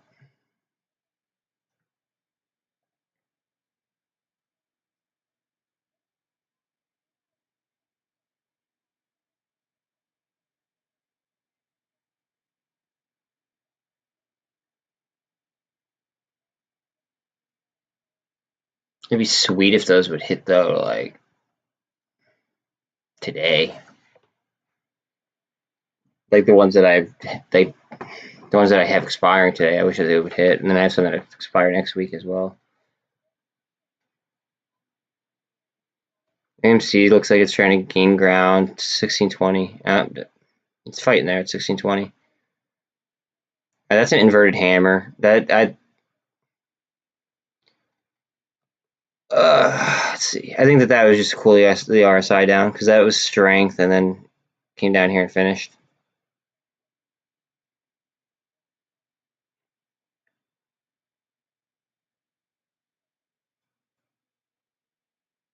Oh no, what did I do that for?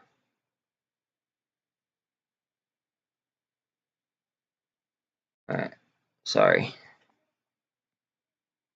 We are over the MACD as well on Netflix.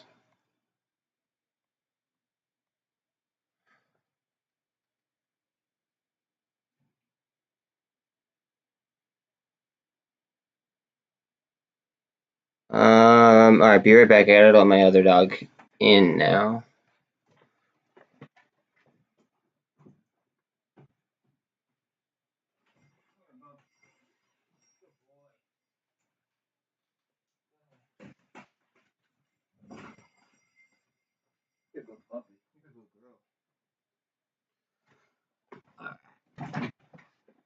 What are we doing?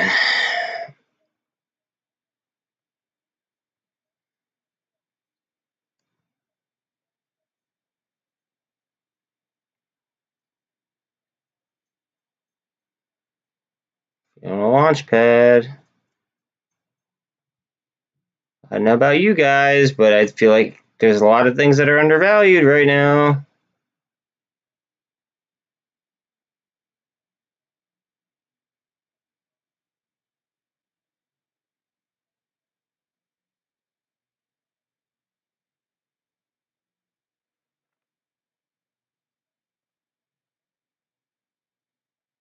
RSI is now at 68, 67. Come on, push, push, push, push, push, push. Coming up on the 200 on Netflix.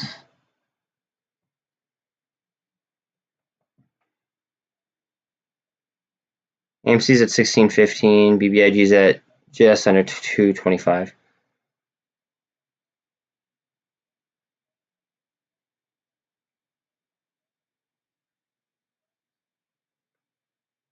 Weber has just been kind of sitting there, not doing anything. ATR is back to 10.7 down rather than 11.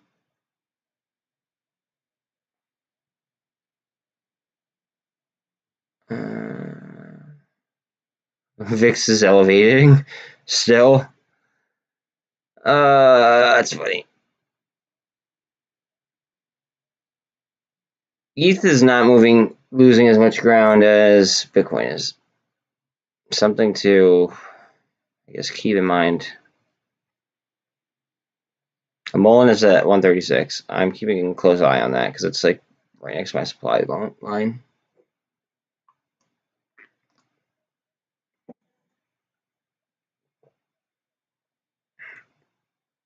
Sorry if you guys aren't in this and I'm watching it. It just calls were so cheap for like a rebound, and they did beat on earnings.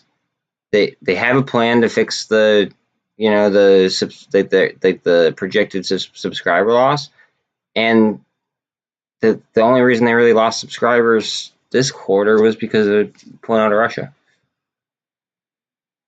Like a lot of businesses. So I just see, I mean, with such a huge gap down, I could see every version. Especially for how cheap they were.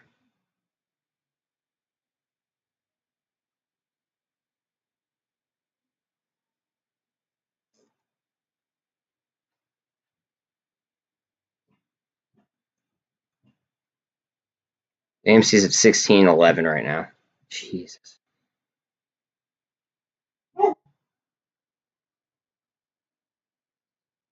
This is painful. Everything's down.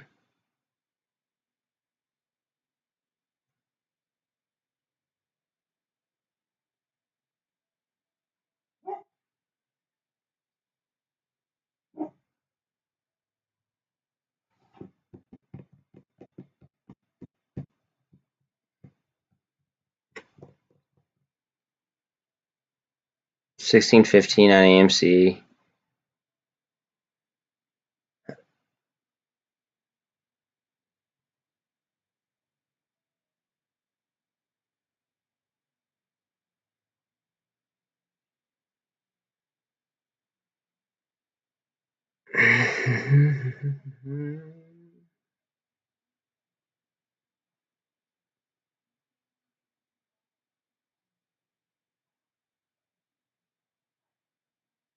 Alright, the parabolic SAR just showed up again underneath Netflix. A lot of day traders do use that. 24 is over the 48 now. And the RSI has cooled off.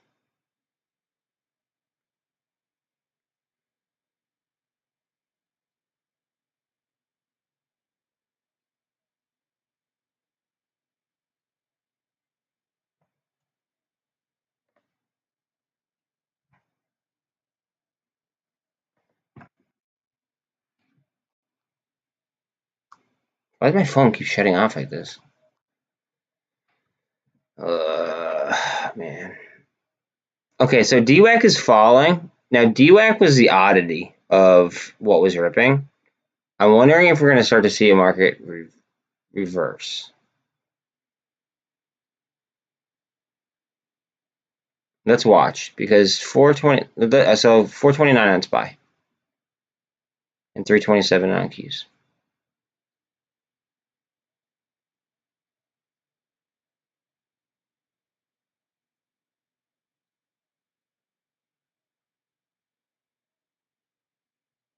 Almost 39.4 on Bitcoin.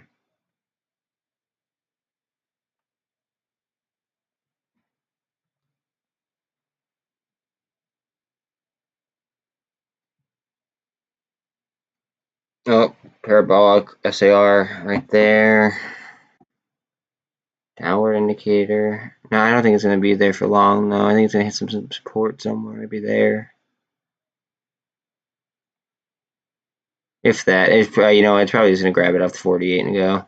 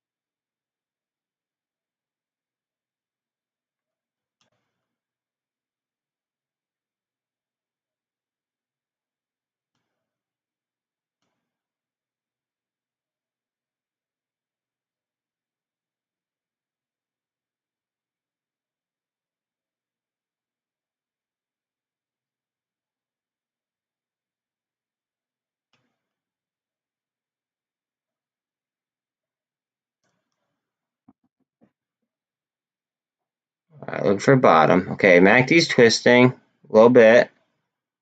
Right on top of the 48. Makes sense.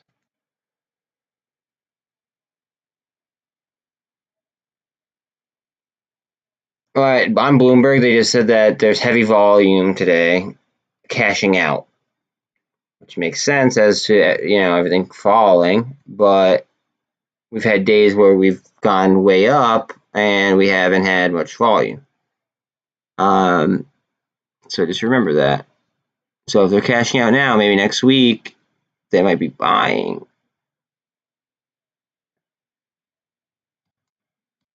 Or they might buy into the close. Just things to consider.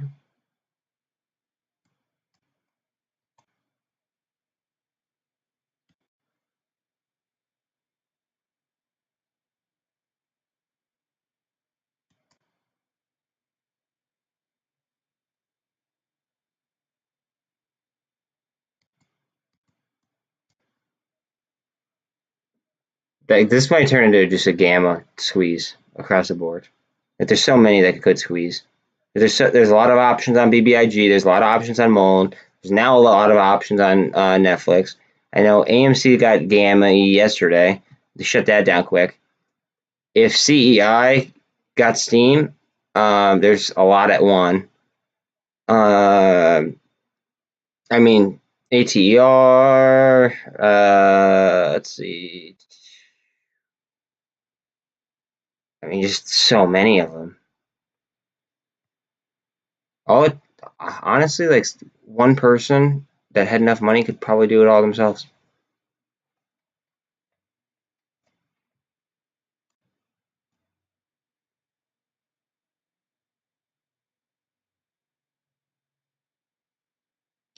Netflix is looking very, very strong.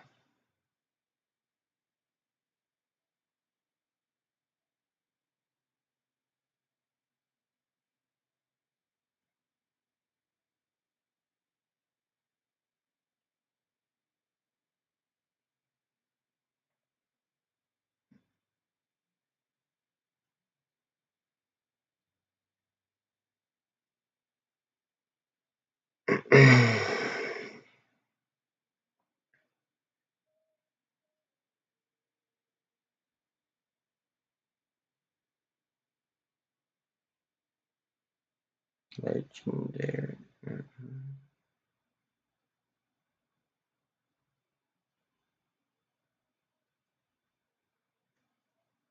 Okay, 39,370 on Bitcoin.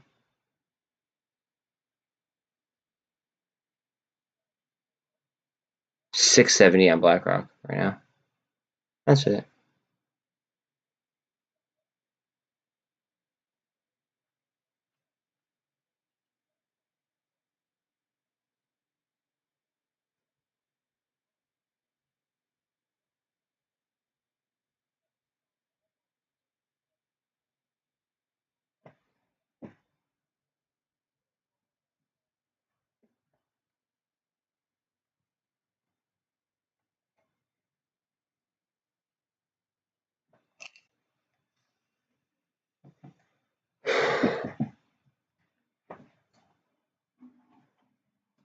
All right, we are gonna go try to cup and handle right here. It looks like.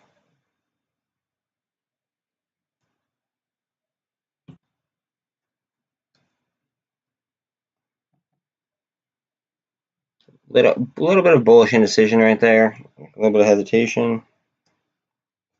What's going on?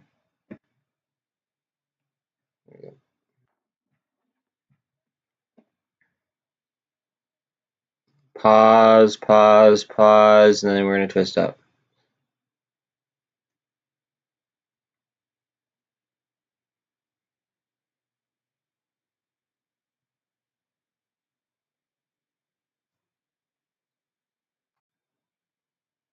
GME, BBIG, and AMC are all 4% down, almost on the dot.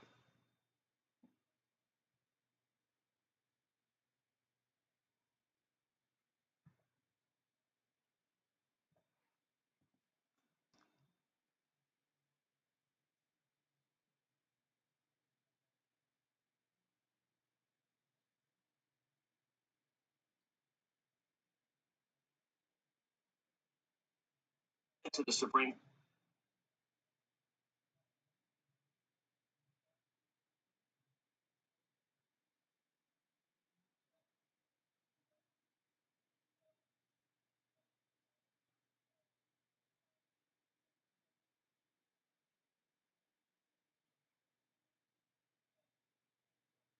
Sorry about that. All right, let's see, what are we doing here? We're just gonna consolidate inside the averages real quick, and then we're gonna spin up. I might want to do it again.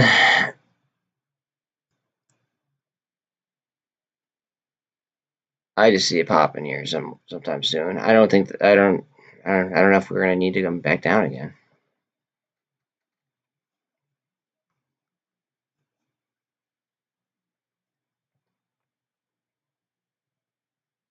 Bullish indecision right there. That's what that candle is. No, we need some follow through is what we need.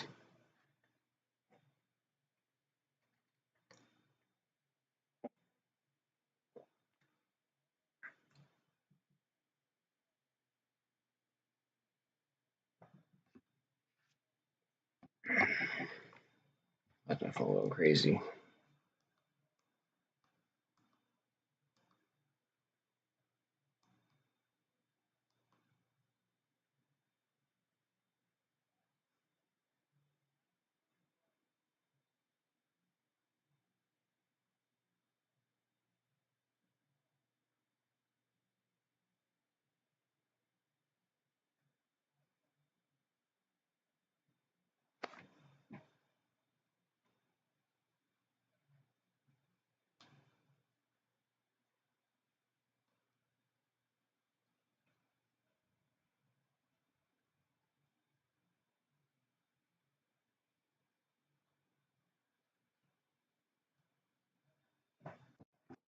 We did get some follow through on that bullish indecision.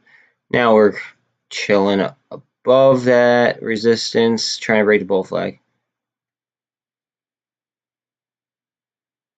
We are going to have the 200 in our way, but it's not on any kind of region that I have marked out for resistance. I mean, we see it right there. That's all. And we are above the MACD. 60 on the RSI. 1617 on AMC. 224 on BBIG. 136 on 136.14 on GameStop. MULN's at 136.5, down 2.5%. CEI is down 10%. EVGO looks like it wants to go positive. It's 0.7 down.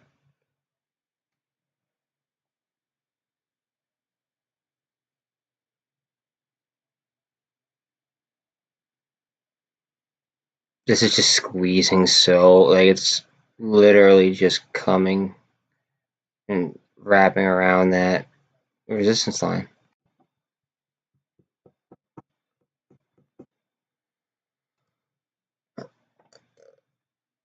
There we go.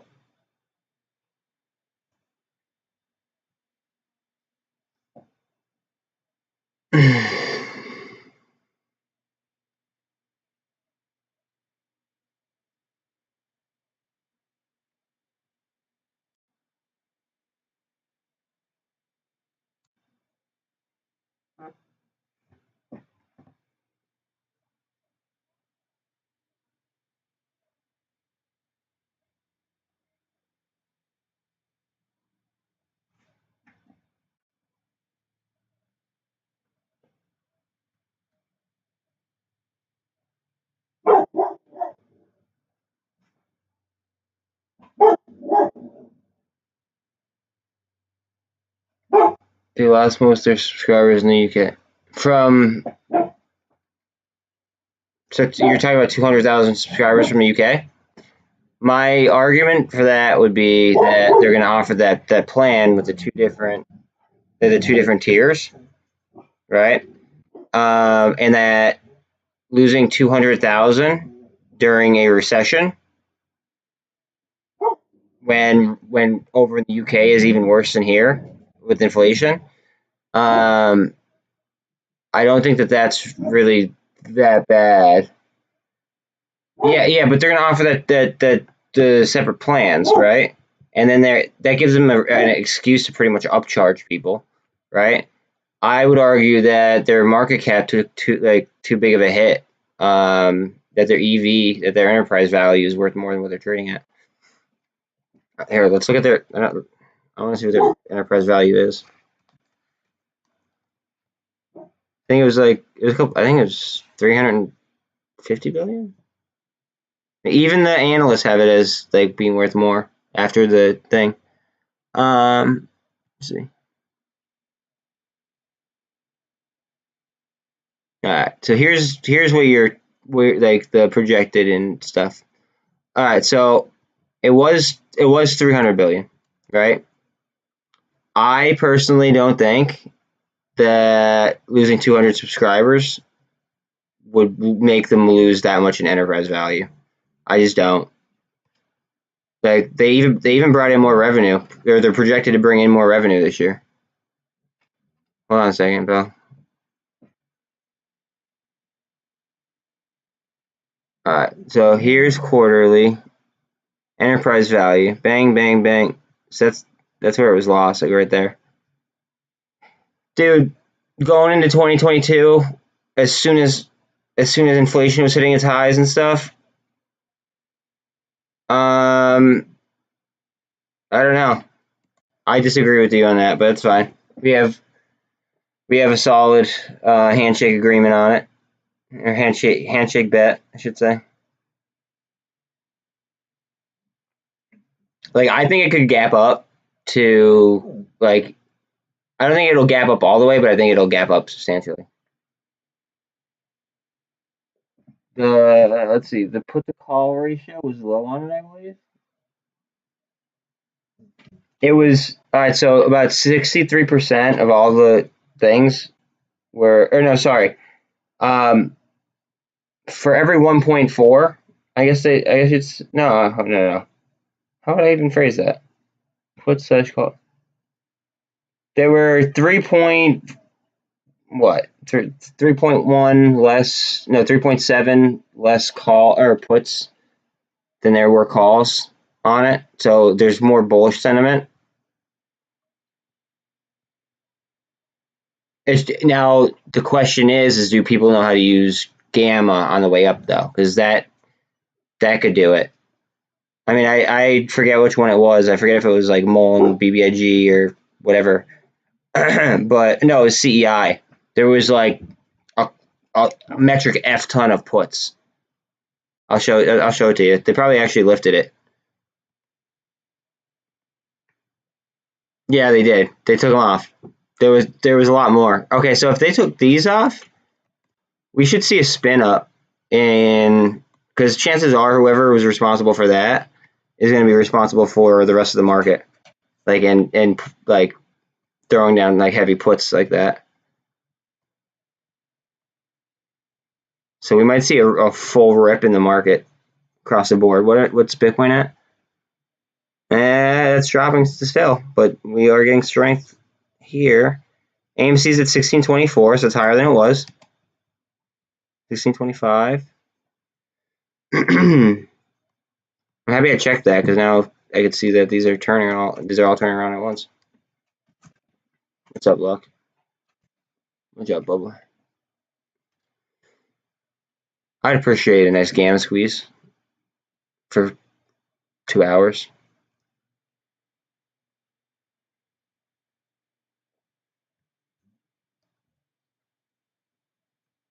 But yeah, they had like, I want to say, was it 12 million? I think it was it was like in the millions, like more calls, or well, when you convert them, it'd be millions of shares, like in the form of puts at $1. That was creating downward pressure. It was like twice as much as the upward pressure.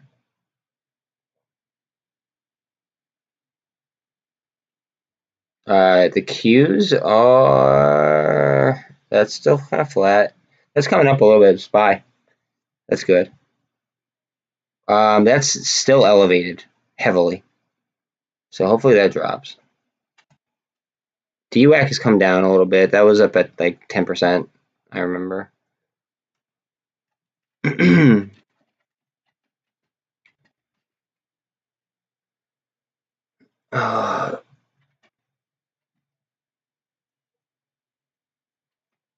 All right, the parabolic SAR is now telling it to buy, and the candle goes. All right, here we go. Let's see what we have here. Are we going to stall here, or are we going to drive right through it? Drive right through it, please. Come on. The RSI is hot at 72, but we are crossing the EMAs, and that might be enough momentum.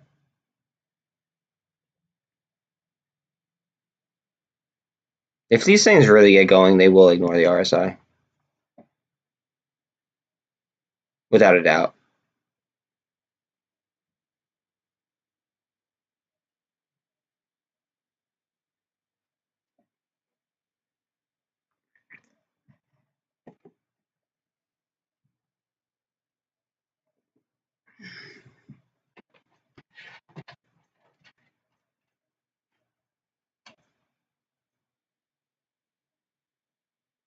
MULN is now positive on the day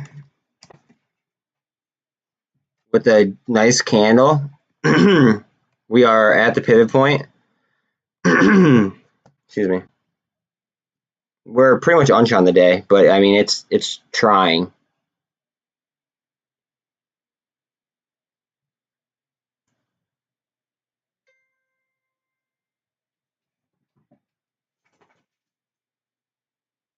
I just got a gold cross alert from that thing that I.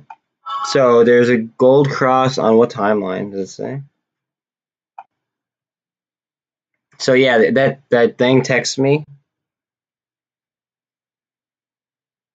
Gold Cross, Heineken Ashy, checks. It doesn't say what time frame though. That sucks. I should told me which time frame. It's trying to move though. Trying to move heavy.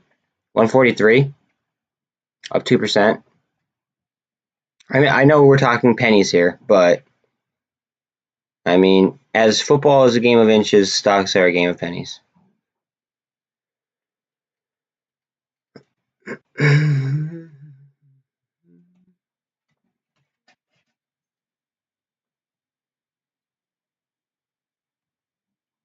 Come on, MULN, let's go.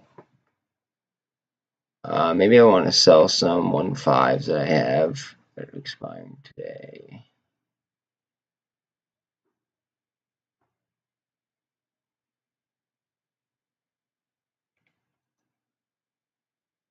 If they become worth anything, I should say. No, wrong one.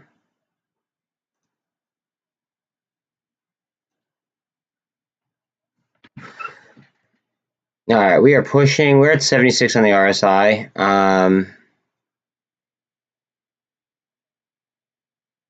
Every single time that like it gets hit with like some red though, it gets hit with demand.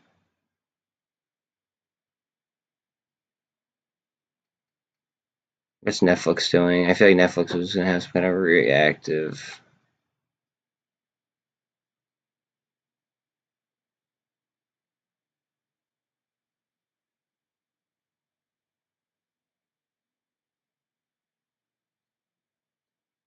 Come on, come on, come on, come on, come on, come on. Go moon. Go to the moon. BBIG's kind of moving around a little bit. Nothing crazy. 1629 on AMC.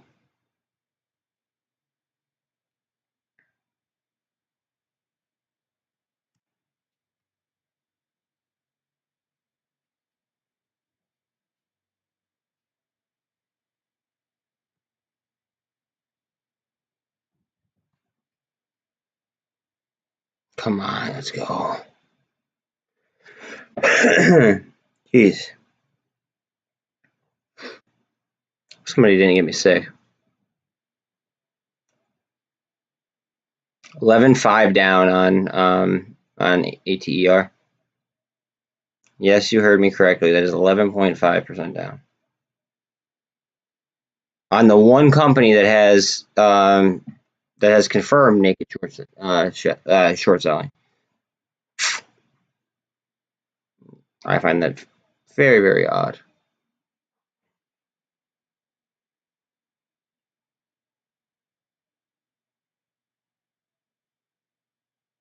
SST is up 2%. I hate SST right now.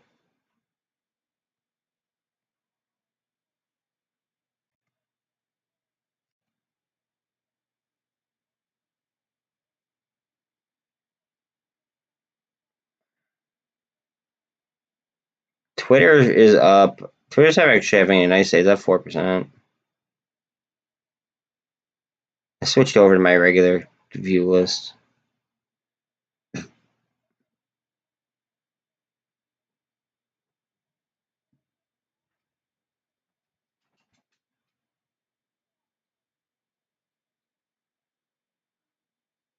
MindMed is up. A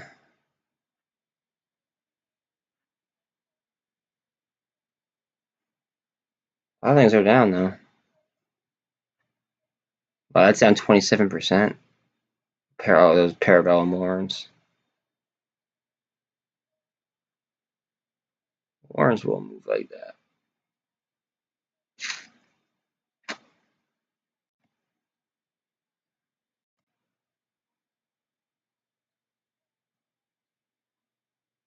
Come on, MULN, let's go. Get out of there. 72 on the RSI.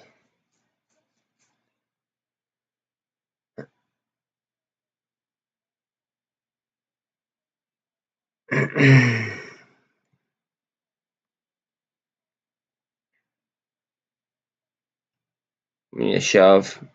24 is over 200. 48 is coming up to 200. That might be the hesitation. Plus the VWAP is right there. Plus the pivot point is right there.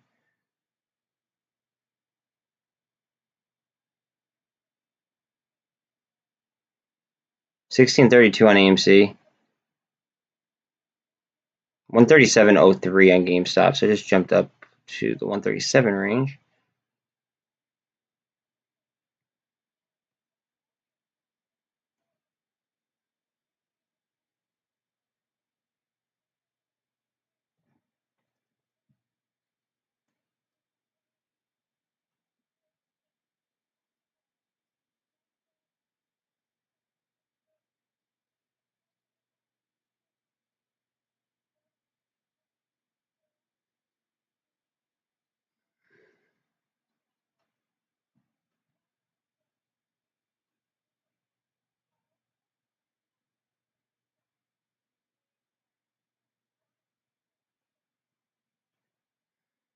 ATR is now 10%. MULN's moving again, 144.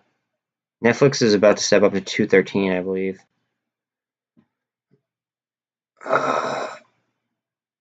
RSI is just hot on MULN, but it's still grinding.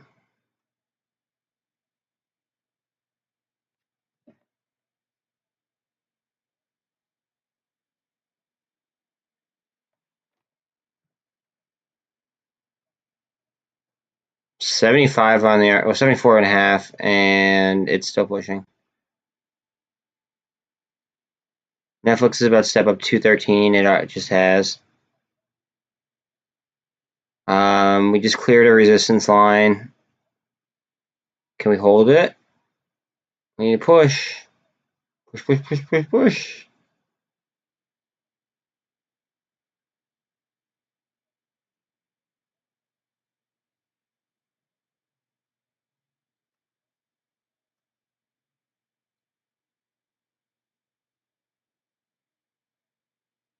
Bitcoin is at 39.6 right now.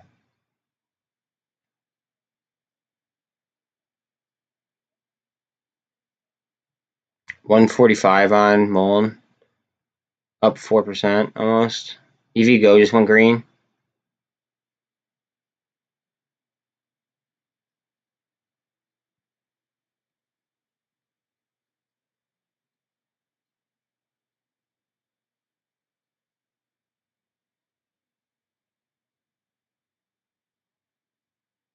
Come on, 146.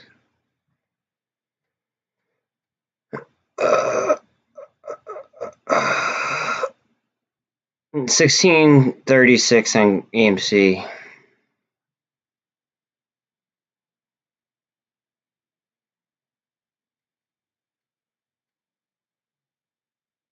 EV goes flat at 10. CEI started to make its way up very, very slowly. It was 10% down, now 7% down. GameStop's at 137.65, 60. BBIG is now at 230. They're fighting now. They are fighting now. Come on.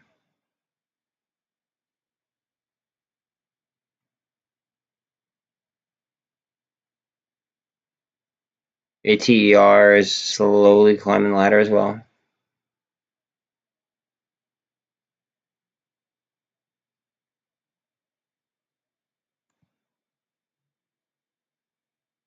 All right, so the intraday high here is 148 on MULN. So that's what we're looking to break. 148. And we need to break and hold, not just break it. We need to break and hold. 138 on GameStop.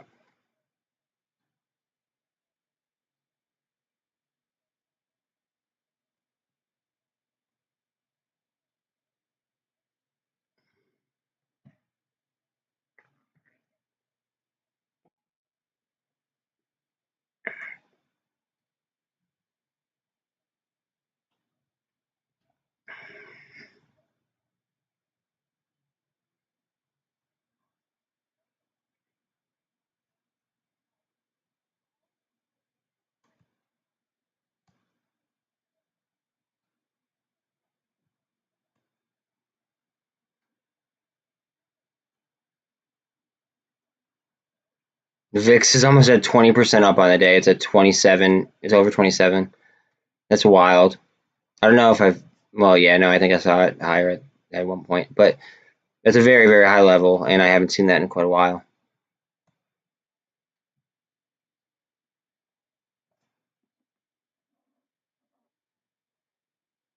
2 cents off the intraday high. Well, 2.5 cents off the intraday high. Come on, baby, make that push. 70 on the RSI.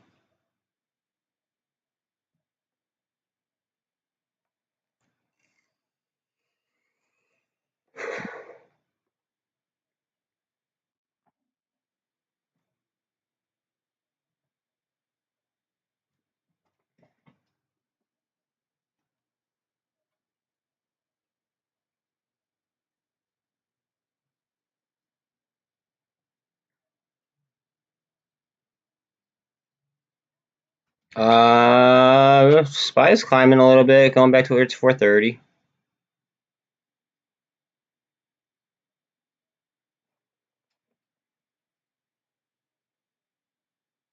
MACD kind of cooling off here on MULN. What are we doing? Come on. Let's spin it up a little bit. Let's see. The RSI needs to cool off, and that MACD needs to come down a little bit, but it just got a lot of momentum. All right, 65 on the RSI. Let's see if we get a candle here. VIX 27% or 20% up. Wild.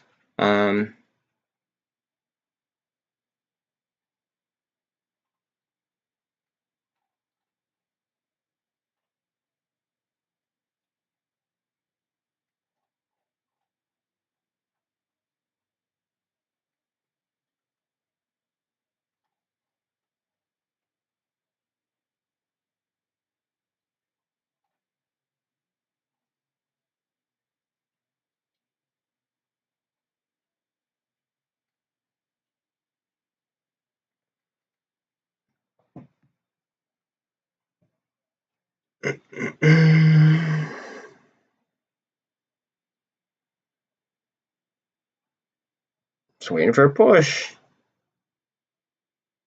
As is BBIG. It's under 2. BBIG is under 2% down. Now it's at 2.14.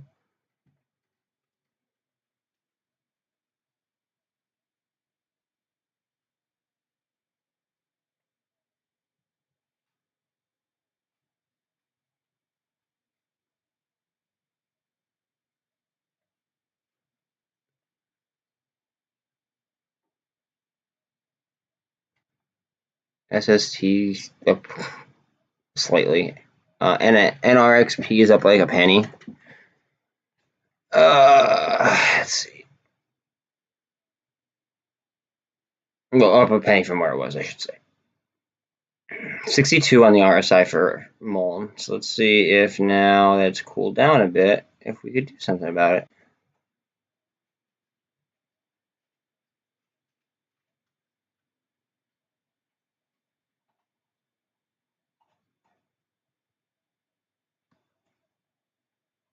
$137 on GME, 229 on BBIG, 1628 on AMC.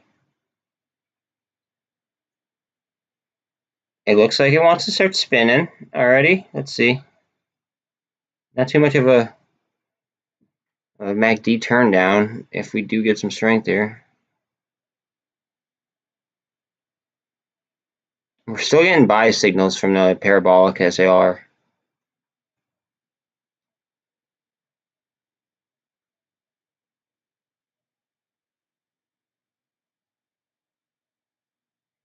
$137 on GME.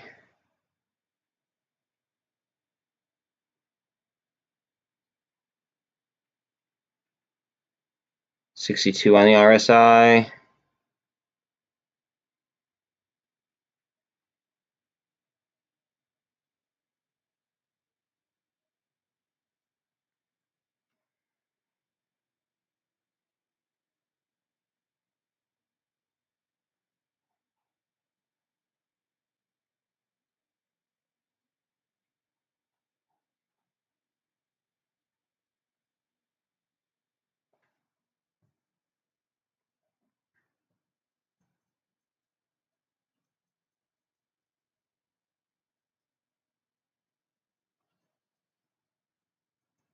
NRXP is making its move back. I'm gonna click on it real quick. It just cleared the MACD. It's on the 200 right now.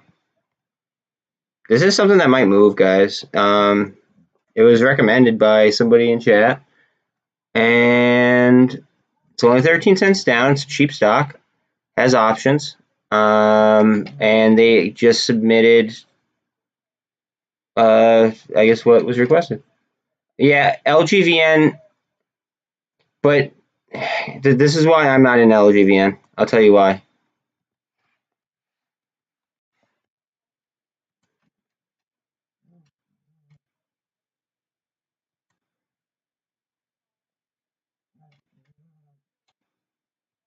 Oh, wait. Wait, hold on a second.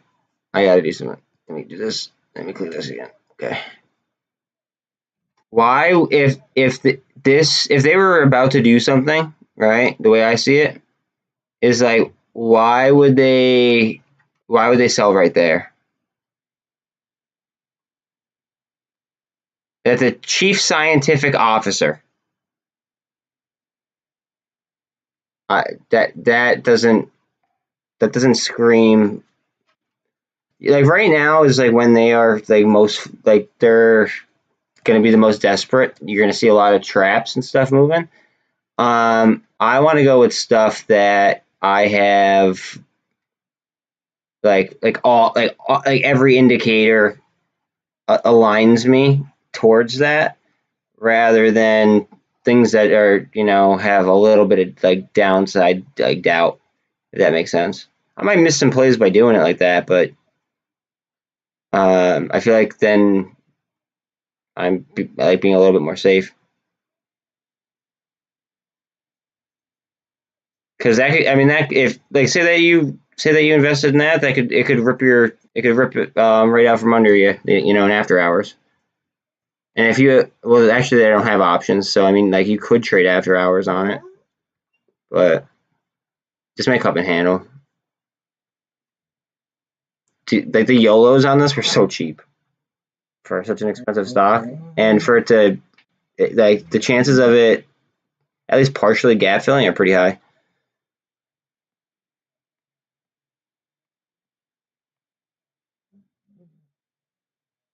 One second, I gotta let my dog out.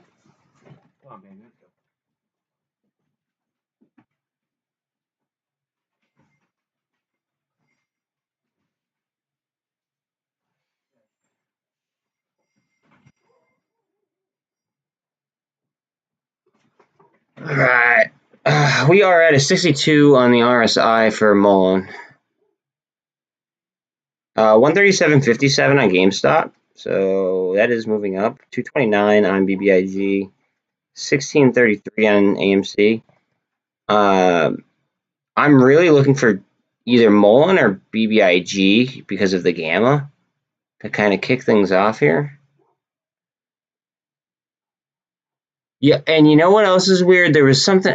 What the hell? Oh yeah, yesterday I forget what the name of the ticker was. You know what? It might be right here. Hold on a second. It's an OTC stock, but here.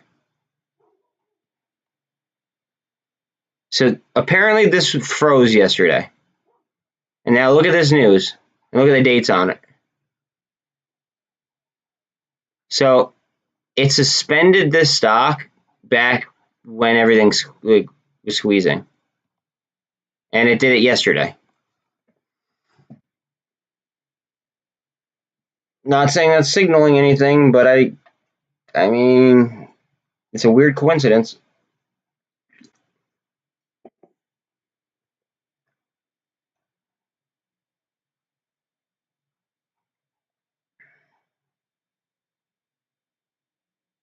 Before these were like these three were moving in tandem percentage-wise, like they would be like just about like the same percentage down. It's really odd.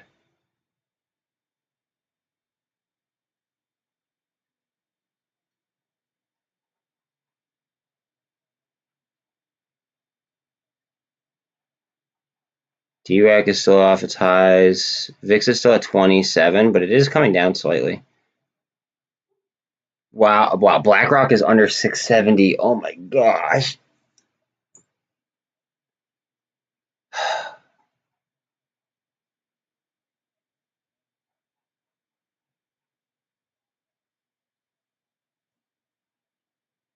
That's wild. I can't believe that. I wish that like I wish I had some extra like another grand throw on. Especially with Fed tightening. That's not financial advice to anybody listening. That's just me thinking out loud.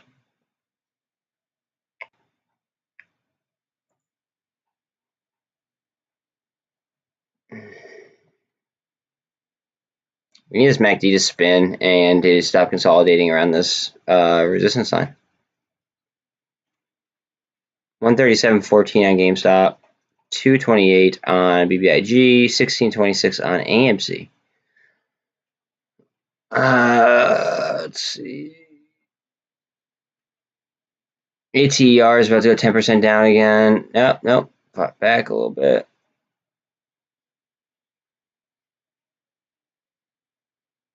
Alright, this is gonna gamma. Oh, no. It showed strength before, but then it got shut down.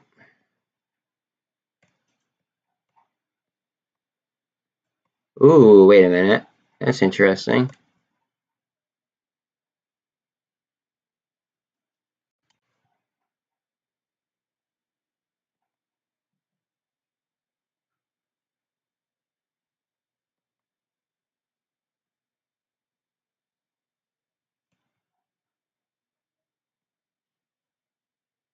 And then I would honestly draw a bull flag if I really had the space on this computer from up there to here and down, so it would be tighter range.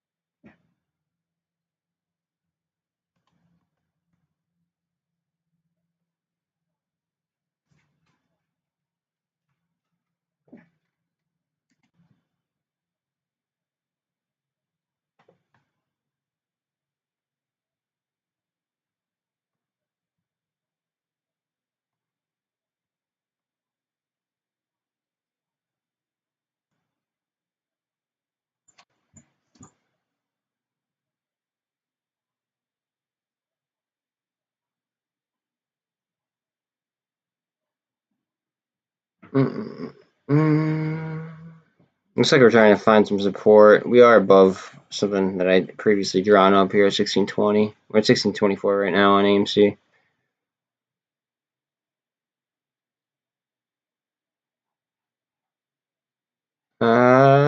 Might be getting some support from the EMA's touch in here.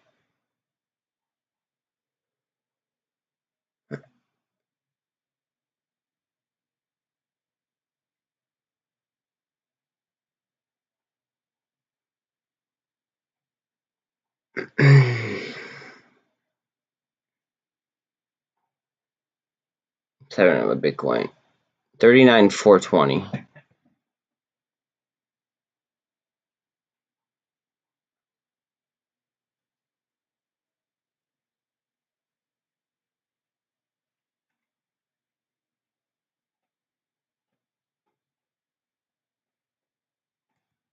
We really need to recapture these EMAs here.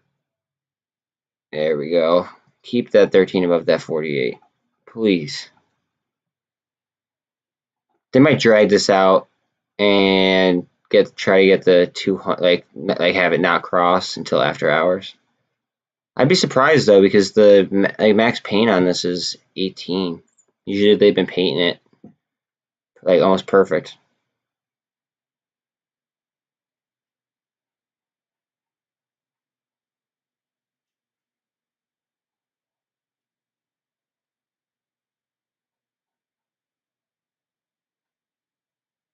Okay, so that's an inverted hammer, solid green, and then a nice green. That is a sign of a decent reversal.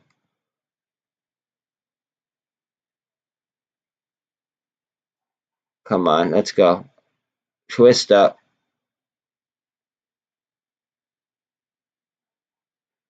This would confirm it too. It'd be a green or three little soldiers.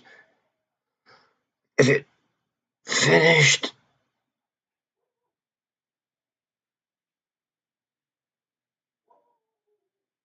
15 seconds on it. You need to finish green. Come on.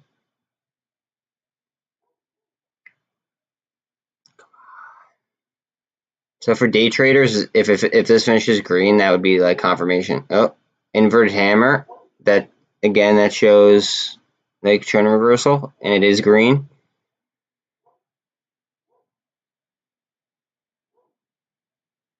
What's Bitcoin at before I go down?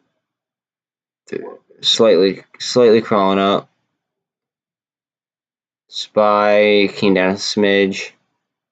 Netflix went up a little bit. Not like too many of you guys care.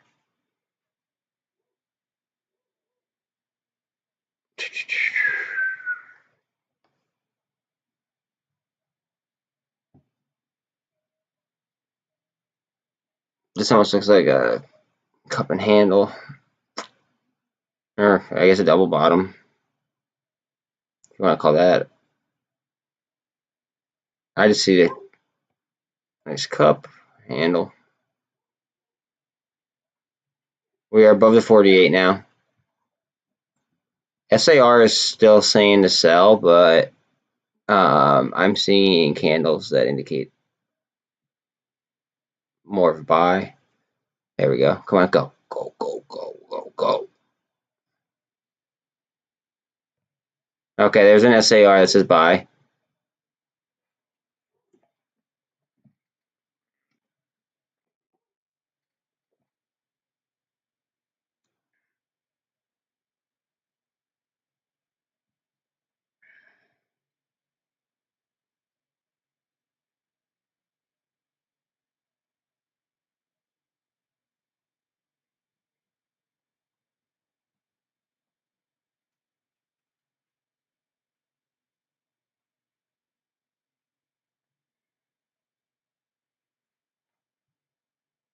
We need some strength in AMC right now. We need a lot of demand. We're at low levels. The supply is there. We need the demand.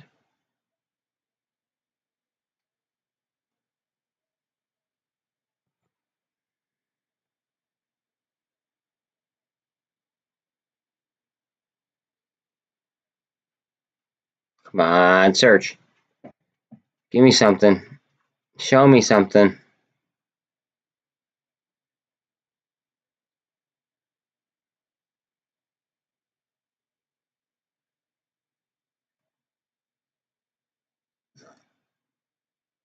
We really need that MACD.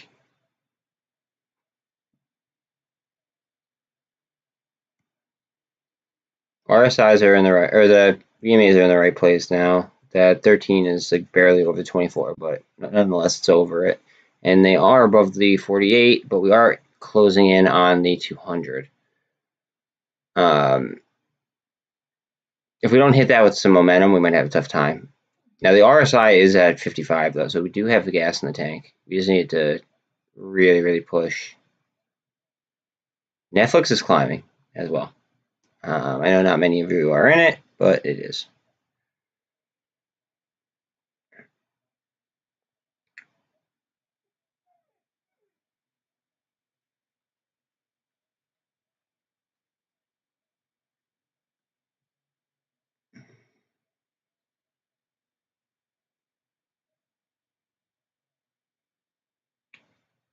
Red.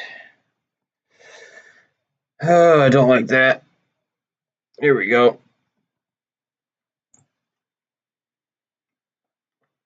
We need some strength. Come on. So that's indecision right there. Follow through. Come on.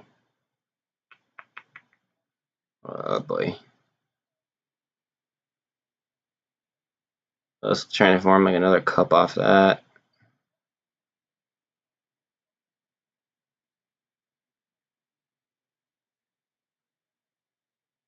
I'm gonna check on Netflix real quick just because this would be a huge win.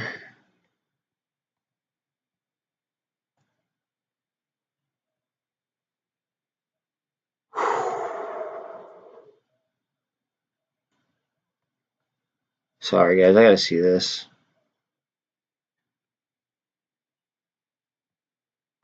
$13's over the 48 or the 200, excuse me, on Netflix. 24 and 48 are right behind it.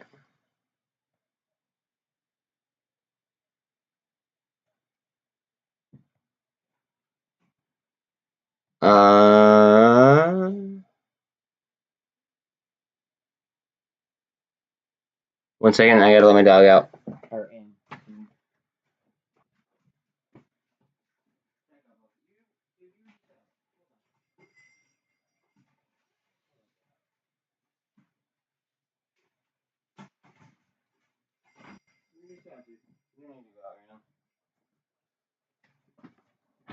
Alright.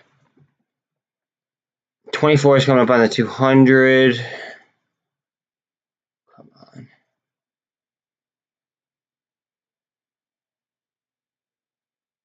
Indecision, but showing strength staying up there. Rather than like being like opposite, like wicks.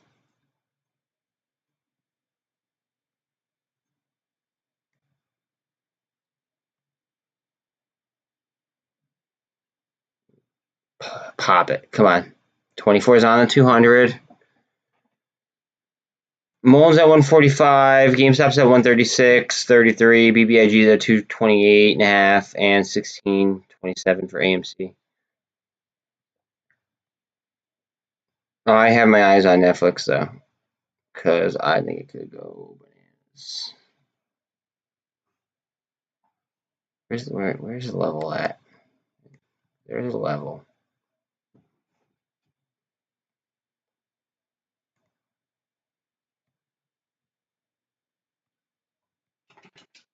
Where the hell is that? Oh, it's at 230 something. So this would need to gamma.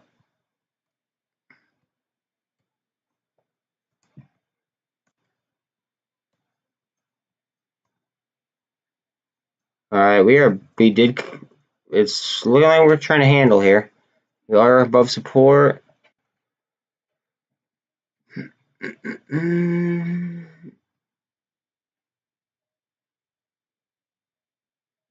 Hold it. Hold it, hold it, hold it.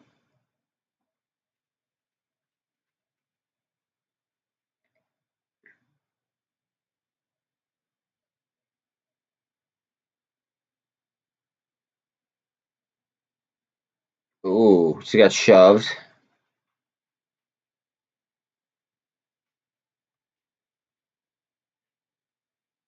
Nice shovel down there. MULN's at 145 still.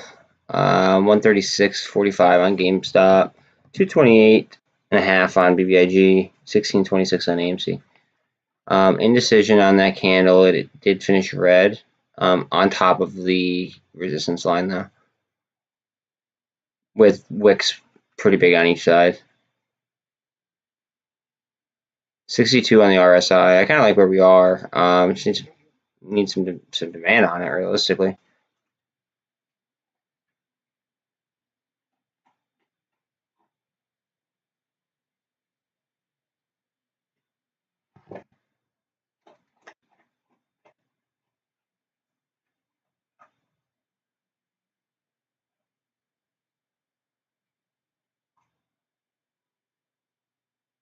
$246. Almost in power hour. Not quite there yet, but we're getting there. Parabolic SAR is still on right now.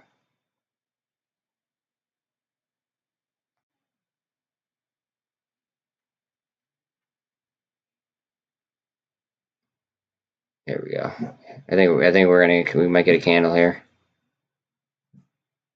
Might get a candle. It's looking strong. Dogs, calm down, please. Thank you. Shh. Bella. Can we do it here with this handle?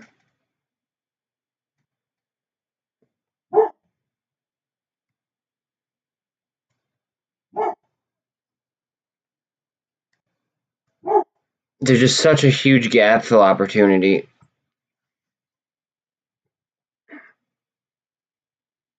And the calls were so cheap that, like, I mean, realistically, if people want to make their money back, if banks want to make their money back, if they want to make money in general, I mean, realistically, a great way to do it would be buy cheap calls and then push it back. Then that way they play both ways. They make money on the downturn and they make money on the upside. And then they let us try to, find our way out. And then people are going to be too greedy and fuck up. Or, pardon my French, screw up.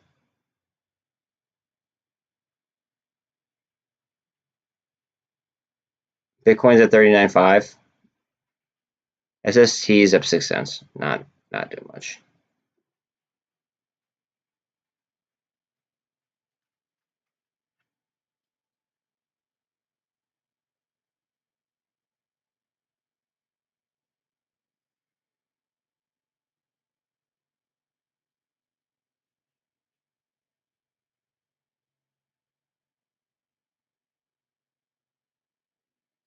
Going for the third green here in a row.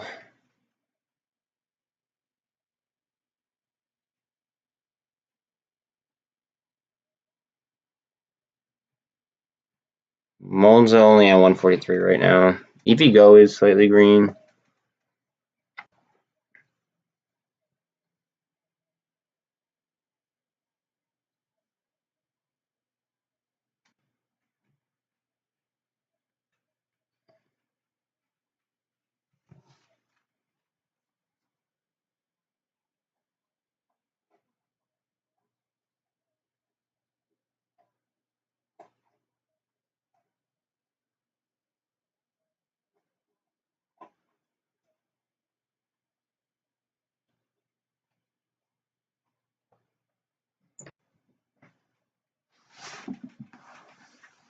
Ah, 10 minutes of power hour.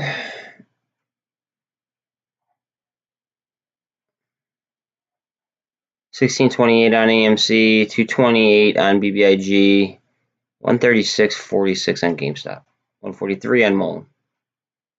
CEI is down at 83 cents.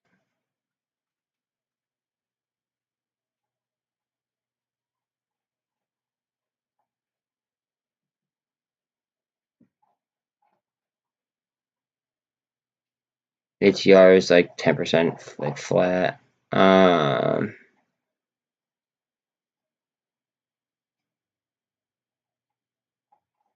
DWAC is at just under 8% up. 21.5% up on the VIX. If you play the volatility index, you did pretty well today.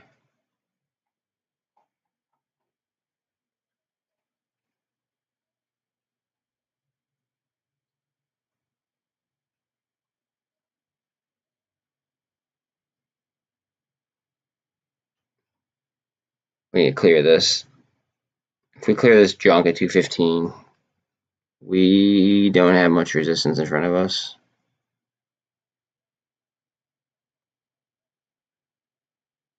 When you get that 48 over the 200 already, I think that's what's holding us up. And the MACD, that MACD needs to turn around.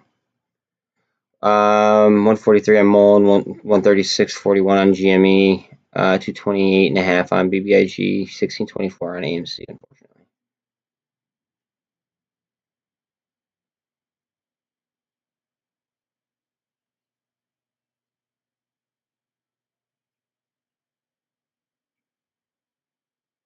Just under 39.5 on Bitcoin.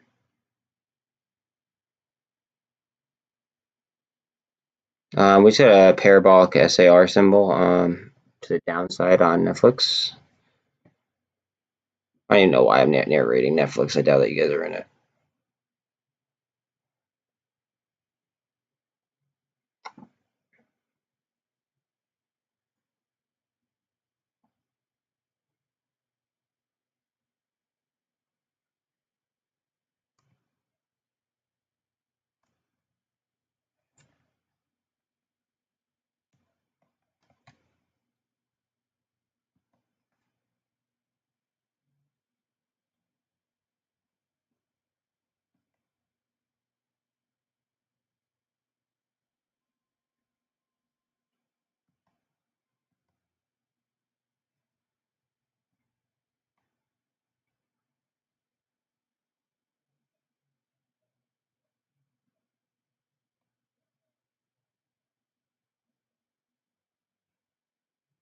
Come on. All right, the 48's coming up to 200 on I don't know what's called on Netflix. So it's about to be a gold cross.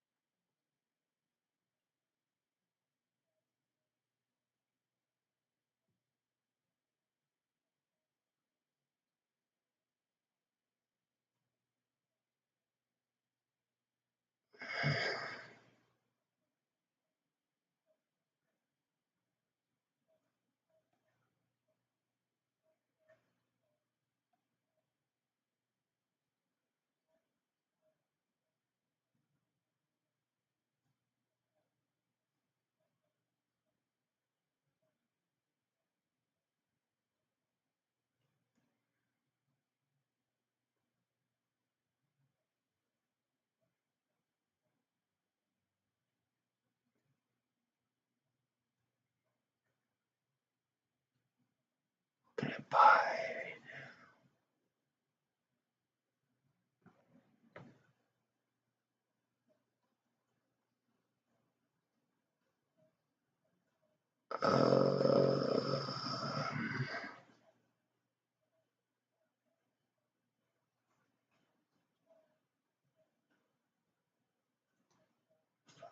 Okay, we're doing this. I shouldn't be doing this.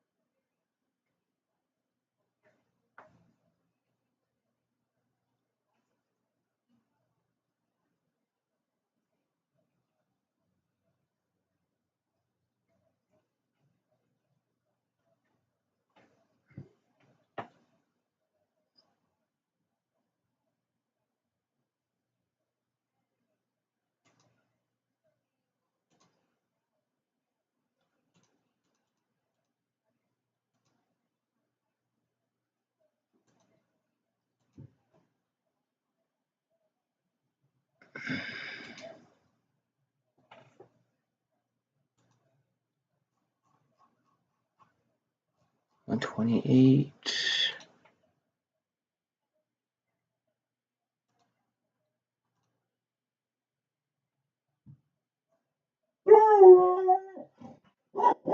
Sorry.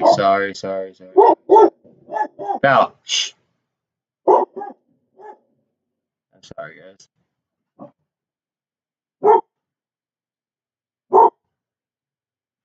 Val, chill, babe.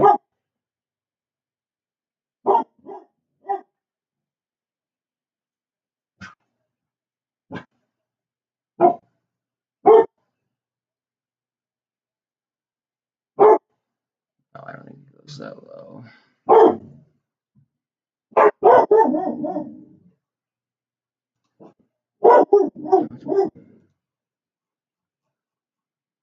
$28. Val, stop.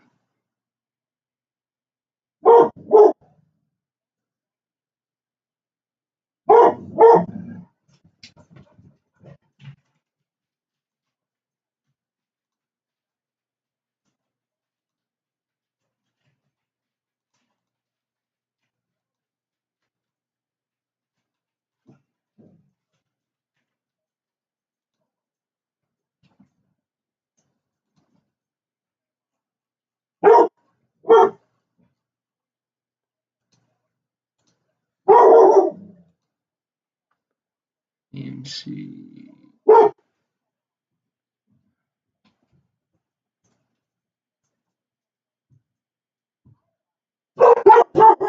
Dogs. So, I'm sorry, guys. I'm sorry. Jeez. Dogs. My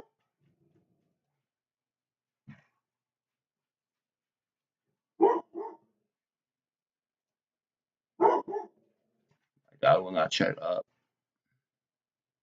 I kind of feel bad for you guys. Sorry. What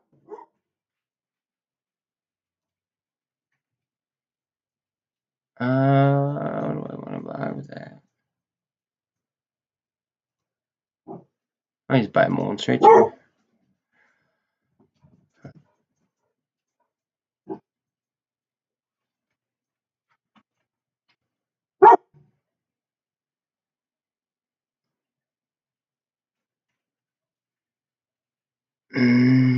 Actually, wait. No, I can buy an option on the YOLO.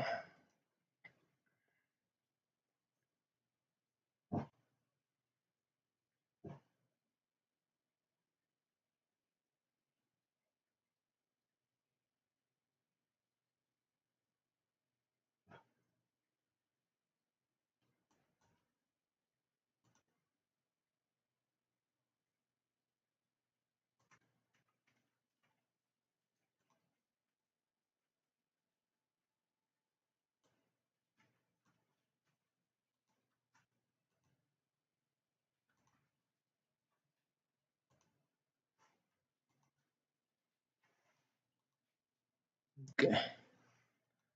Now I'm done.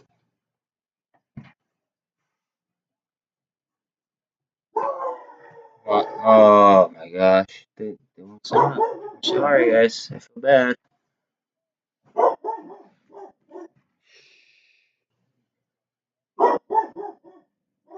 1 second. I just want to keep on. Hey, come here. It's me with the lawnmower. It's okay. It's a lawnmower, babe. It's that time of year again. I think my dog forgot what a lawnmower sounds like. Oh, MULN's getting a candle. MULN's got a nice candle. That right there is like a bull channel. See that? Just bang. And then we might take a step up here.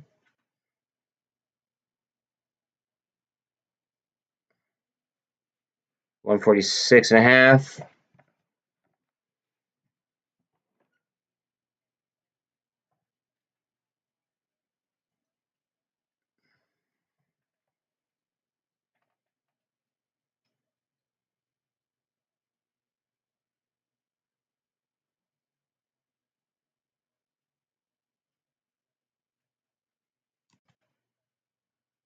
Sorry, I'm moving off this. I just want to see what the hell this is doing.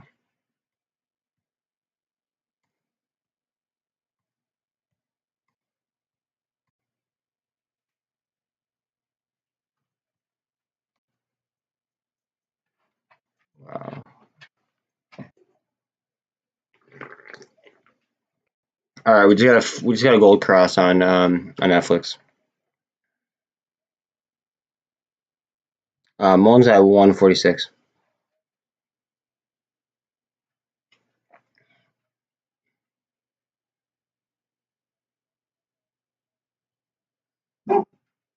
Oh, stop it. Come on, give me something after the gold cross. Come on.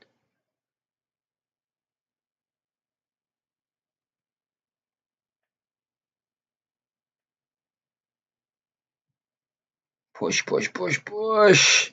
I'm like a midwife coaching somebody.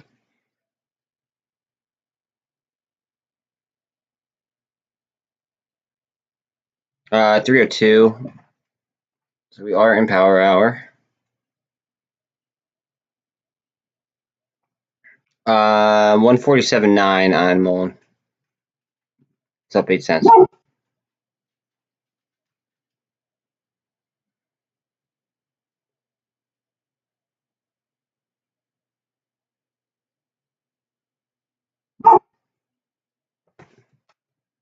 Stop.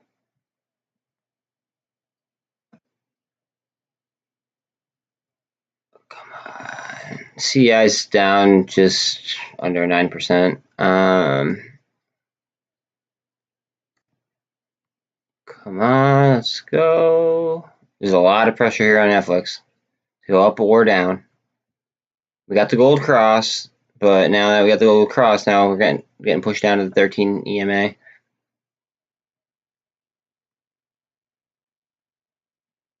Um, 1624 on AMC. We're getting a little bit of shove down to 24.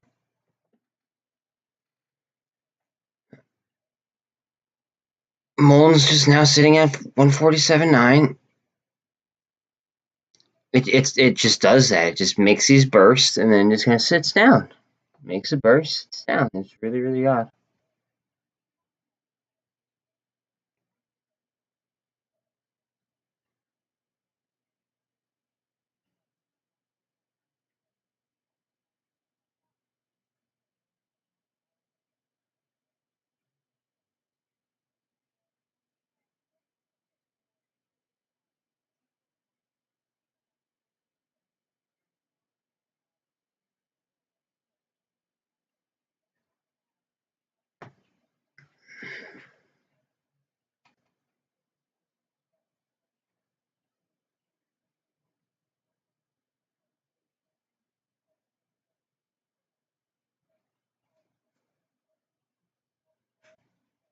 Okay, so we got an SAR symbol at the top there pushing us down.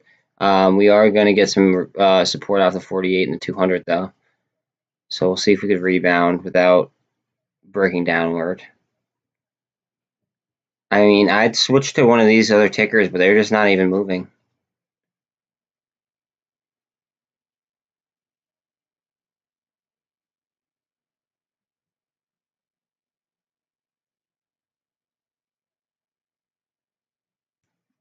Still down on SPY compared to where we were. It's lower on Bitcoin, lower than 39.5. We got some support off the in between the 200 and the 48.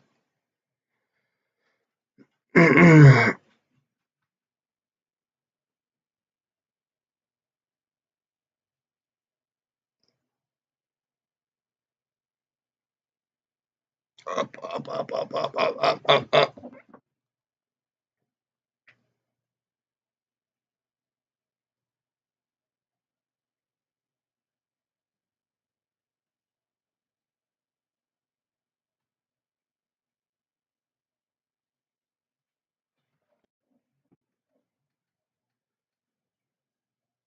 147.9, still sitting there on MULN.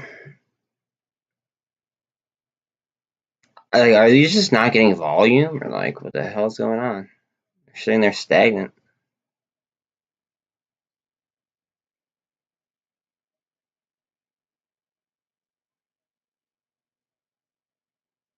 SPY's moving. The things are moving on my chart. Just the MOASS stocks aren't getting any volume. They need some demand.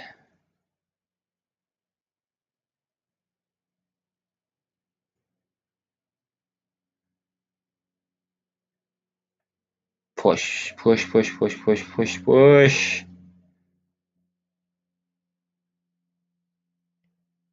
getting close to the top of their resistance here. That MACD is about to spin up again.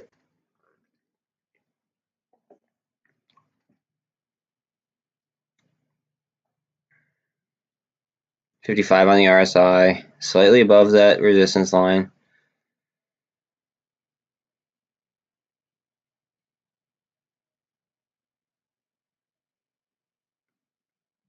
We're pushing. Over 39.5 on Bitcoin.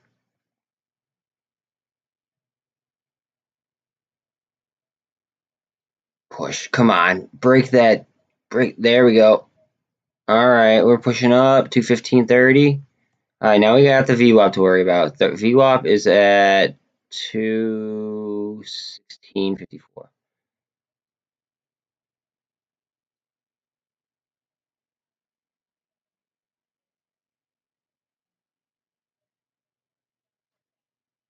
152.5 on MULN.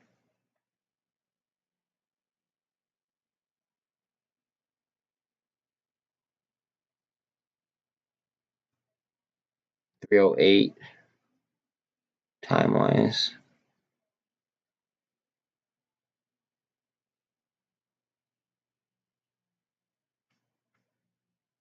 BlackRock is so cheap right now, in my opinion. Ugh.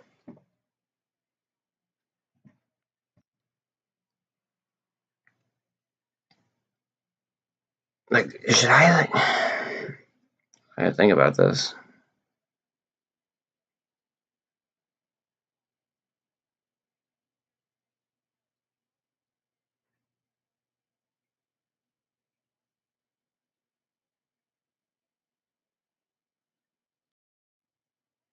No, I'm not gonna do that. That'd be silly.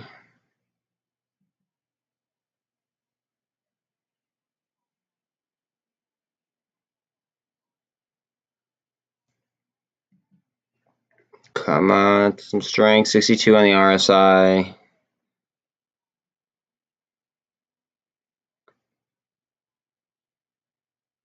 It only loses strength when Bitcoin drops, which is kind of funny.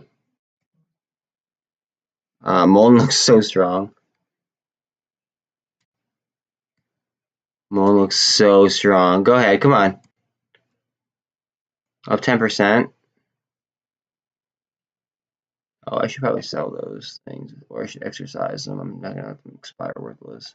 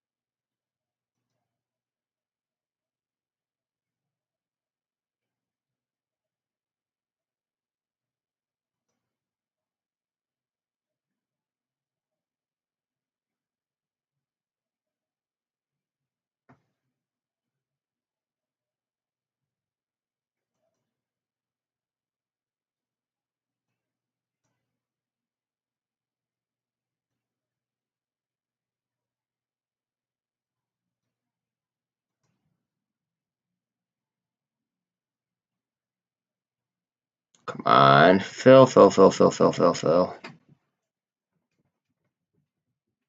Makes no sense why it's not filling. Come on. Slap it.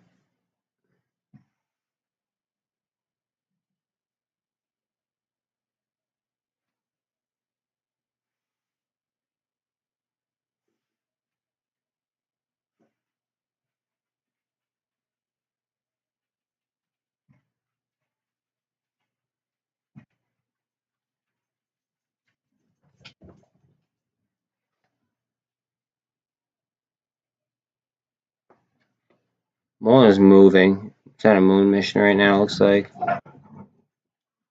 Netflix is also moving. It's 215.23. 154, 155-ish on MULN. It's just bouncing. A lot of volume coming in now.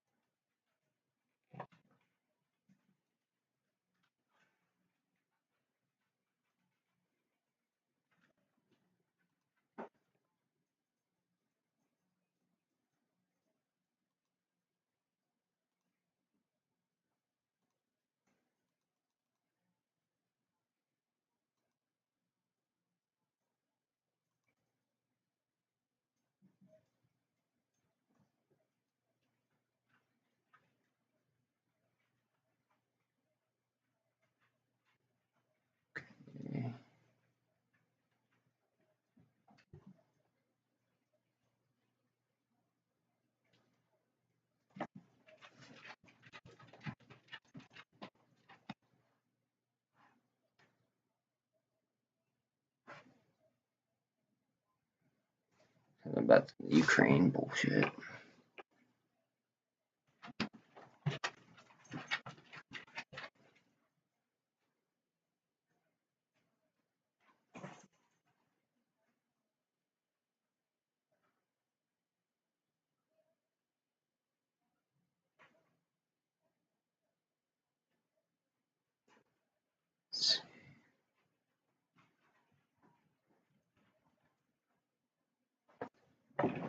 Come on, we need another push.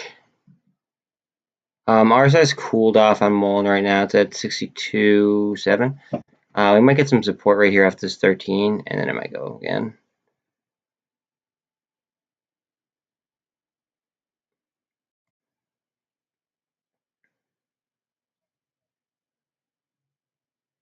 A lot of $2 calls for this week.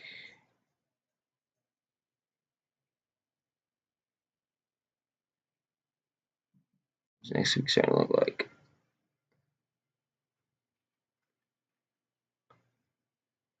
Okay, next week's calls are looking pretty good. I just bought some 2s.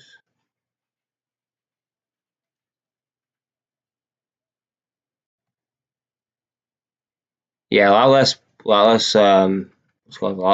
like negative gamma next week. On MULN at least.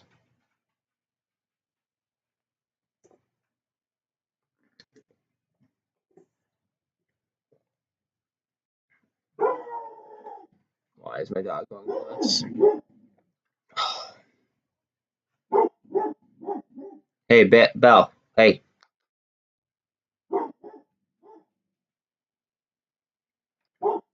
Belle, calm down.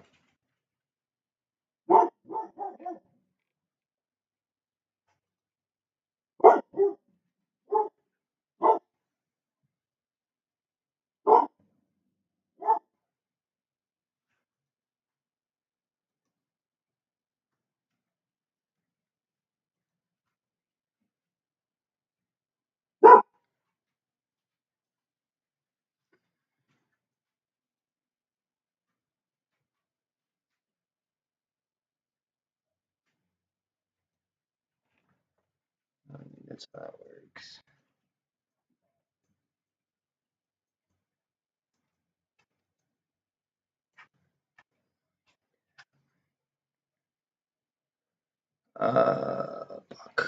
What is Netflix at? I gotta keep my eye on that. See how these are just moving like percentage wise? Like that's almost too perfect. Like they're like, that's not right. Something's up with that.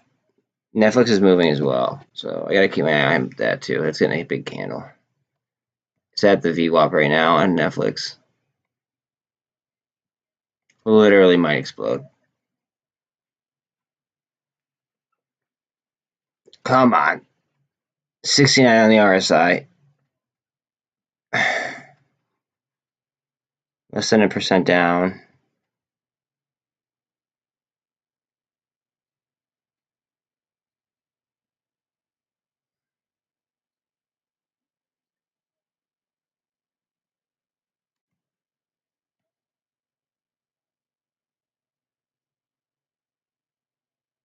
Getting some good candle action here though.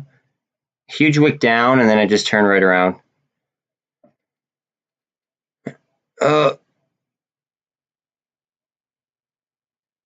Need to keep that vibe up.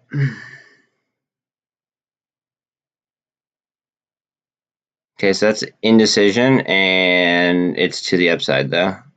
There we go. There we go. 216.79 on Netflix. Let's go. Keep pushing. About to make the red green move here in about $1. 2% down on AMC, about 2.15 down on BBIG, 2.5 down on GME. MULN's up 8.6%.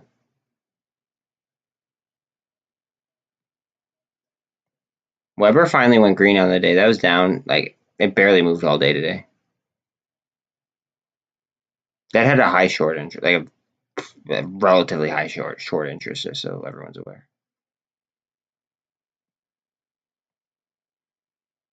Indecision here on this VWAP. Green indecision, but it's getting hung up at the VWAP. That's it.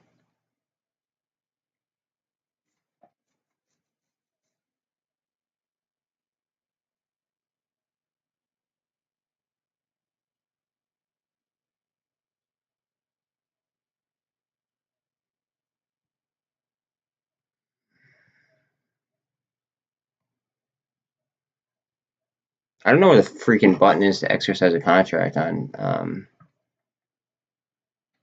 the screen. Grouping, analyze, quote. That doesn't make sense. Notebook. Just. What if I don't wanna? What if I want to exercise it though? Special handling? No. Automation?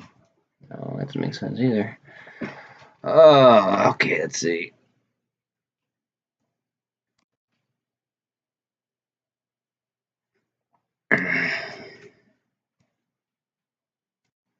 Webull's doing this weird thing where it's not moving price action unless I click on it. I don't like that at all. That's dangerous.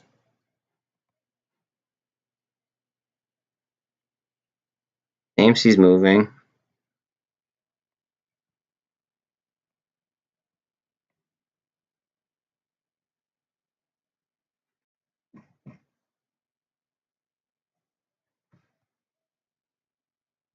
$138 on GameStop as well. It's moving up. See, they're just like really tight percentage-wise, and look what they're down. It's like we all know that they're trading for like within the same basket, but like that's just like obvious. That's almost too obvious. Being like, look at that, 2.37 down, 2.35 down.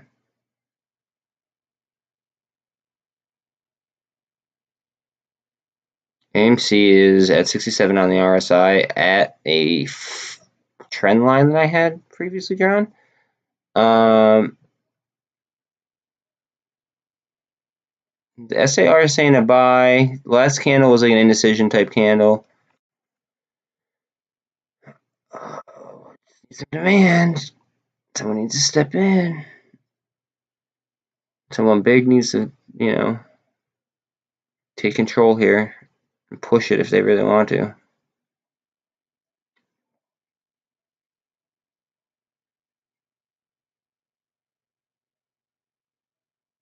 On GME for a second. Nice little moving GameStop. Nice volume candle at least. It is at a level. It's at the 200 actually, and the 200. Oh, it's going for a 13-200 cross, and that's slightly under a line of heavy resistance that I already have drawn. The VWAP is chilling just above that line, so we could be facing some resistance on it. But overall, it's a positive move up.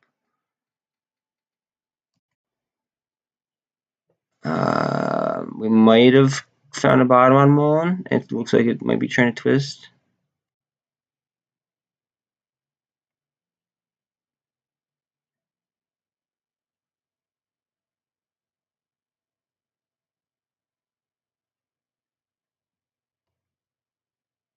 Come on.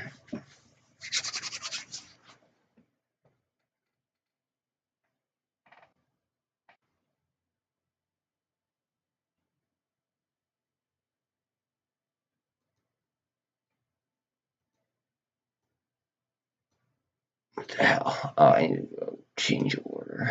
Bubble.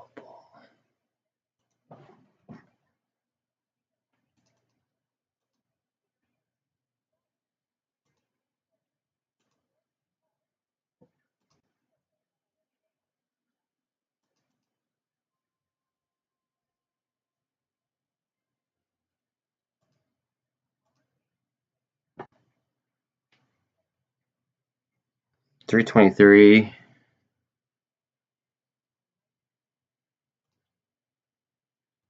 Screw it. I'll just do it just for you so it gets filled. What the hell? I won't even fill it there?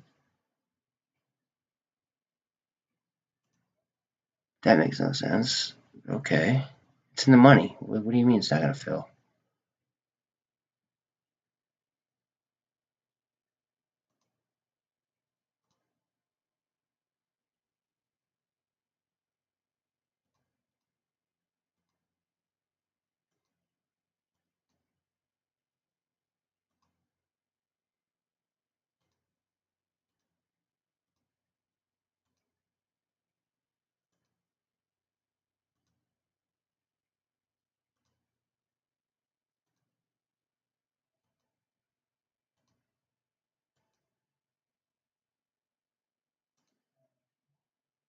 Nice little shove down. Okay, can I sell this yet? No.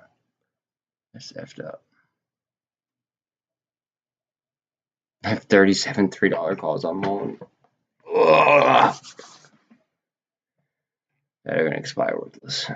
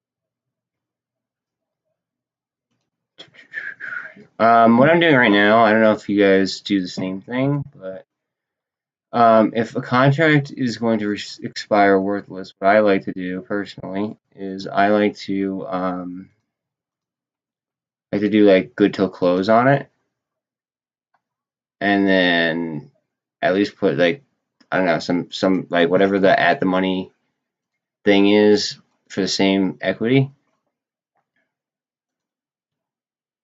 I like to go ahead and I like to price it there. That way, if it crosses in after hours, I'm still selling. I'm not wasting.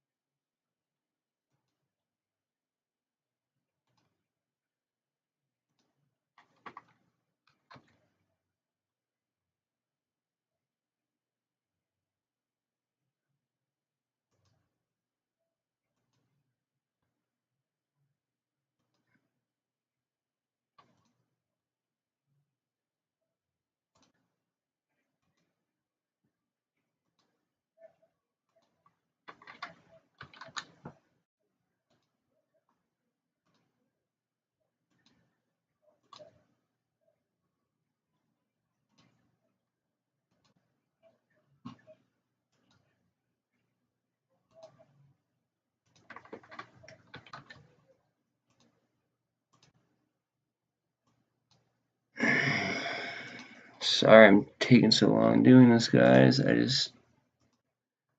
don't know why I do this to myself. I set myself up with like all these like offset strikes, so then I have to like go do each one of them individually.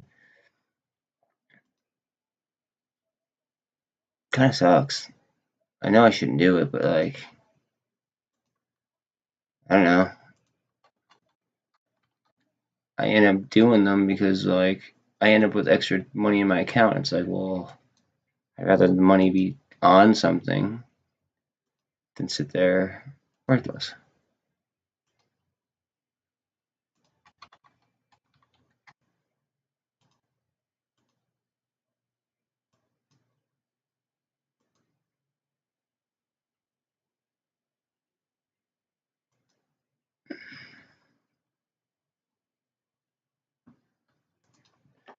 I'm sure ATR is in the money right now. ATR. About $20. Okay. So if these go in the money, they will be $20. Go to cancel.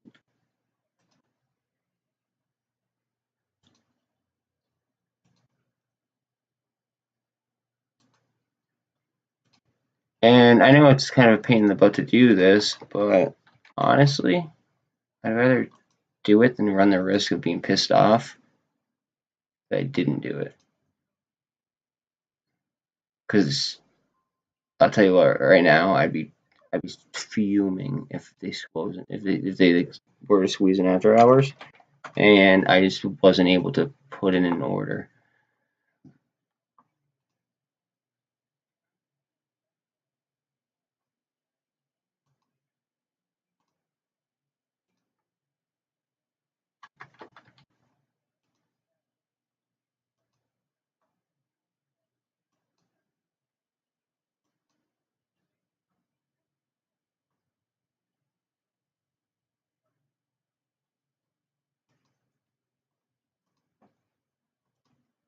Good, so cancel 0.3.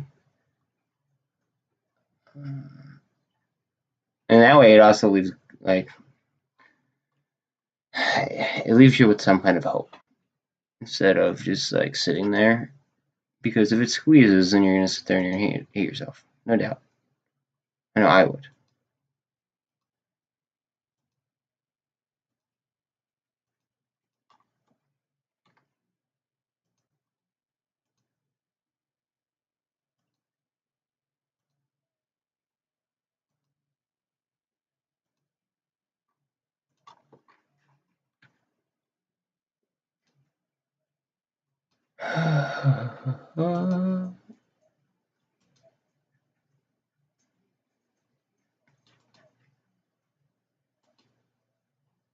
Point 3. I think a lot of people are doing this. By the way, I think there's a lot of people are doing the same exact thing that I'm doing because of the way that MULN is just barcoding now.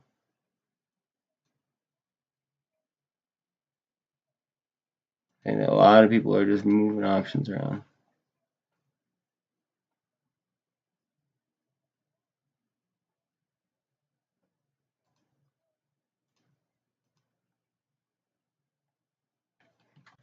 GME. How much are GMEs in the money today? 65 bucks. Oh, they're going for 100. Wow. What is disparage? Should put 100 bucks for each one.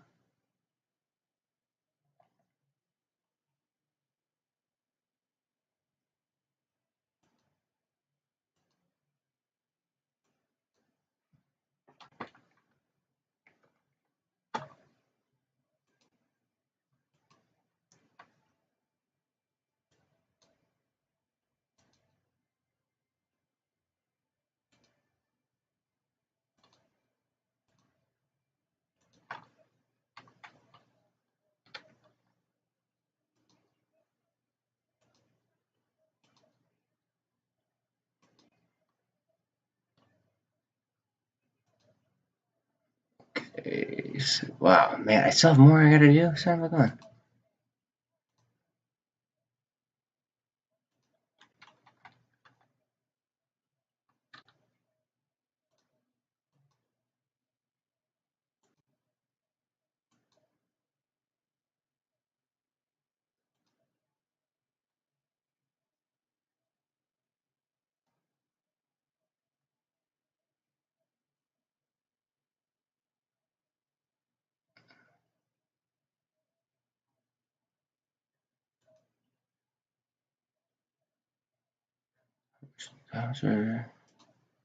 Wait, what?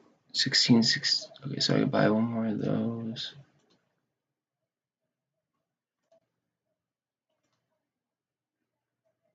How much is GameStop down right now? What's that?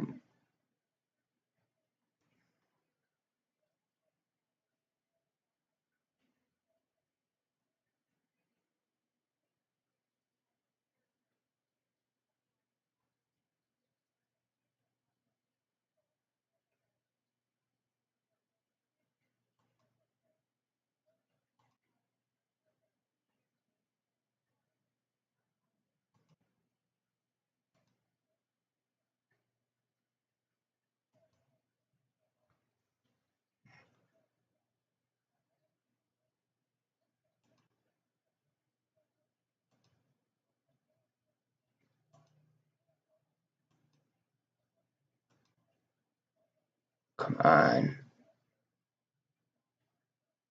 Wow. Okay, I'm like literally trying to overpay for GameStop options right now, and it's not letting me. Which I find very, very weird.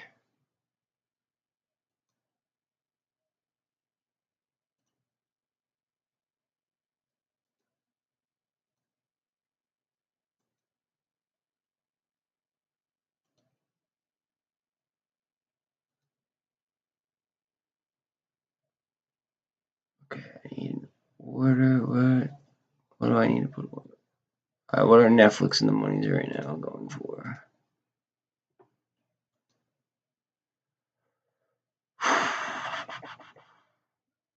Going for like $900. Holy shiza! All right,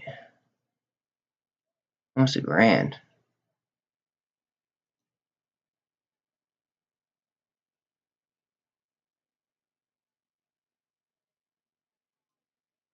And that's what I'm talking about like if they were to go into the money, like you might be missing out on some good money if like it doesn't expire.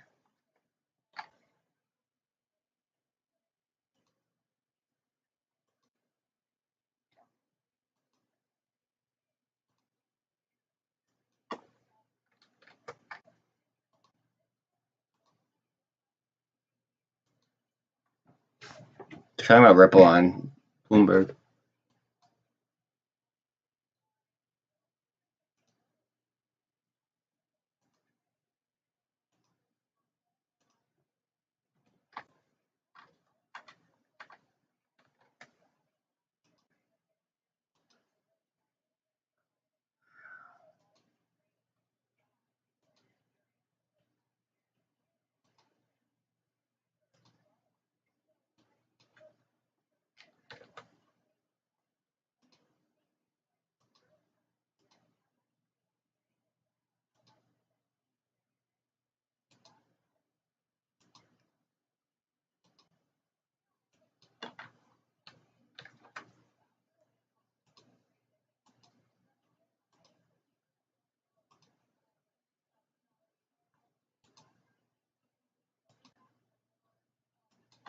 Dude, literally talking about cryptocurrency addiction on Bloomberg.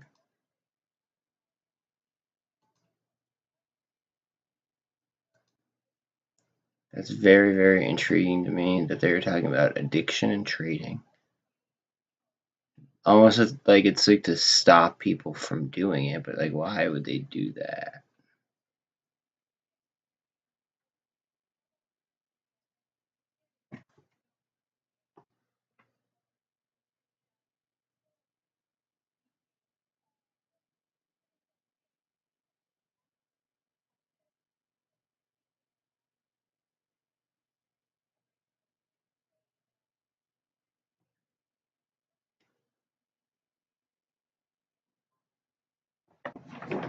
All right, where are we at? Netflix is trying to make the red-green move again, down $1.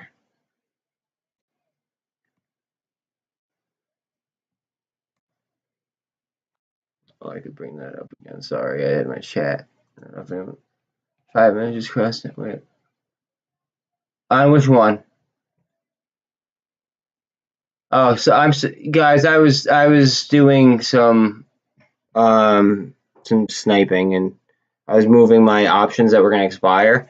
I set them to I set them what's called. I set them to good till canceled, so they don't expire worthless.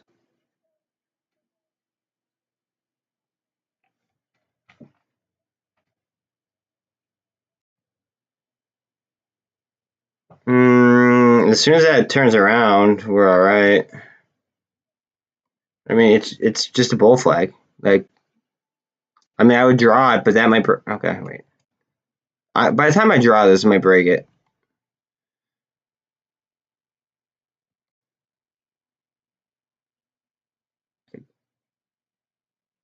See, I think it's gonna break. Like that's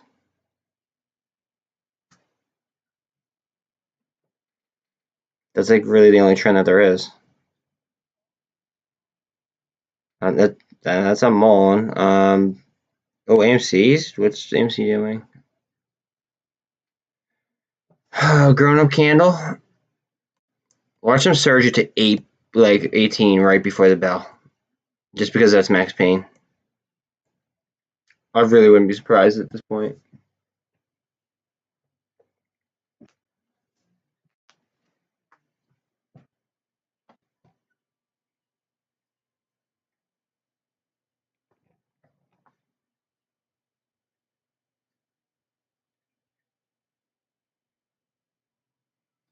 Irish lady. Oh, I'm so happy I wasn't in here when you said that. That's funny. I've been getting bots in here all day talking about the fake offering. Like, what are you guys afraid of? That you're literally like doing what you're doing. Like, I just don't get it. So it says I have $1 left. What should I throw $1 on? I buy an AMC call for next week for $1? No. I don't care if it's at a ridiculous price.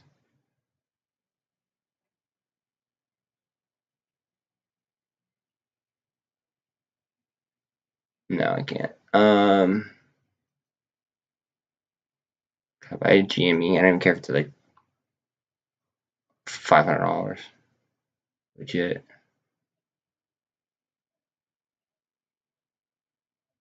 No. Can I have an ATER?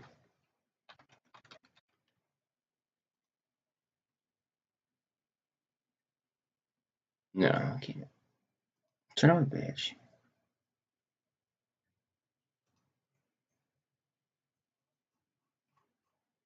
$1.11. What do I want to spend $1.11 on?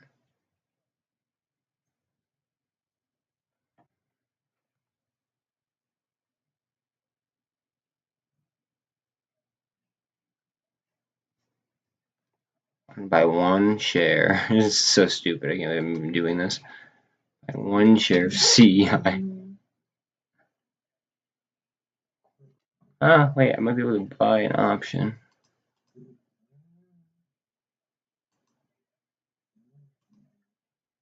Could buy an option, $1 option for next week.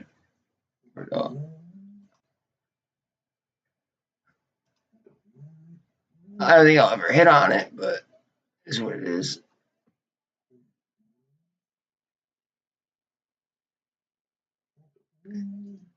Alright. Bear with me real quick.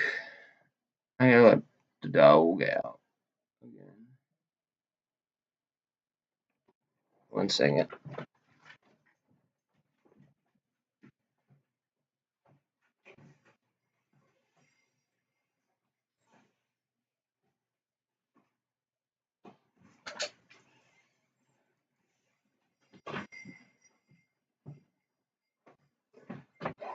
Oh.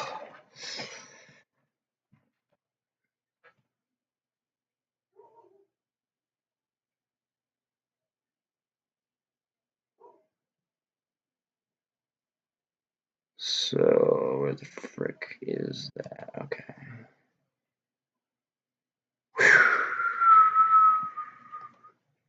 That push down.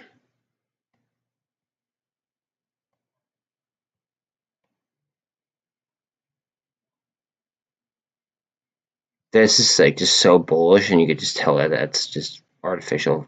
They might hit the 48 to try to snag options.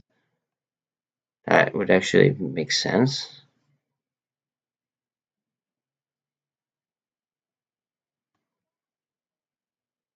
MULN moving.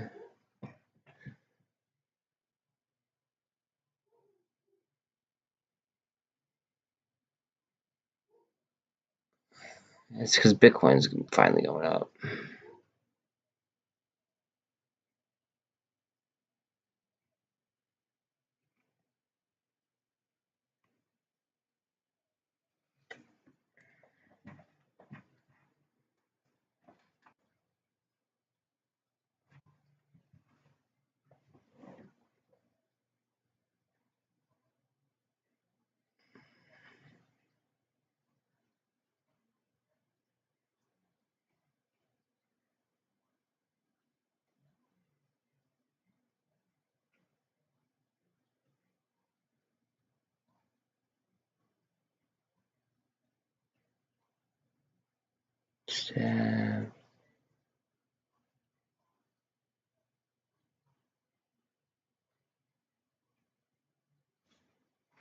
What do I want to do here? I feel like I want to do something.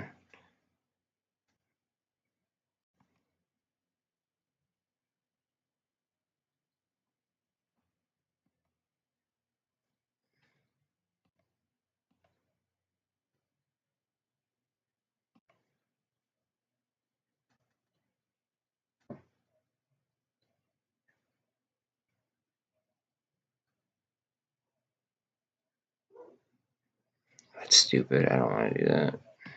I already have enough of those. I guess I'm chilling. I don't know. For such a crappy day, I'm only down like by like a little tiny bit.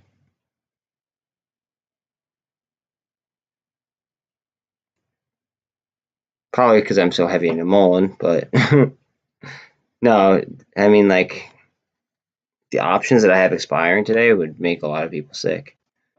Now I'm at the point where I kind of laugh.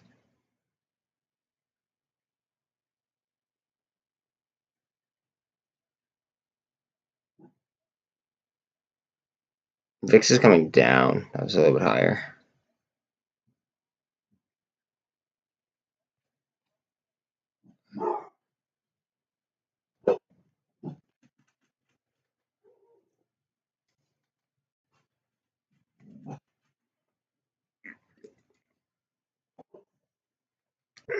This is a light volume compared to the last 2 days. I think that we might get some action in after hours, or we're gonna look at a very violent week next week.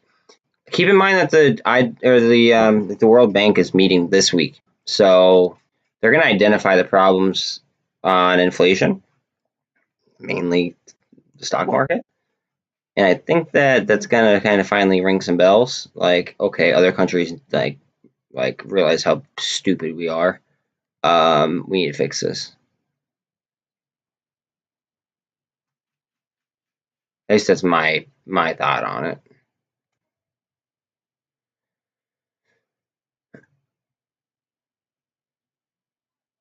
But they were like literally just talking about XRP on Bloomberg, and then they also what's it called? They also talked about crypto trading addiction. I find that very ironic. Almost like it's like they're trying to guide people away from it. But it's like, since when do you care? First off, and then why would they just randomly bring up XRP?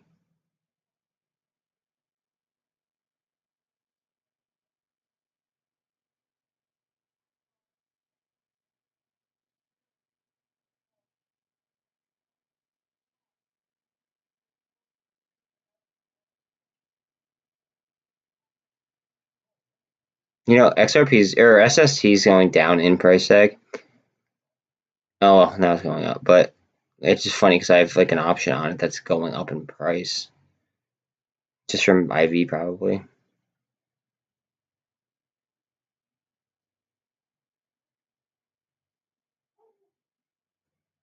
$216 even. Are we gonna make a move here?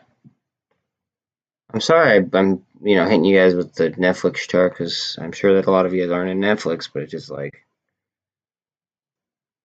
it could make me a lot of money.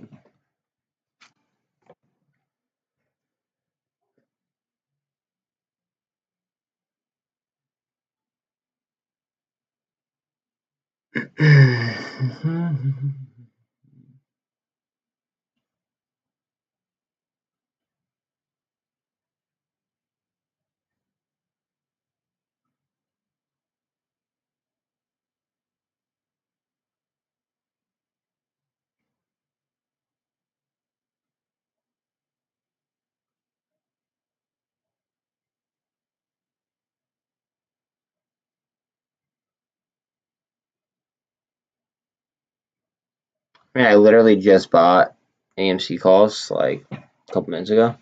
I bought 18s for next week. And they're already like 20% up.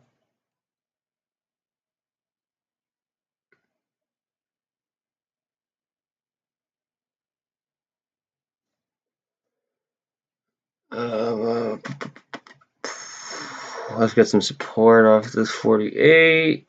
MULN is at still in there, unless my chart isn't updating. It's just consolidating. Isn't it consolidating close and then it's in a barcode probably, guys? I'm warning you. I'm actually surprised that it's not that they don't shove it up to what's it called? That they haven't shoved it up to 150 because 150 is the max pain. It really only makes sense to be up there for the market maker, of course, aka like Citadel.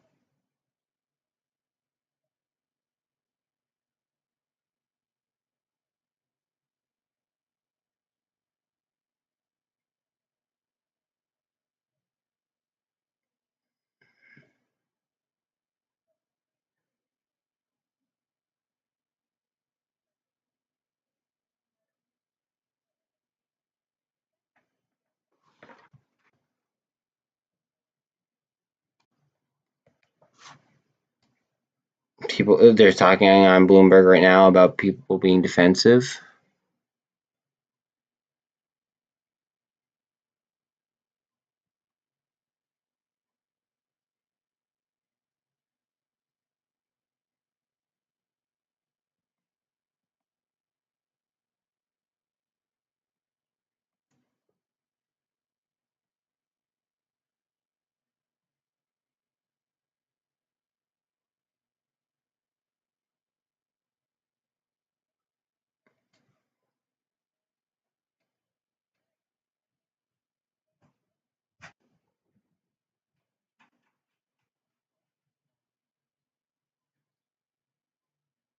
Okay, we're above 3,500 on Bitcoin. We might see a little rip now to close the day.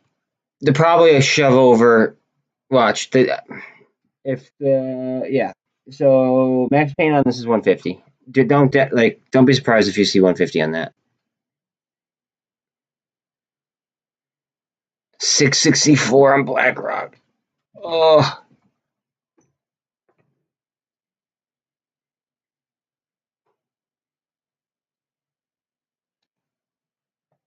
look at that. Almost on cue.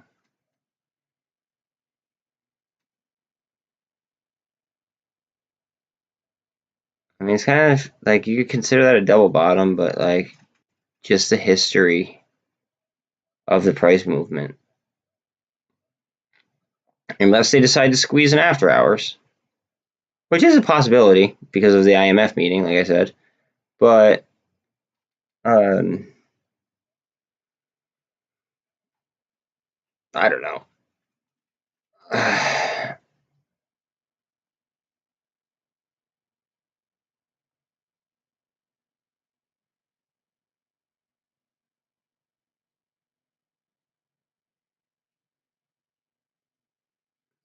Look at that. Right on cue. Right on cue. Right up to max pain. It's hilarious. They're so, like, that's so dirty. That's so dirty.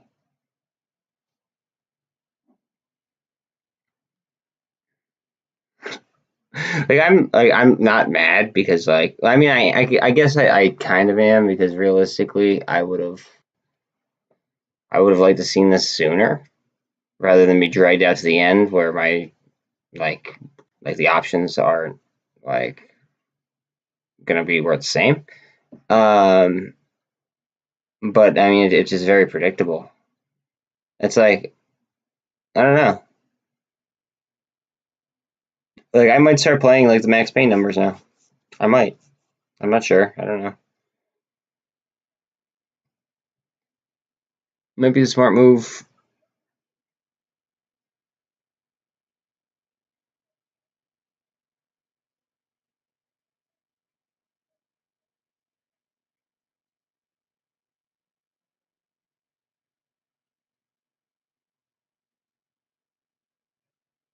DWAC is the only one up.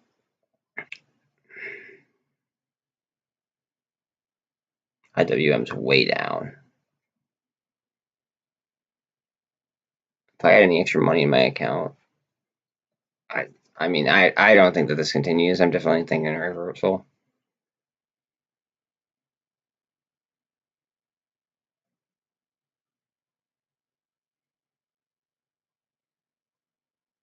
I gotta go to this, guys, real quick. Okay, that's a buy signal. It's on the 48. After hours is gonna be very interesting today. I just have a feeling. I had that feeling all week, but I usually don't have that feeling. I can't stream today though, because I do have to help my friend out with something.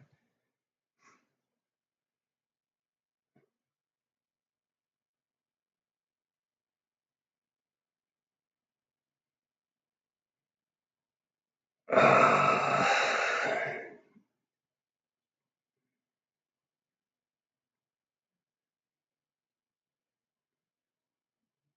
4 minutes if you're dealing with pattern day trading.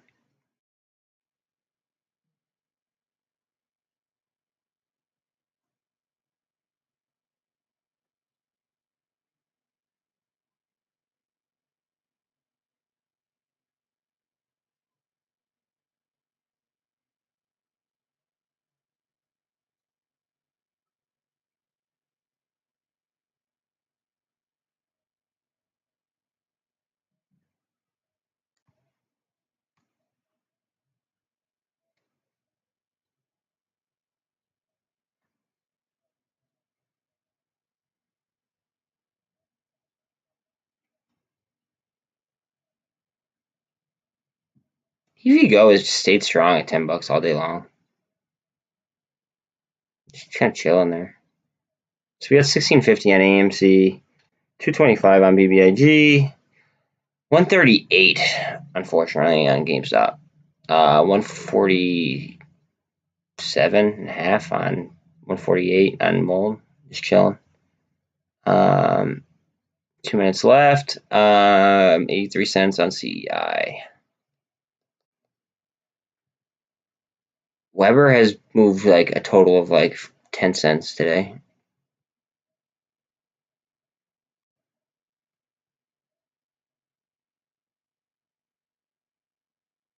The range on it is just almost hilarious.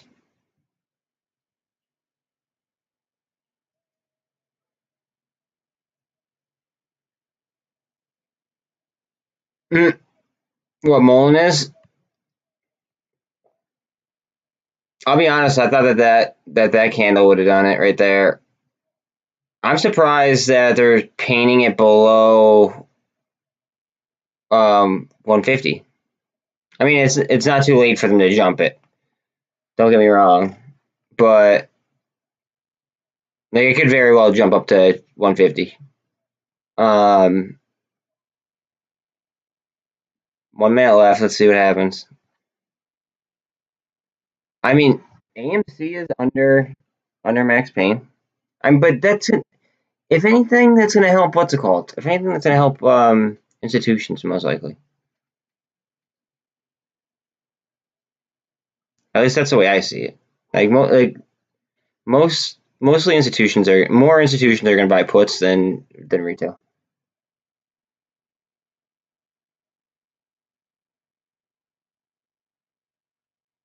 The worst day since March 7th. They just said on Bloomberg. Wow, that's wicked.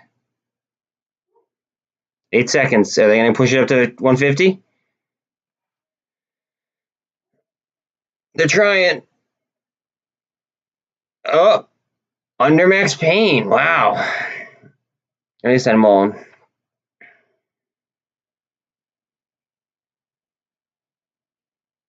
At least on MULN. Let's see. Anything crazy? Don't even do. Don't do it. I mean, I have my stuff set to order, so I guess it doesn't really matter.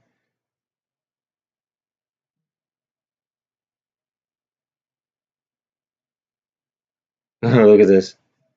This is gonna be funny. Watch if they squeeze in after hours, because a lot of retail isn't gonna think to what's it called. They're not gonna think to do like they're like good till close orders. Like I said. Remember, the options are gonna expire at 15 minutes after the bell closes. I forget if it's the New York Stock Exchange or the Nasdaq, but one of them is what's it called? One of them is 15 minutes, and then the other one is Saturday at noon.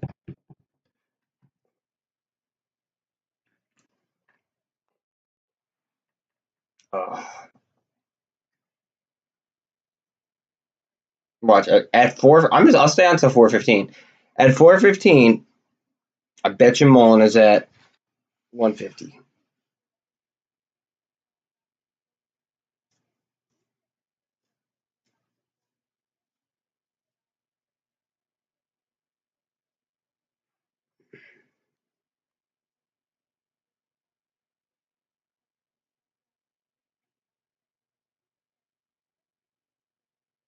So at the parabolic SAR or SAR, whatever the hell it is, it's getting buy signals, and it's coming up on the MACD. It's probably just gonna barcode in after hours if it doesn't take off, because they might squeeze stuff in after hours. That's if they're gonna squeeze, it's a possibility that they like legit waited for after hours in order to do it. But let's see. I don't go out and buy it because I'm saying it, but like I just can't believe how cheap BlackRock got. Really can't believe that.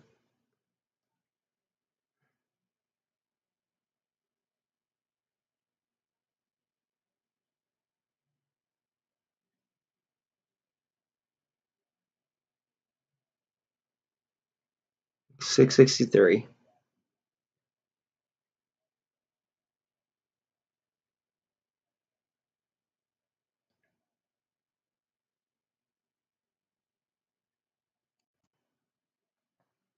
What is this? I'm telling you, watch out for this thing. It might just swing up. It might not be this week, like this next following week. Maybe it's like the week after. But I think it's gonna go for a nice little run. I don't think it's gonna keep getting pushed down. Okay, so this didn't make it to what's it called either. That didn't make it to max pain either. EV goes up one.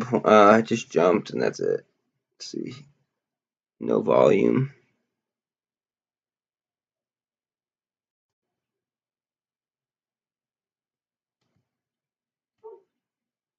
And the average volume on this is like 120. Yeah, 120. And we did half of that. Something wrong there. Something wrong with that picture.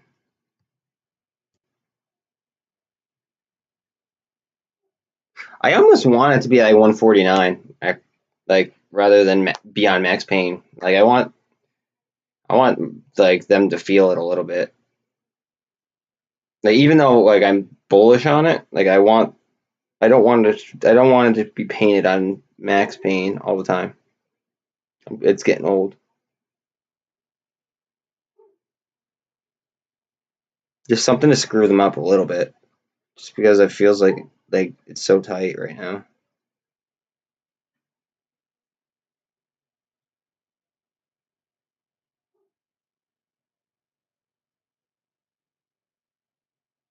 Oh, that hurts.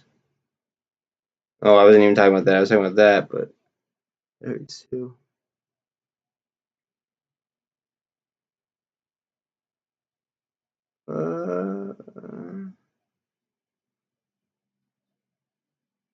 I really want Netflix to rip. Look at the volume today compared to yesterday. I mean, it's still higher than the 3-month, but yesterday was just insane compared to today.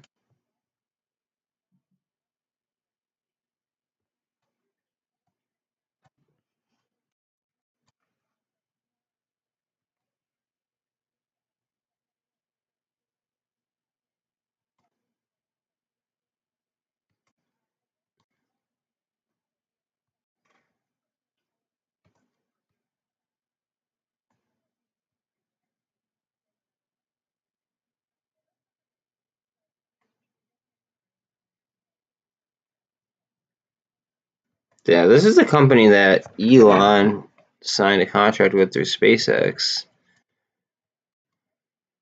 I'm wondering if this is going to make a move soon. It really hasn't gotten it's gotten negative volume, like negative attention since they signed a SpaceX contract. Like, I find that very, very odd. Niles up after hours. DWAC still going after hours. EV go still just let me the jump. MULN's flat. GameStop down after hours.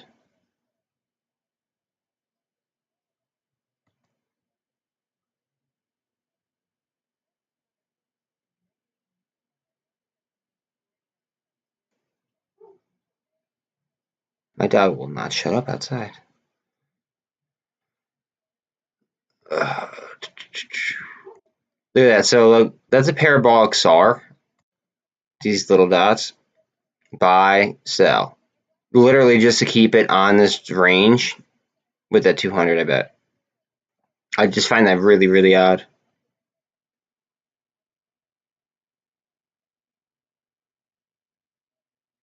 Now, usually that's a little bit lagging, but it's still funny. MULN's flat. Let's check out BBIG and see how that. Oh yeah, it did. Is there a barcode to close?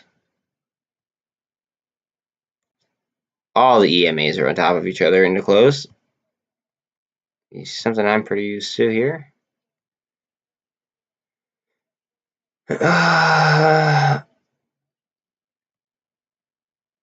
Just a giant flag. A little bit of a double top type deal right there. Parabolic SAR. Trying to get people to buy.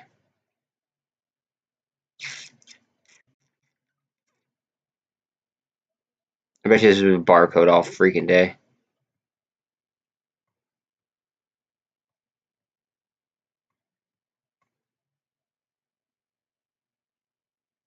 What the hell happened here?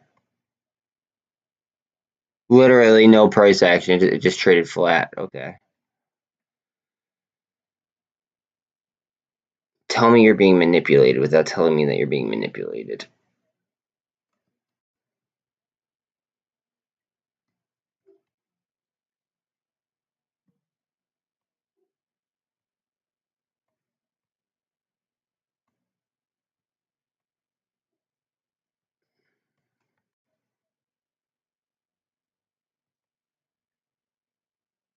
It's gonna hit the 200 and then do something, I bet.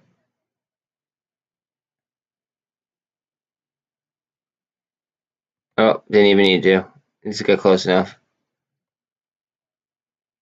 Let's go.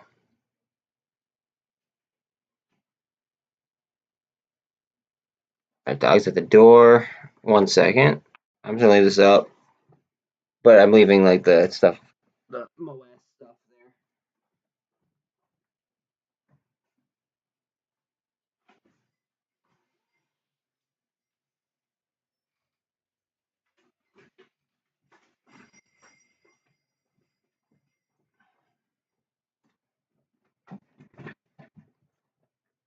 Let's see. 5 minutes. And it's down. I genuinely do not want them to get it at $1.50. Like I hope it rips right after. I'm actually gonna end the stream because I gotta take this. Hello, give me 1 second. I want to end my stream real quick.